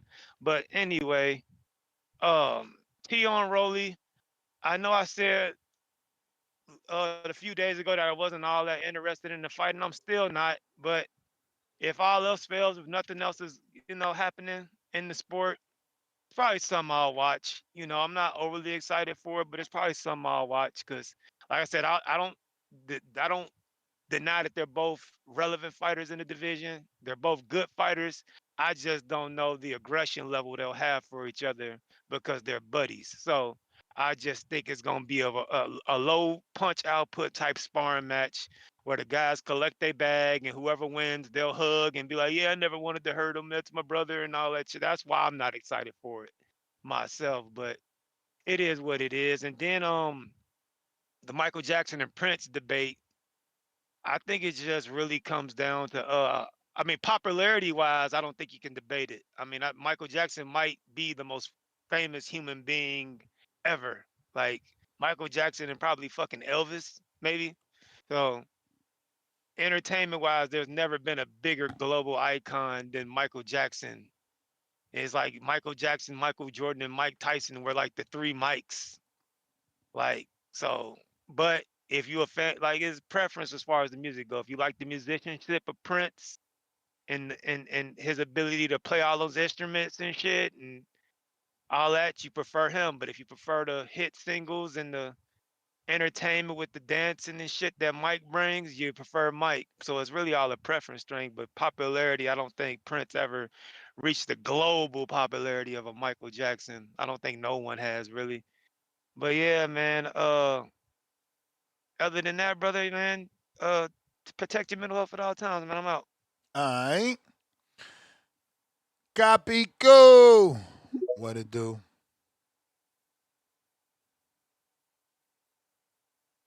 What's going on, Chair? What up? Give me a second. Let me just put out my medals real quick.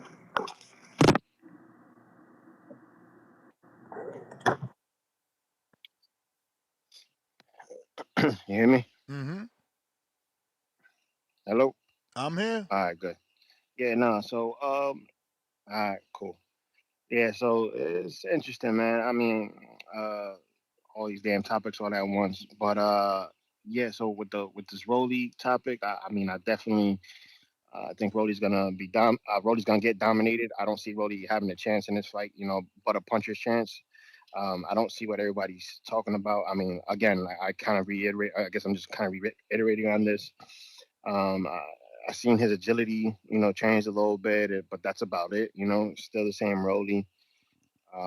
And his best win was against Ryan, that had his hands in his pockets in a sense. So I mean, I Rolly can't see caused how that though by people. hooking him. Remember, No, I get Ryan it. came Yeah, out hot absolutely. until he got hooked off on. Then he became humble. Again, you can't lose a fight with no punches coming back, right?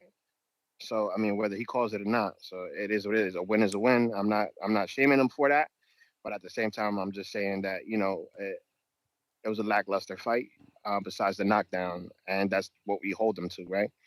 Um, and that's all we can hold a Rolly to. Now, Teo has been in there with some elite fighters and have beat some elite fighters, but what has us against Teo is the fact that he's up and down, all over the place. We don't know how to judge him, and what happens outside the ring too. I think that's playing a big part on everybody wanting Teo to lose. But skill wise, we all know Teal's the better fighter. Um, so it just baffles me to think that we're gonna see something different tomorrow. Um, but moving on to the Haney topic. I mean, you don't think? I mean, listen. I'm just.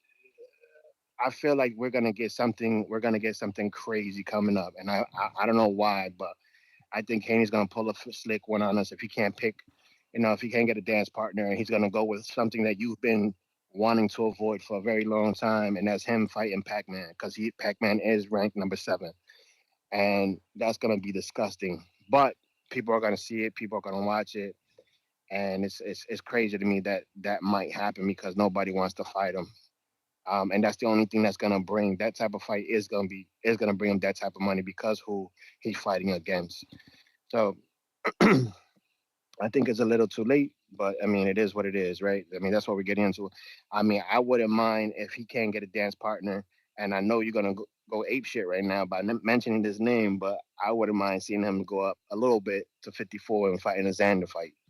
You know, I think I don't that mind makes that. I sense. don't mind that because Yeah, they put their name out there for that. So you say you could beat him, go beat him. But Xander's not gonna stick around yeah, 54 though. Maybe he yeah, does yeah. because Nah, it's a he's big already shot. fight. Maybe he sacrifices the weight one more time for the big fight. I don't know. Yeah, I think that makes sense. I think that'll be a good fight. I think that makes money. Besides all the names, I mean, a guy like a Catterall, that's to me that's the equivalence of a Ramirez. So I don't think that makes any sense. Even Paro, I know Paro got the win against Sabriez, but that's all he got to his record. So I mean, again, there's nothing there. Besides him having a title currently, um, can he really sell that fight besides unifying? You know, so that's really where that comes down to. And I heard down the grapevine, I don't know if you heard, about Keyshawn Davis potentially fighting Progress, bringing him out of retirement, or is that just That's rumors? fake. Progress say he's retired. That's fake. And Oh, okay, I just wanted to make sure. I know we you would know talking it. today about Keyshawn and Jack Catterall is what Eddie said that fight was supposed to be on the undercard of AJ Fury. So that's more Oh, that's a real. good. I like that. Yeah, I like that. That's two guys coming up that they got to make name for themselves. And although Catterall is a little bit further down the line than Keyshawn, but I think that makes sense for Keyshawn. And his building up his career the way he is. But also with going back to TEO, like I mean, I don't know. I'm pretty sure you've noticed TEO jumping around, and all these different gyms. Do you think that's a reason? The reason behind that is for him to kind of pick different styles and try to learn from these guys. I mean, possibly that's what Devin did with Bill, right? Bill and Devin went around the world and have picked the brains of numerous trainers and worked with numerous trainers. Maybe that's what Tio's doing. I don't know. I don't know. It's hard to say, bro.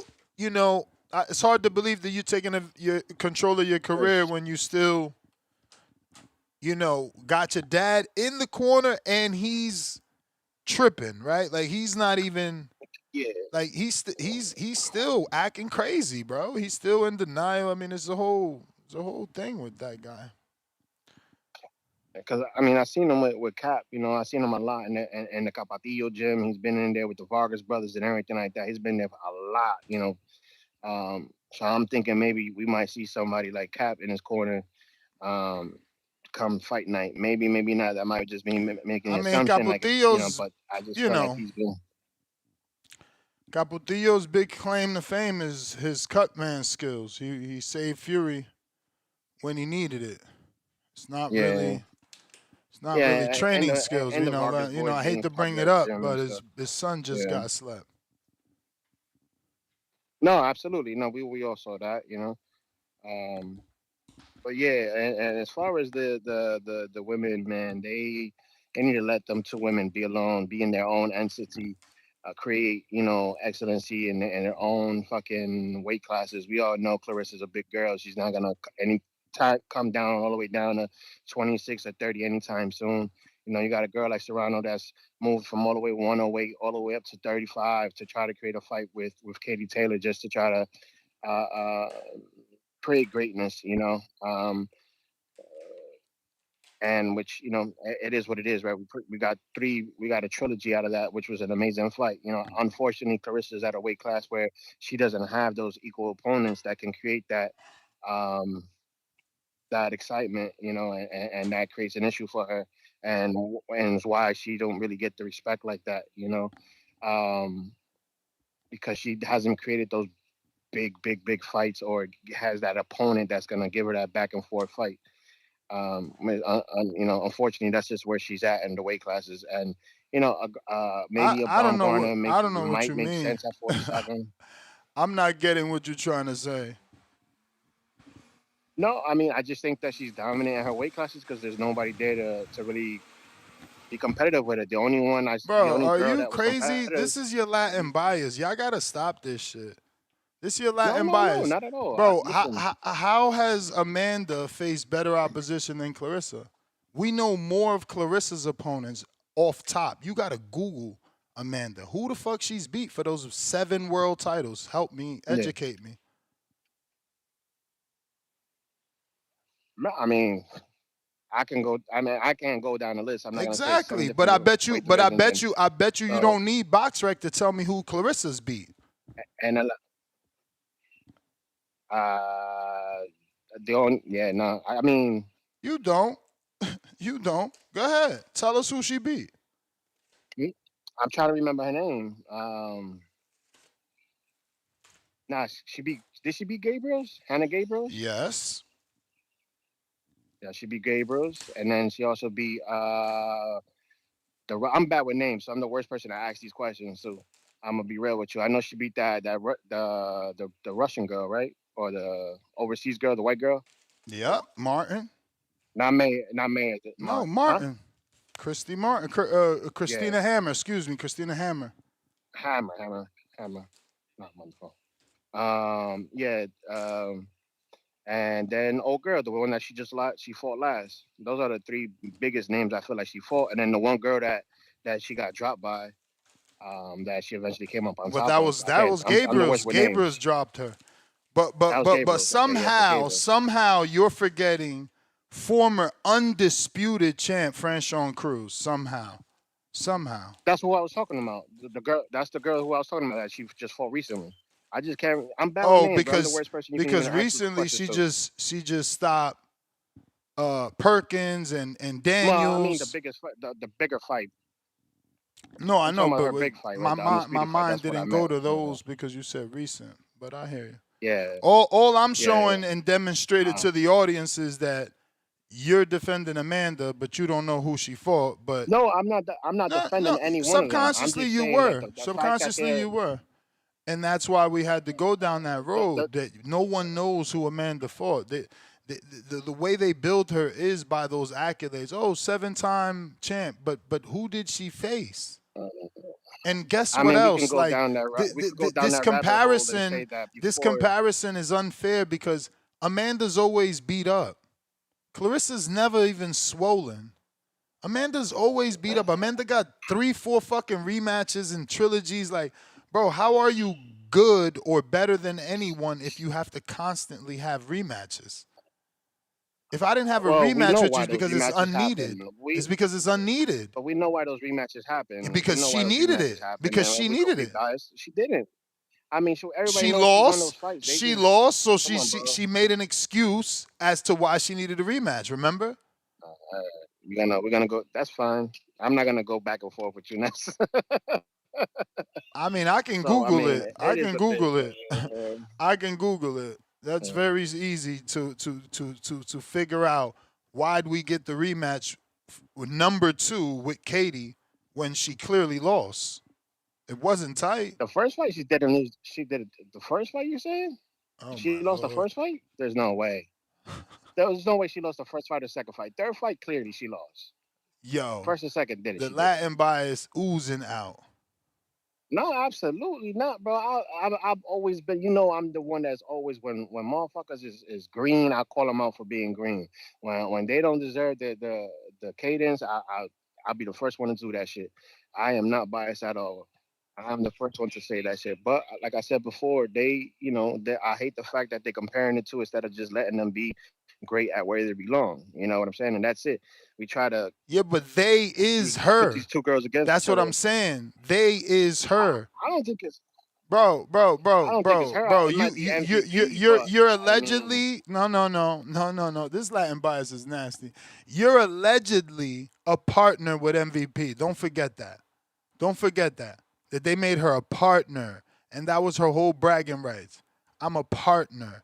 So you telling me as a partner, they just approve things without you? They're just gonna change your name from a Puerto Rican name to the Moat. Yeah, that's the stupidest shit I've ever heard in my life. All right, then. So you know that she allowed it because she didn't stop it. Hey, look, yo. I mean, did Again, Mayweather did Mayweather let Maidana fight with the horsehead gloves, or was the fight off until Maidana agreed to fight with regular gloves? No, absolutely. All right, then. So if you're the A side, be the A side. If you're the A side and we're doing a fight on TikTok because of you and you're the one that's great if you get this knockout, then you should decide what's being put out there. And you did decide. And the reason I feel that way is because 3 days ago, whatever it was, Clarissa was on the very popular Nightcap calling Amanda a bum, saying that she teamed up with girls to hate on her and that they're all bums. So, of course, this is a subliminal shot. Moat and Guo. It ain't that fucking hard, bro.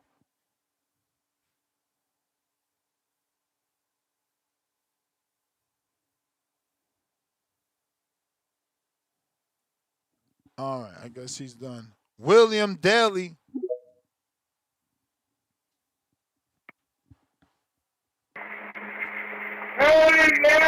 What up?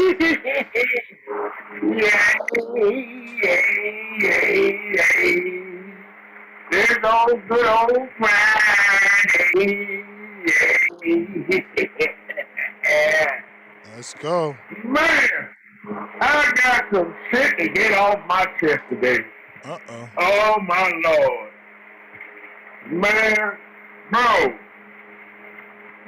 Why is trouble in paradise? The main fight that's supposed to happen this year, AJ versus Tyson Fury, and they're talking about it might not happen.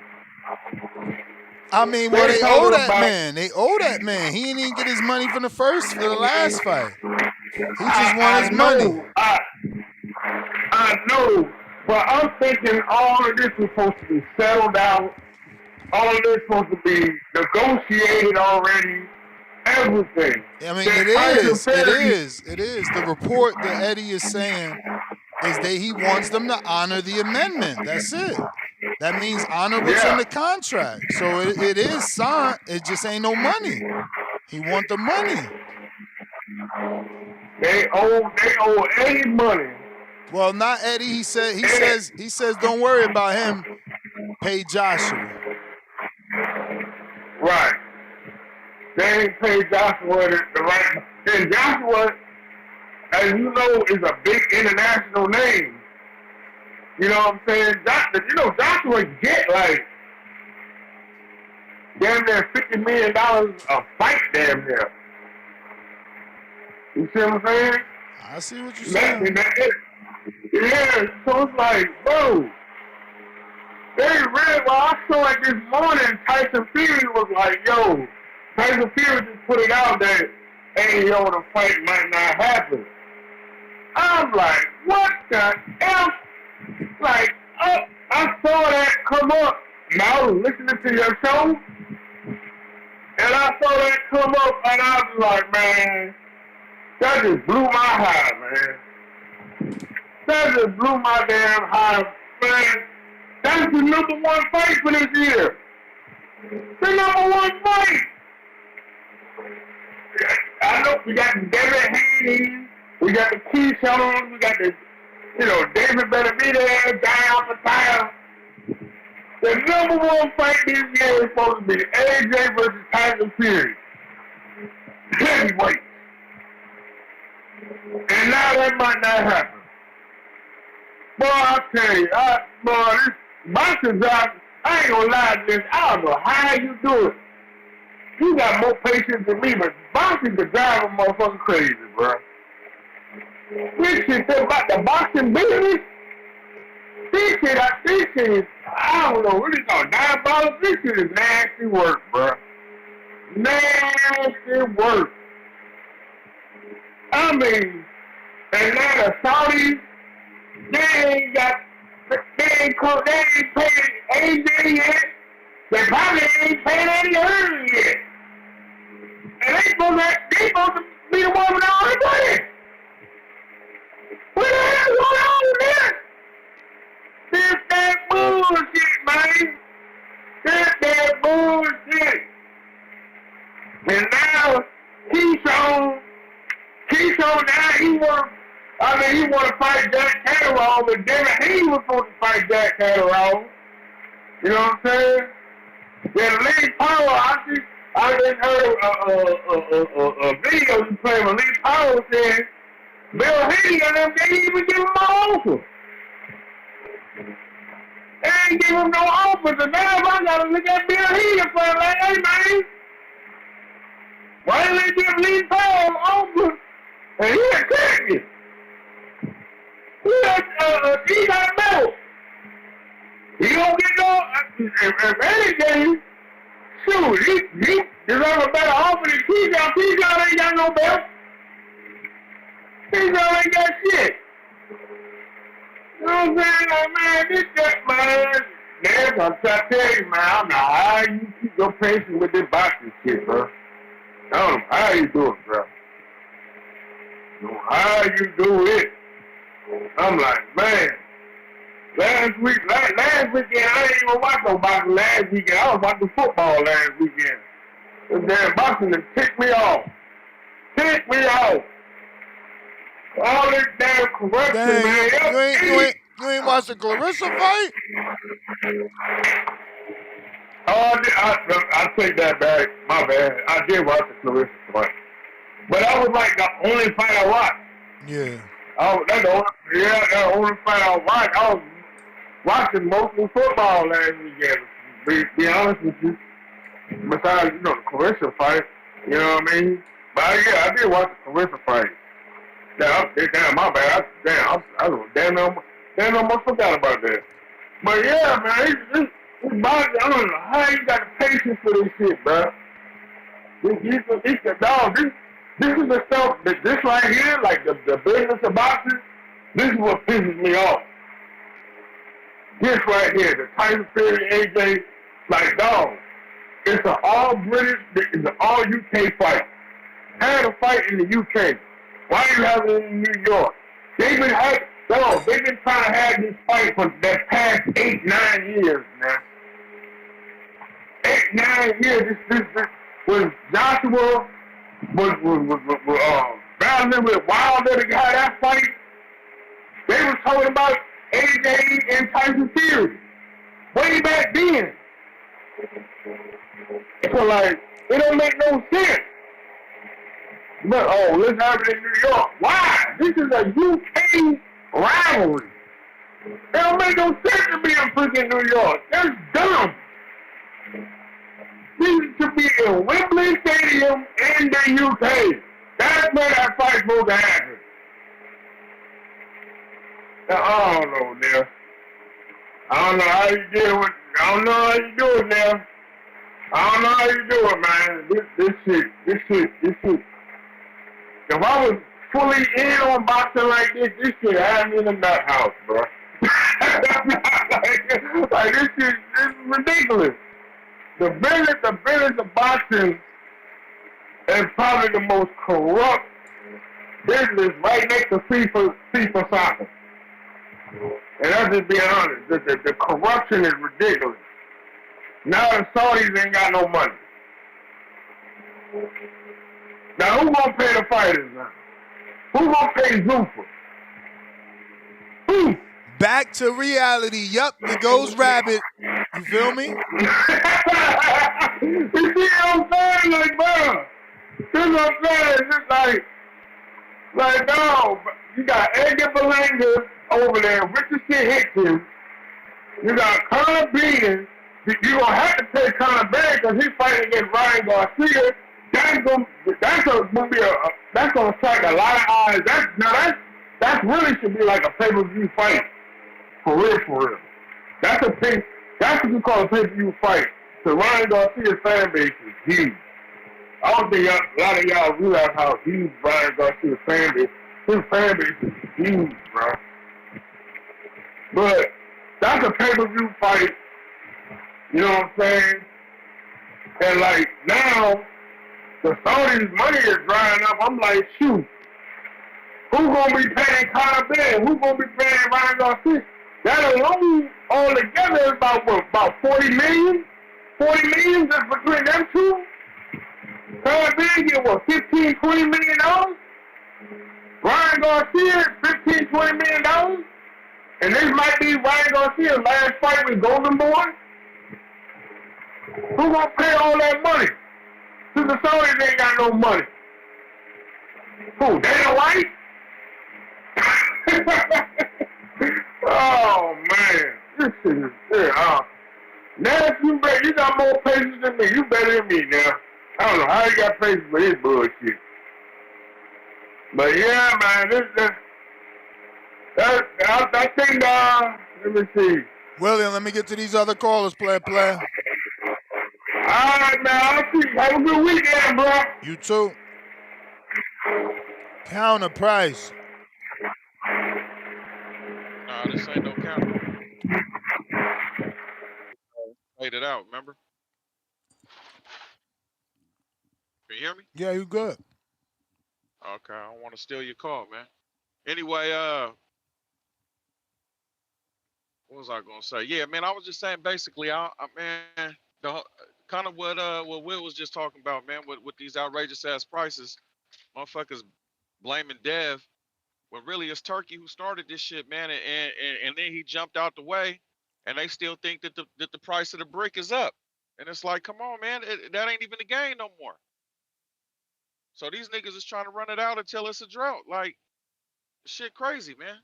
Don't make no damn sense. These motherfuckers ain't even names, and they want meal tickets, multiples, because they got this little ass belt that they barely even fucking won. They don't even deserve. That shit is out of pocket. But people still blaming Haney. People still like, man, just pay him whatever. Man, come on, man. What's wrong with y'all? And then motherfuckers ain't keeping the same energy. These niggas beat that nigga Keyshawn head in with that shit. And then, but Paro can sit here and motherfuckers ain't even saying nothing though. It's all good. I ain't just pay Paro because this nigga got this belt. Come on, man. Like basically these motherfuckers is tiring the fans out. The fans is just tired, so they just giving in like bitches, man. Like just go ahead. Just come on, man. Weird ass lame motherfuckers, man. I was gonna tell you to do a poll to who like think he just supposed to just pay these niggas what they want when they asking astronomical ass numbers. But from the callers today, yesterday, and the day before, and every time you do a damn show on this shit, everybody just act like it's motherfucking monopoly money. It ain't coming out they pocket, so they just like, man, do whatever that needs to be done so we can see the fight. This shit is gay, man. Motherfuckers is weird.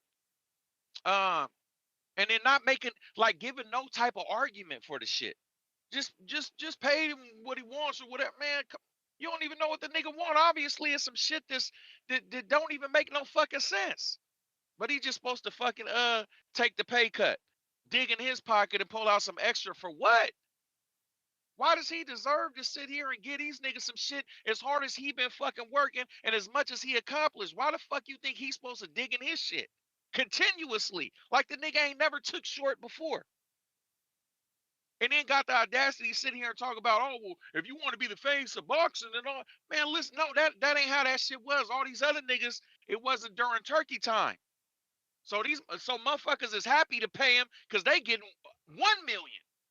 Oh, I'll fight Tank for 1 million. Fuck yeah, shit. That's double what I usually get, triple what I usually get. Now when Dev doing the same double and triple, it ain't a fuck enough.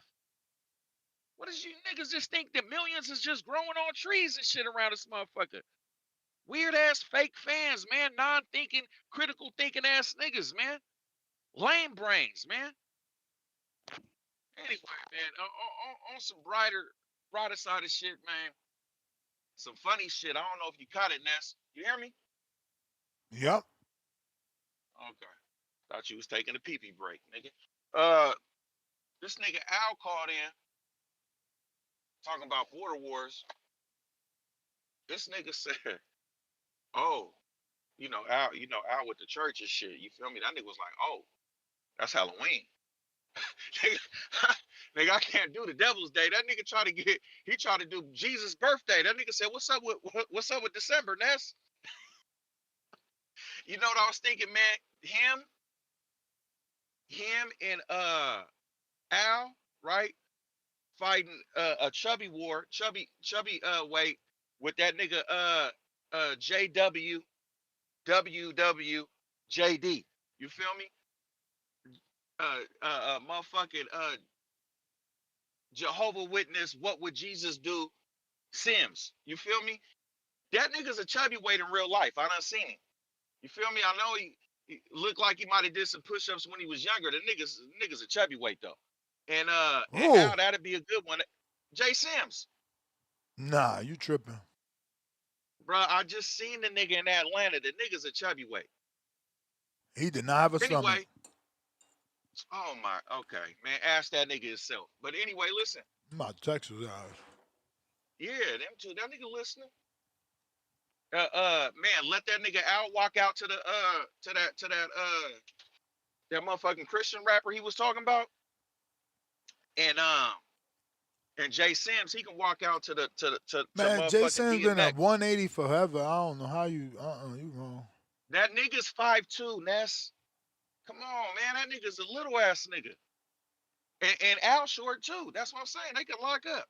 But yeah, I was saying Jay Sims can walk out to motherfucking DMX just not rapping, just doing the prayer. You know, he got that one intro with the prayer and shit. Man, whole little spiritual time. You feel me? We can get it in. Everybody, you know what I'm saying, bow their head and shit. Yeah, that'd be a cold one, man. I think they should lock up. Jay Sims, you should think about that. Al, I think you can get him. I seen a nigga in person. I think you got him. You might even have an inch on him. Anyway, Ness, what else? I think that was it, man. Oh, this one more thing, man. Somebody called in. I forget who it was. Might have been the zesty nigga, man. He said Ryan and fucking Connor was a big fight. Man, not at no motherfucking 147. Man, have you seen what Ryan looked like? That nigga looked like he on some HGH, Ness. And that motherfucking Connor Ben, that nigga looked like a motherfucking a test dummy research patient for Tessa Moreland who got the shit to pass. You feel me? Nigga, that shit worked on that nigga visceral fat. You feel that nigga looked like one of them, like, you know, not to wish it on him. He looked like one of them HIV patients, man. For real, look how sucked up that nigga looked. I'm trying to tell you. Anyway, man, that's it. I'm out of here. All right. King Bond. Hey, yo, y'all hear me, right? Hey, yo, listen. Check this out, man. I'm going to break this shit down like this, right? First of all, everybody know Morpheus with the bald head was morbid, right?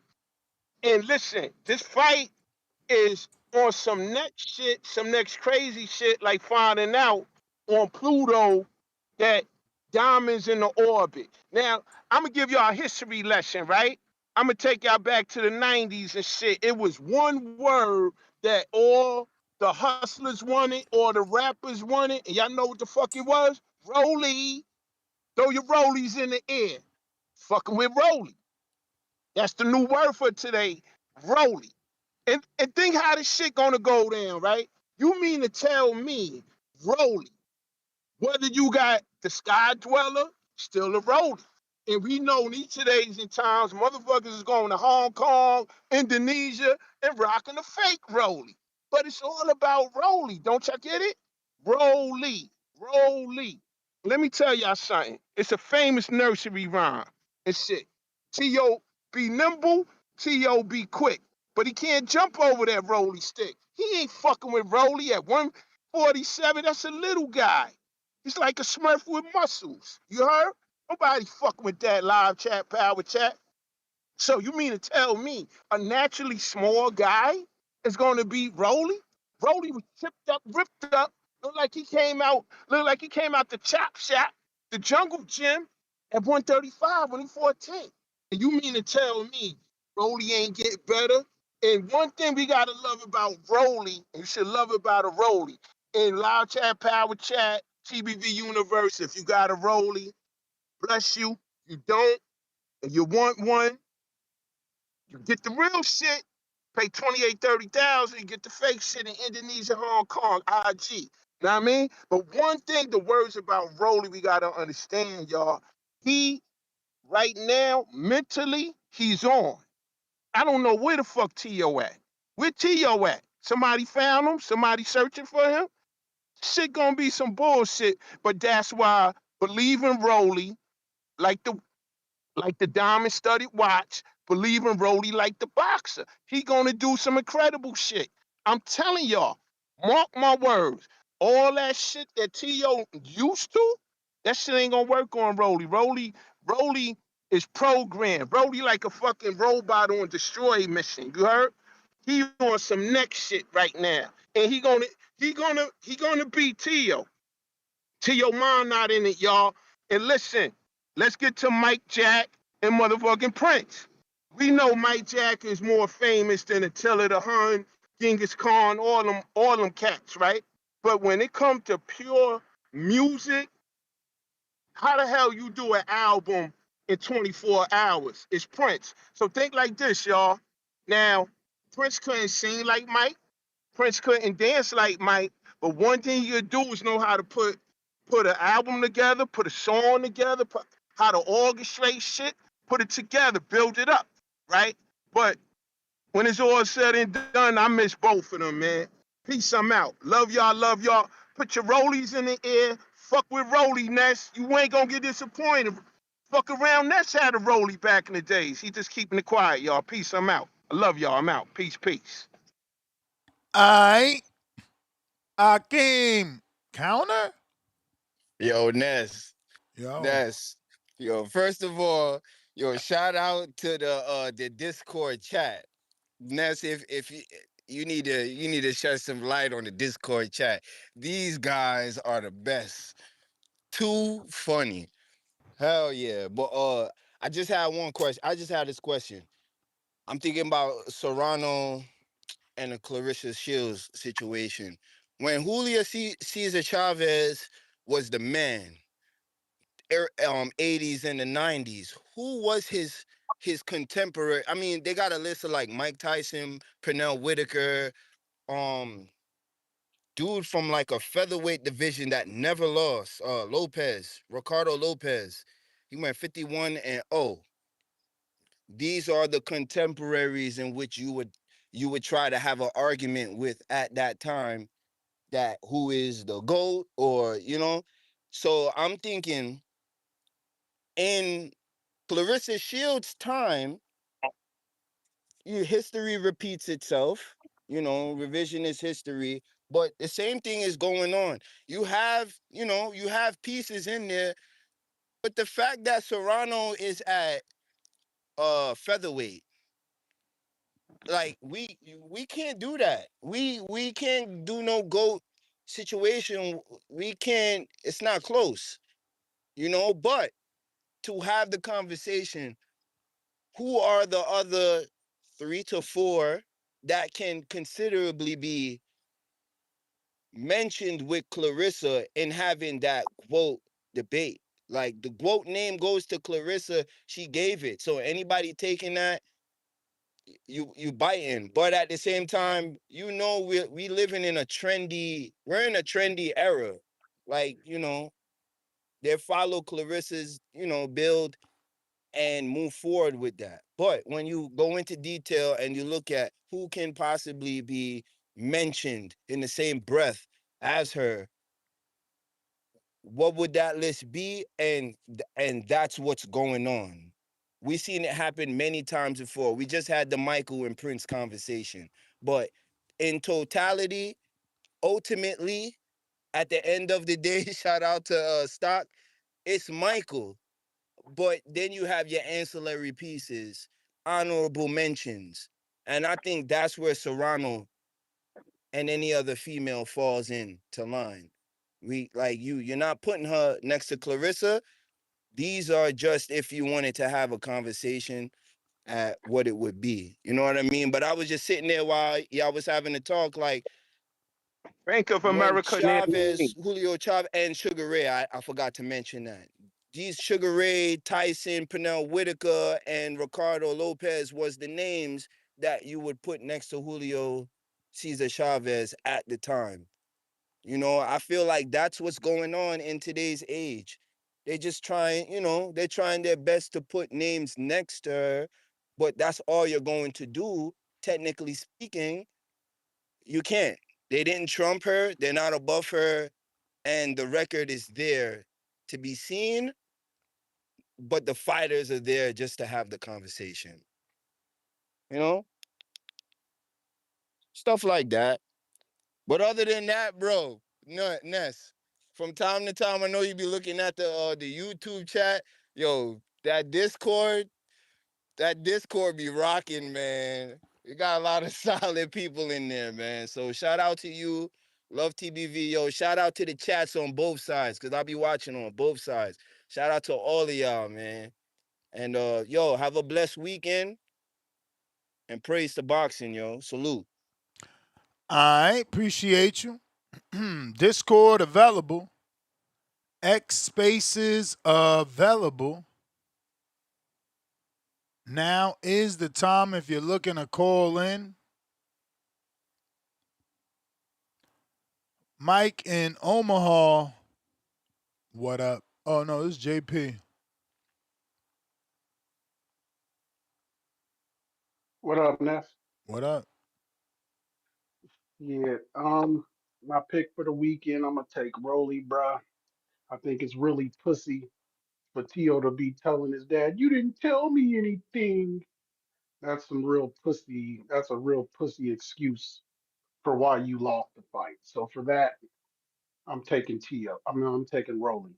Um, y'all talking about Michael and Prince.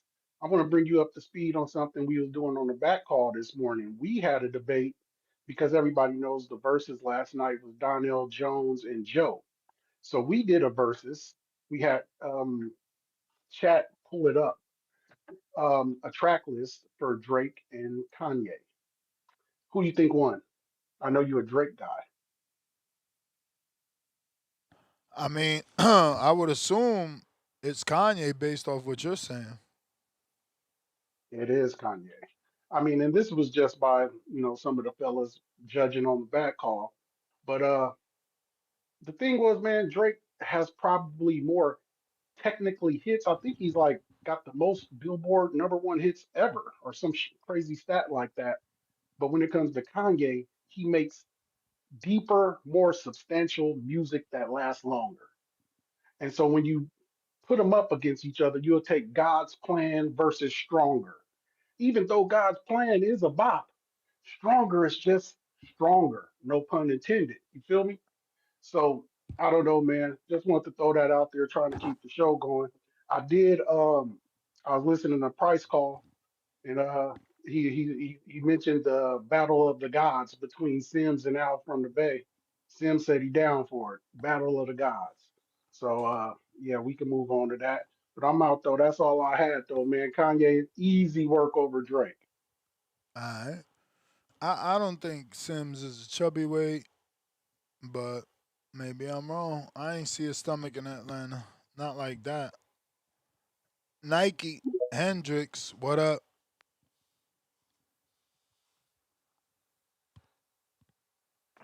Yo, you got me there? Yes, sir. Shouts out to the boxing fans, man. So shit, the Paro and Haney deal, what they in talks or what? No. We got So new information from Pato that Haney never sent an offer He just inquired if they wanted to fight. There was never a number attached. Oh man, oh shit, what? Bill Haney. Damn, I man. said that already Oh, twice. I need the shirt to live on. Shit, I'm trying to get the shirt when he knock all of them off. You gotta replace some names. Shit, gotta take 2 names off the shirt to replace. I mean, I guess you can keep Shakur name on the shirt, but Keyshawn definitely they ain't gotta come off. That shit, that fight ain't happening. That shit with Paro and Jack Catterall said he got the winner between Rolly and TEO. So it look like he waiting on that. Catterall, as long as AJ get paid, Catterall fighting Keyshawn on the undercard of AJ Fury. Yeah, so man, but yeah, I got Rolly winning the fight though, man, tomorrow. And that's my prediction. I'm gonna keep listening All though, right. man. Discord available. X Space is also available if you're looking to call in. Now, excuse me, is the time. Nest GTO, Instagram, and Twitter. You could also catch me on Telegram, given the health and optimization, excuse me, community.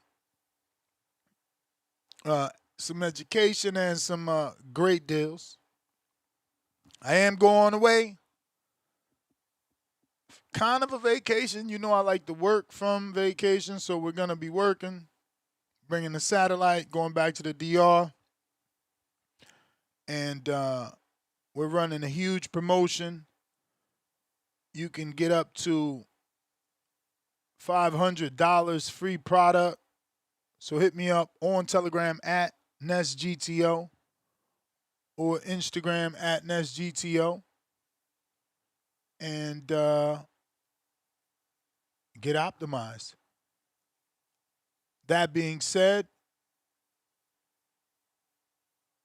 we got RX Goon, $5. We read that.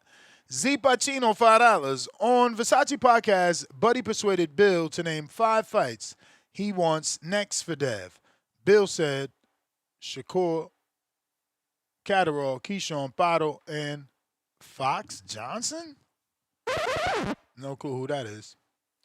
Space Ghost Kurt, $2. When Unc laugh, he sound like Skeletor. He talking about Al in the Bay. I seen that come in earlier. All right, ladies and gents, we out. Peace.